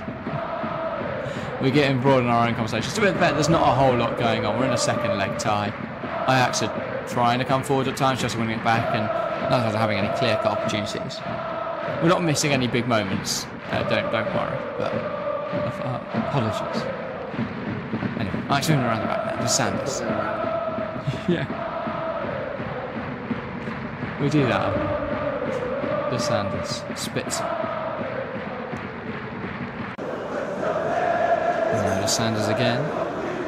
Spitzer back to Ike in the Ajax goal. Not really in the goal, she'll go to her own box, but you get what I mean. Spitzer just lifting it into Romy Leuchter there, holding up really well. And now they'll look to come down this left hand side. Kezia. Ball inside, Leuchter's touch, that's her down, and Buchanan taps it clear. And then Ramirez doesn't react quick enough as Spitzer jumps in front of the goal. That's been a great support. Yeah. I expect some changes though. I think it's just a simple case of Chelsea are taking their foot off the gas a little bit, dialing down, I'm going to use an F1 turn, turning that engine down. We don't need to go at full throttle. How many other F1s are getting there? Quite down to the tyres. But yeah. Maybe just recharging it. Yeah. Ryan Taylor says, I hate the Men's Champions League, but I love the Women's Champions League because I get to watch for free. Yeah, I get that sentiment, and I like that a lot of the women's game is very accessible at the moment. I think that is a key part of the growth of the game, the fact that anyone can watch it. But I don't know. Obviously, I'm sure Nuka will come in. They'll have ideas. They've got better ideas than just me saying things on a live show. Really good stuff from Paris to cut it out. Kirby. Yeah, I'm very excited for the future of the WSL and the Championship under Nuka. And Remy like and it goes begging again. We had a very interesting conversation as well today with a mate, and he was asking why we've never seen. He's someone who's really got this game. He was asking why we've never seen, or we haven't seen an English winner of the Champions League in so long. It did make me think for a bit, because what was the last one? Arsenal, 2003, and we're now 21 years on, and yet I would say that the WSL title race is the best title race in all of women's football. And then you've got, and I would say that Arsenal, Chelsea, and Man City are all very, very good sides. So why haven't we seen it? And I know Chelsea came close in 2021, but that's just far enough. That's magnificent. Now England. That's well class. That was, yeah. So put it through the legs of two defenders and skip past the third. Brighton, ball in, Ramirez cleared away. But I did come to a conclusion that maybe the WSL is too competitive. Because, not in the sense that because we can't rotate our side. Barcelona could, in theory, field their B side and still win 9-0. No, I agree. That is boring. Look, I think Liga F is poor as a consequence. Against Bristol City or Brighton. But not to the same extent. I get what you mean. You know, we don't win the league in April. That is ridiculous. That's tremendous. Given how few games there are. I mean, have Barcelona won the league yet? Let's have a look. Bayern Wolfsburg will have a bit of fight. Yeah, keeping it a bit off the pace. So, Bayern I don't know how many games they play in this league. Because there's 16 teams, there's slightly more matches in Liga F. So obviously, I mean, I'd hope the WSL goes to that soon, because they have 2 relegation spots, which increases the jeopardy, and that would have all the best sides in the Championship for the season in. So maybe just do it now, Nico. I think some Chelsea changed the way that looks like just That's getting Macario on 30 minutes. Come on. Not happy. If we're going to play Ramirez on Sunday, don't give her 90 minutes tonight. Yeah. But as I was saying, Barcelona, they've got 9 games to go, they're 12 points clear. They will win that league in the next 4 matches, probably. Stupid. Absolutely stupid. When do they play Real Madrid? No, they've already played Real Madrid. Next closest team is Levante, who they play soon. Yeah, Levante are qualifying for the Champions League. And a lot of that could come down to that Myra Ramirez transfer. It's not a loose pass, but we're own net. Yeah. Poor Mustic. What is going on tonight with our passes around the back? Lawrence getting caught in a rabbit hole and dispossessed, but does really want to win it back though. Well recovered from Ashley Lawrence. That's going to be a touchdown from dispossessed, but she's won it back again. Who did it? I don't know who's going to go. No, damn, I think that came off there. So that is a Chelsea throw. Did not know if we come over the ball there. Yeah. Now Ashley Lawrence. Ryan Taylor said, by the way, this season, WSL season so far, has seen a record-breaking attendance with just 5 rounds to go. And Isabella says, WSL definitely the most entertaining league for women's football. Oh, 100%. 100%. It's because you've got so many different teams that are investing in it, that are realising the potential of it. You know, Florentino Perez, Real owner, doesn't really seem to see the benefit of investing in the women's side. And I can understand that to a certain extent because his men's side is doing so well. So for clubs like Barcelona, yeah, well, exactly. I think there has been a bit of neglect in the Real Madrid women's team. The fact that they've got Hayley Raso, who was on a 1-year deal when she joined from City last summer, and her contract breaks quite in the season, but not renewed it. Same with Teresa Avila. And that's 2 huge losses. I think they're also losing Andres, the defender of Ivana. Andres, I want to say.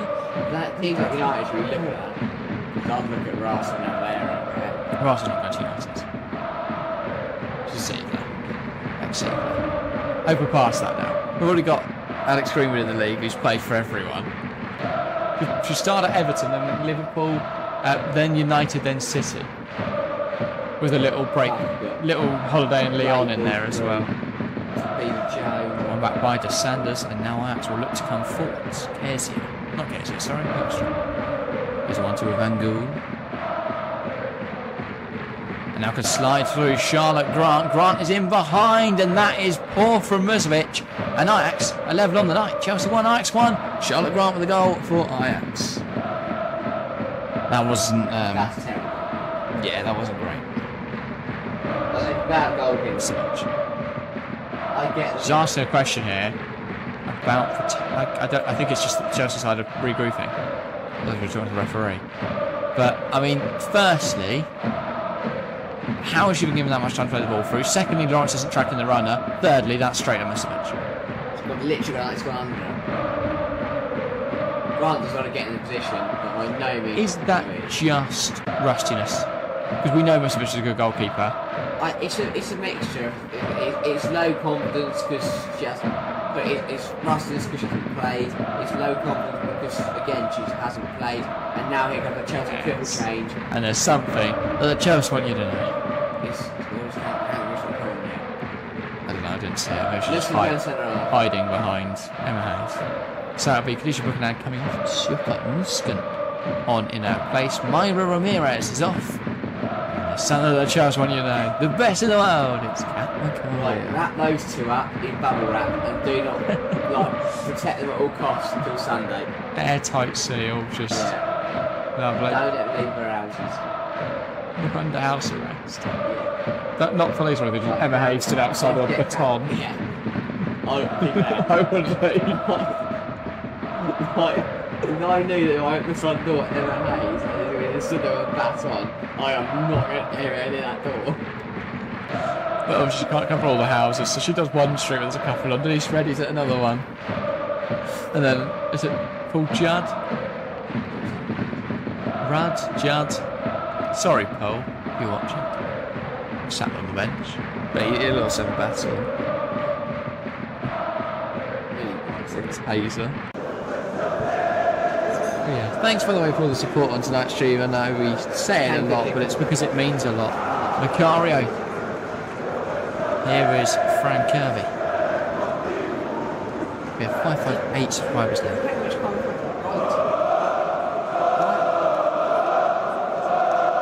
Unless we are going to play right one. So I don't see Guro and I do see Kankovic, so probably. There we go. Bit of detective work for me. Fine. Wednesday evening. Chelsea will get Yeah, but it's not the utmost importance. It's a shame we've not kept our clean sheet. Now it's just about making sure nothing stupid happens. Isabella's scared for the Barca game with this performance. What are you on about, Isabella? Brown are going to beat them. I don't know who plays for Brown, so I can't say a scorer, but they will score.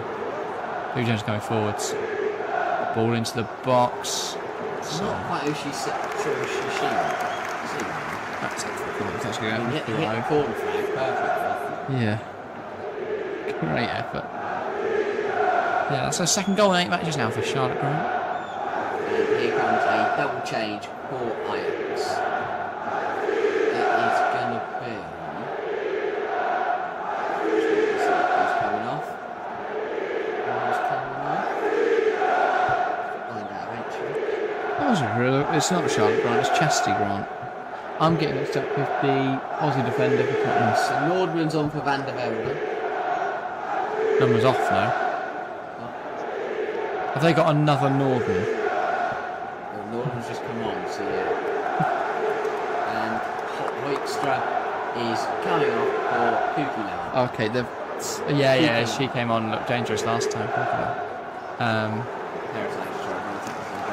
Yeah, so Nordman is now joining Nordam in the midfield. And Van Gool, obviously. What a midfield. But yeah.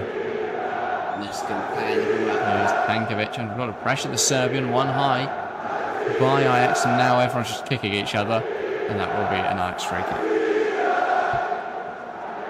Everyone's sort of stood in a circle around the ball and started kicking each other. I like the fact that 1 week Neskin's scoring goals, and the next week she's brought something on. I lost shock at Neskin. Honestly, I don't really know much about her until she joined Chelsea. Chelsea, and she has been a revelation. Yeah. I didn't know she played for before. Let's find out. Oh, she's just appeared. So I think it was Wolfsburg, wasn't it? No, Frankfurt. Phenomenal. The most versatile player in the world. Well, I think it's the way she's adjusted to step up. There's a lot that on her profile screen. It says primary centre back. But then there is also the midfield, a central midfielder, an attack midfielder. She's just a column. Struggle is everywhere. Yeah. It's a weird play to get on it now. 70% of the world is water, the rest of it is shock and risk. Spitzer. Absolutely quality. It's a good defender from Parasite. Yeah. It would be nice to get a winning goal. And that's good playing with Ajax. She had a really good game tonight. There's the goal.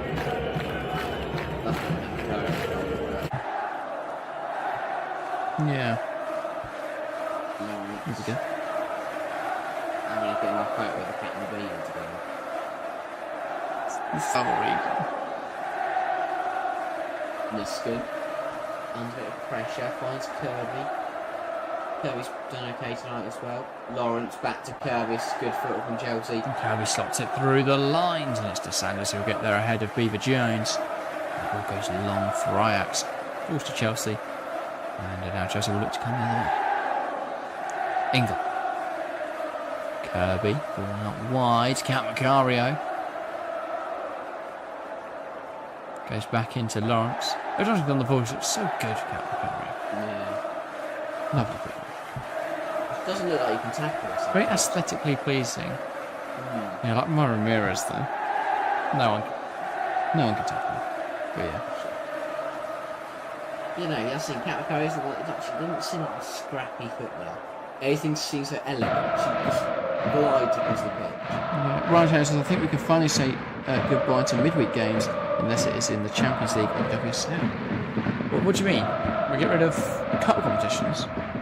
That's what we're suggesting, Riley. We're going to have some stern words.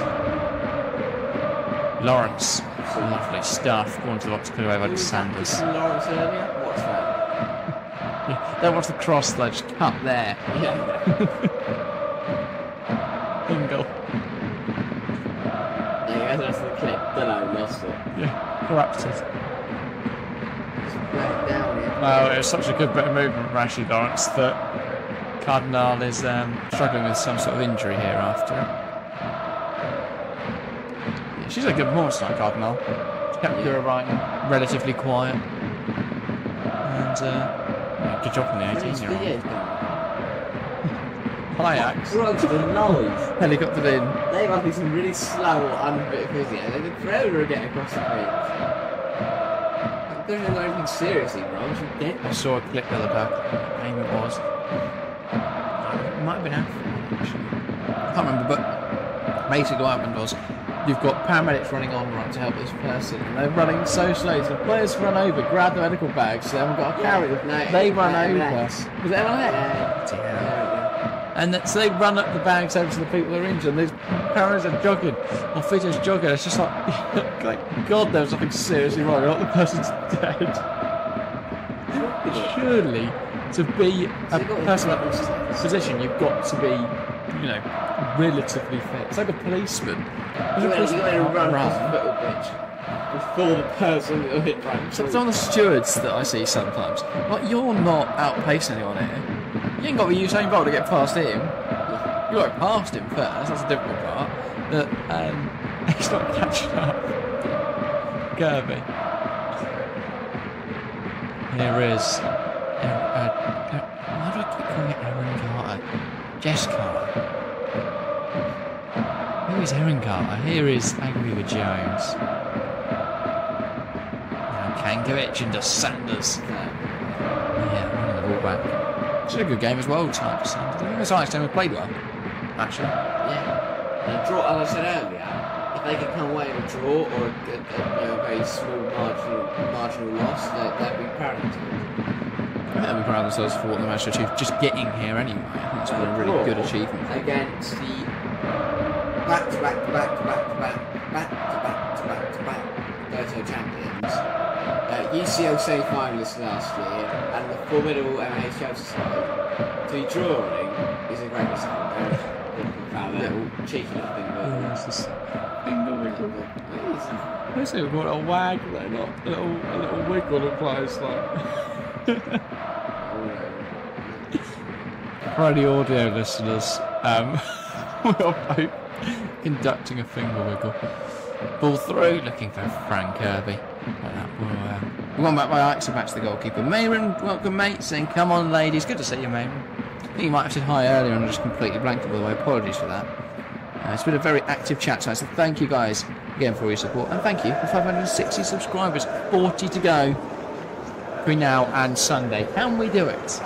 If there's any audience, any community on YouTube that's going to put it off, it's you guys. So 40 subscribers between now and Sunday in time for the Conti Cup final or during the Conti Cup final.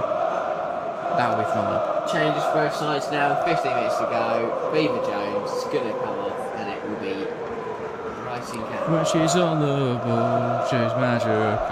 Maggie Beaver Jones. And Carver will come off. Win for Arsenal, so you know they need this to where this season. Yeah, Cardinal did well tonight. And for her, down the table, lost games they shouldn't have lost, but I think with Chelsea and Emma Hayes and Macario back, you're missing Sam Kerr, you're missing the official. I mean, it's mental. It's mental.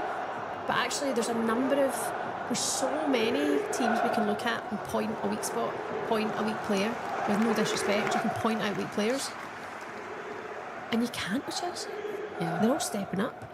So they've been brilliant this season. Okay, Ajax on the break. Good ball. Literally getting ball inside. Oh, I can't get the ball out of her feet, and it's a bit of a poor shot. But nice breaking move by Ajax, showing that they're still wanting to work hard in this game and they're not giving up. Been impressed with number 7. I don't know how to pronounce it. Luchter. Yeah. Luchter. She looks like a good player. Yeah. She's had a good game. But yeah, going back to that, what you're saying is, at the end of the day, it's cup final day. Anything can happen. May the best team win. Obviously, both teams have got to the final, but anything can happen on that day. So Arsenal have now lost Leah Volti. So yeah, massive loss. Hopefully, Wally will be back soon. What a player she is! She's just so calm and she can control a game. She's just so comfortable on the ball, taking the ball under pressure, breaking lines, turning out of tight situations. You know, she's the absolute OG at that. So hopefully she'll be back soon. Speedy recovery. Yeah. She's got one of those big knee braces that you had on. Remember when you burst your knee open? So she was in one of those big knee braces. And then, she'll be back soon. To be fair, you were only in 2 weeks in that knee brace. But that was more, what was the word? Superficial damage? Is that what they say, superficial? I'm not sure. Yeah, I don't even know what you're talking about. It was more like damage to the skin. It wasn't like injury. It was like... Yeah. Laceration. Yeah, well but obviously if you've had work done in your knee and stuff, they want it to be in a certain way and they don't want you to open the stitches up here, you know. So. Oh, sorry, if your stitch is opened. No, I can't imagine that. I'd have died. I remember that knee, it was fucking gushing, pumping out blood. It was yuck. God, that was a wee sin for me that day, wasn't it? I didn't deserve that. That was great play from Canred. Wow. Nice direct play. Just lacking that killer ball in the air, but the ball is now going out for a Chelsea corner. Yeah, that was a wee sore one. That was giving me the icky. Oh, that was horrendous that night with your mad knee popping up and everything flying out at it. There's loads of people asking what wine I'm drinking. I drink Whispering Angel. It's a rosé. It's the best rosé, Côte de Provence, and it's just lovely. But I drink that's my go-to wine. When you're allowed, you like a wee glass of Whispering Angel too, don't you? It'd be nice if you could whisper to an angel at some point in your life. What? I don't know. What are you talking about? I haven't slept much today. I haven't slept much, so I'm out. Don't judge. Don't hate, appreciate. Give us a laugh, people. If we could get somebody in here with us, who would you like to see in here with us? Which is achievable, which is doable. Chance for Ajax, Rush. Ajax, you play again. Oh, great save by Musovic, by the way. She's thought, I've effed up that first one. I ain't effing up with this one. Boom! Great save. She's got a wee giggle to herself. Luxor again, what a handful she's been, great player. She's a handful. She'll be getting on the radar for some of maybe these other teams going about here. Great wee chop in onto your right foot, bends it, but Musovic reads it well. Yeah. Oh, she does well to then just get the ball at her feet, and but Musovic just reads it well. She needs to get a bit more, just maybe a bit more width and a bit more height. Yeah. But well read by Musovic. It turns it away for an Ajax corner on the 80th minute. Definitely. Ajax are going to flood the box here. They're flooding the 6-yard box, but they played it short. They've taken it short, but good to right play. Ball's cut back. I mean, I don't know why they've. I'm not sure what the intentions were there. They've loaded everyone into the 6-yard box and then they've played it short and ran with it. There was nothing really to hit on the cutback. So, look, what Dano? Some people answering your question, by the way. Get Mido on. Beth would be perfect. Lucy Quinn for a watch along. Good idea. Get her here for a wee night stay. Everyone wants Georgia on. Baby G, also she's been renamed. Did I tell you that Mum said that she was like, I met Baby G? And I was like, she's now been renamed as Baby G. Shani in Georgia, says Scott. Jill Scott would be a laugh. Marta, doubt that's going to happen, but I just would love that.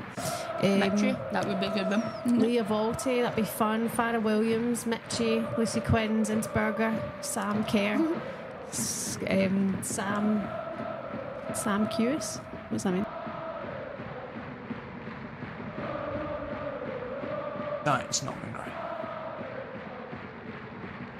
3 days rest, and these results are the type of results you look at and go, that make Arsenal believe they can get something else. But put the shoe on the other foot, so to speak. Chelsea did play at Arsenal a few weeks ago, did win that game 3-1. So, I mean, that was their last really good performance. Yeah, that's right. I guess the first leg, the away leg at Ajax, we were good in that game, so a bit harsh. Just two difficult performances, but tonight's on a rotated side, and West Ham proved difficult, opponent for any team this season, all the big sides. So, yeah, I don't think that's it's been a not great two matches, but I don't think that's necessarily a huge cause of concern. Wait, see Sunday, really? 9 minutes to go, then. Well, that level just has to be pushed as high as it can go. Yeah. And then we have to refine that level when we play Barcelona or Bran. Come on, Bran. We can hope. We sat there tomorrow night with my Bran shirt on. Or something that's vaguely similar to Bran. Eating Bran flakes. Yeah.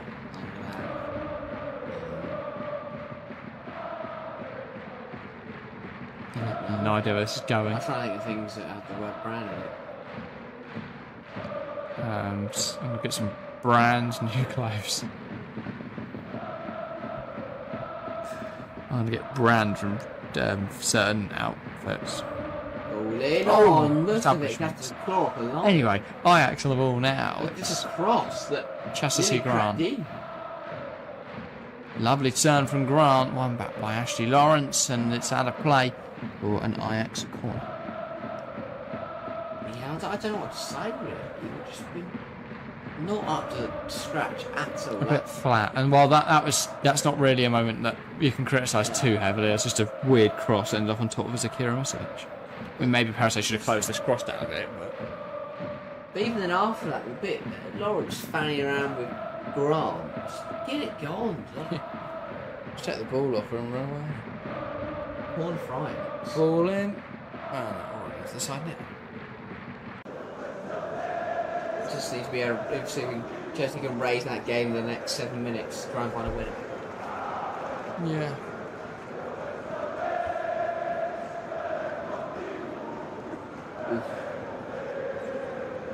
Musovic with this goal kick.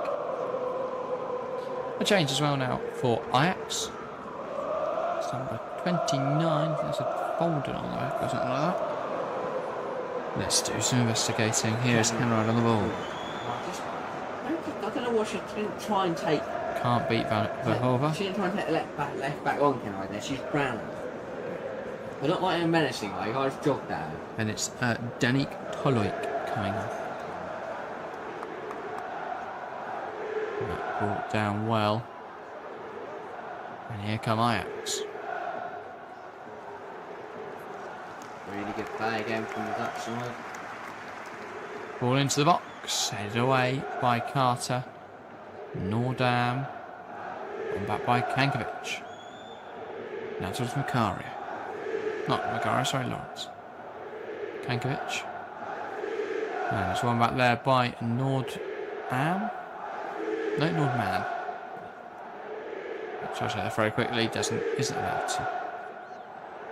He's just getting a free kick on Kankovic. Oh yeah, Casey, yeah, just catching it there. Yeah. Also, it was I don't know what happened here. They've attributed Isabel Hoekstra with an assist, who hasn't played yet. So not sure how she's managed that. Alright. Go on. Oh, brilliant.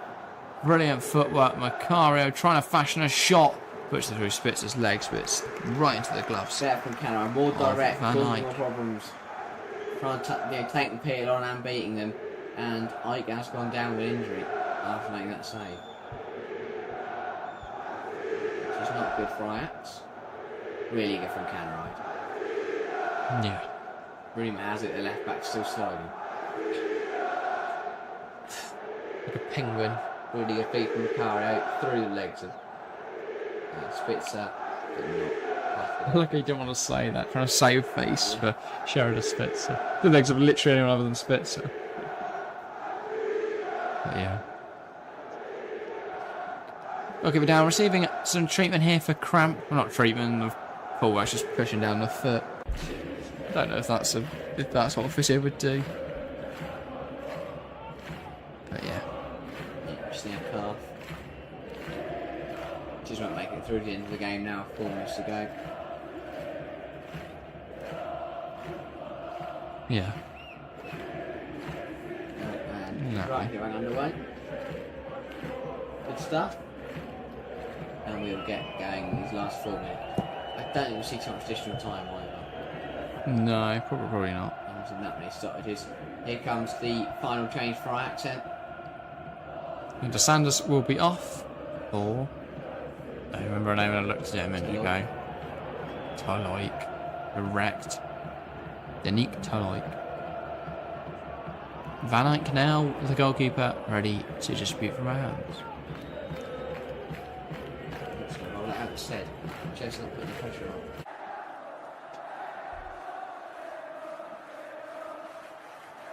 Ball goes long from Toloik. Nodded on, Loik to putting pressure on Jess Carter. Carter can't clear it. Now she does clear it, one high up the field. Koikala. Now Toloik, and what a save! Save again. Tipped round the corner by Zakira Musovic. I mean, Musovic is getting Chelsea out because again, it's just common sense. But Carter, if Carter, this whole move. Just come on Toloik and does that. Yeah, great strike. Again, Cuthbert spun too easily, and an incredible save by Musovic. But that whole scenario is stopped if Carter just heads it back to the goalkeeper, rather than trying to clear it up in the air. Or don't clear it directly to Koikala. Ball into the box. That's going to go everyone. Chelsea have been really shoddy in the second half. Yeah. We deserve to lose the game. We really do. 2 minutes to go though, of normal time. Yeah. Not long left. And a good game. But for us, good stream. For Chelsea, not quite what we were expecting, I think. Good game for us, good stream for Chelsea. No, good game for us, good stream, you know what I mean. From Chelsea, it's not been what we expected. No, but it will see us through. And that's really all that matters. Well, I don't think Ajax are going to score 3 goals in a minute and 20 seconds plus additional time. If Lloyd could hit the target more, they could have caused us some serious issues. Yeah, and that's why they got it. Kind of right. Coming forward, just really being underestimated, I think. I think Chelsea have played too weak a side tonight, but it's sort of through necessity because we've got a cup final on Sunday. We take a draw, it's not like we're lost yet. The draw's not bad result. Actually, Lawrence. Fans who are watching that, Justin with Grant. That's out for a throw. Anti bingo. Oh, I like a bit of this. I will say 3 minutes. I'll go 4. Well, that's just better, isn't it? Yeah. We're playing the game. 4. I was going to say 3. It was 3 now, you know. Or 1 or 2. No, I'll take get closest. Here's Paneride. Driving it forward. It's knocked back home. And Ajax will look to build up Spitzer. He's fine, by which. Oh, that's boring. Spitzer's going to hold the ball forever. I can see it. I mean, Van Eyck's just gone down for 2 minutes there. Yeah, 3 with the 3 predicted, perhaps. And Van Eyck can come under a bit of pressure there from Helena Kankovic. Spitzer. Gonna go long here. And just makes a bit of a hash of it, and it goes back to Goki Musovic. Feelings about Goalkeeper again, not convincing at all from the camera. Look out for boot there. Right. Jim. Should really picked it up, but. Well, I guess it wasn't Beach's intention. Yeah. No. Spitzer. Kankovic, Macario fighting away with the ball and comes away with it. Goes towards Canarives overhit. They poke or thrashed. Not intentionally, just Macario's too fast. Brilliant stuff here from Ever Perisse to win that ball back, but she will pick up a yellow card. Yeah, hold on. Quite smart, not holding on to the shirt, holding on to the actual cuff of the undershirt of the Ajax player there. The referee did see it, and Perisse is quite clever. The first player to go who's looked. Yeah. Just grab onto the cup. I was just going to get away with that. Oh, there's one on the line. On the... Yeah. Ball bouncing around. Down attacks her. Still not convincing from Chelsea though. Ball back in. And that'll run through the message. 2 minutes to play. Do you want to give a player of the match, Harry? Well, we've got 3 minutes here. We've got a lot happening. I think it's a really difficult one. I'm actually not going to give it to a Chelsea player. I'm going to give it to Lyon. Oh, you're boring, aren't you? I think she's done really well. I know she's missed quite a few opportunities. Through. Macario. Oh, I was about to change my mind. Why she shot? Should have scored. Yeah, I will give it to Lyon. I think she's played really well, held the ball up well. You know, I know she hasn't scored tonight, but she's done really well up there for Ajax, creating those chances and giving it, having a really good go at it. I think she missed some chances, but not by much. Yeah. And she did create them herself with a very, smart play and a good game from her. Chelsea, not impressed, not happy. No, I agree. Mine is Remy Deutz. I think it's impossible to look past her really with her performance tonight. I will give an honourable mention though, because I don't want to be boring. Two players, first of which is Sheridan Spitzer, because she's always incredible, and she's been pivotal really for Ajax this evening. A real stalwart at the back line and commanded it with, well, I will throw a Chelsea player in though as well. I'm going to say Aguilar Jones. She was very I good. thought in the opening exchanges, everything positive for the Blues came through Aguilar Jones. Yeah. I think we've looked a lot less direct, a lot less threatening once we've brought her off this evening. So yeah, for me it has to be an honourable mention there. So yeah, if you are watching along, please feel free to give your player of the match in the live chat, and we'll make sure to read it out. Canaride in on goal, great tackle, and that will be a throw. Yeah, Ajax won at that. I feel like she could have done more of that. Canaride. Could have seen the player coming across and thought about used it. Yeah. Ingle, Kirby, Kankovic tries to lift it to Kirby, but run through to Van Eyck.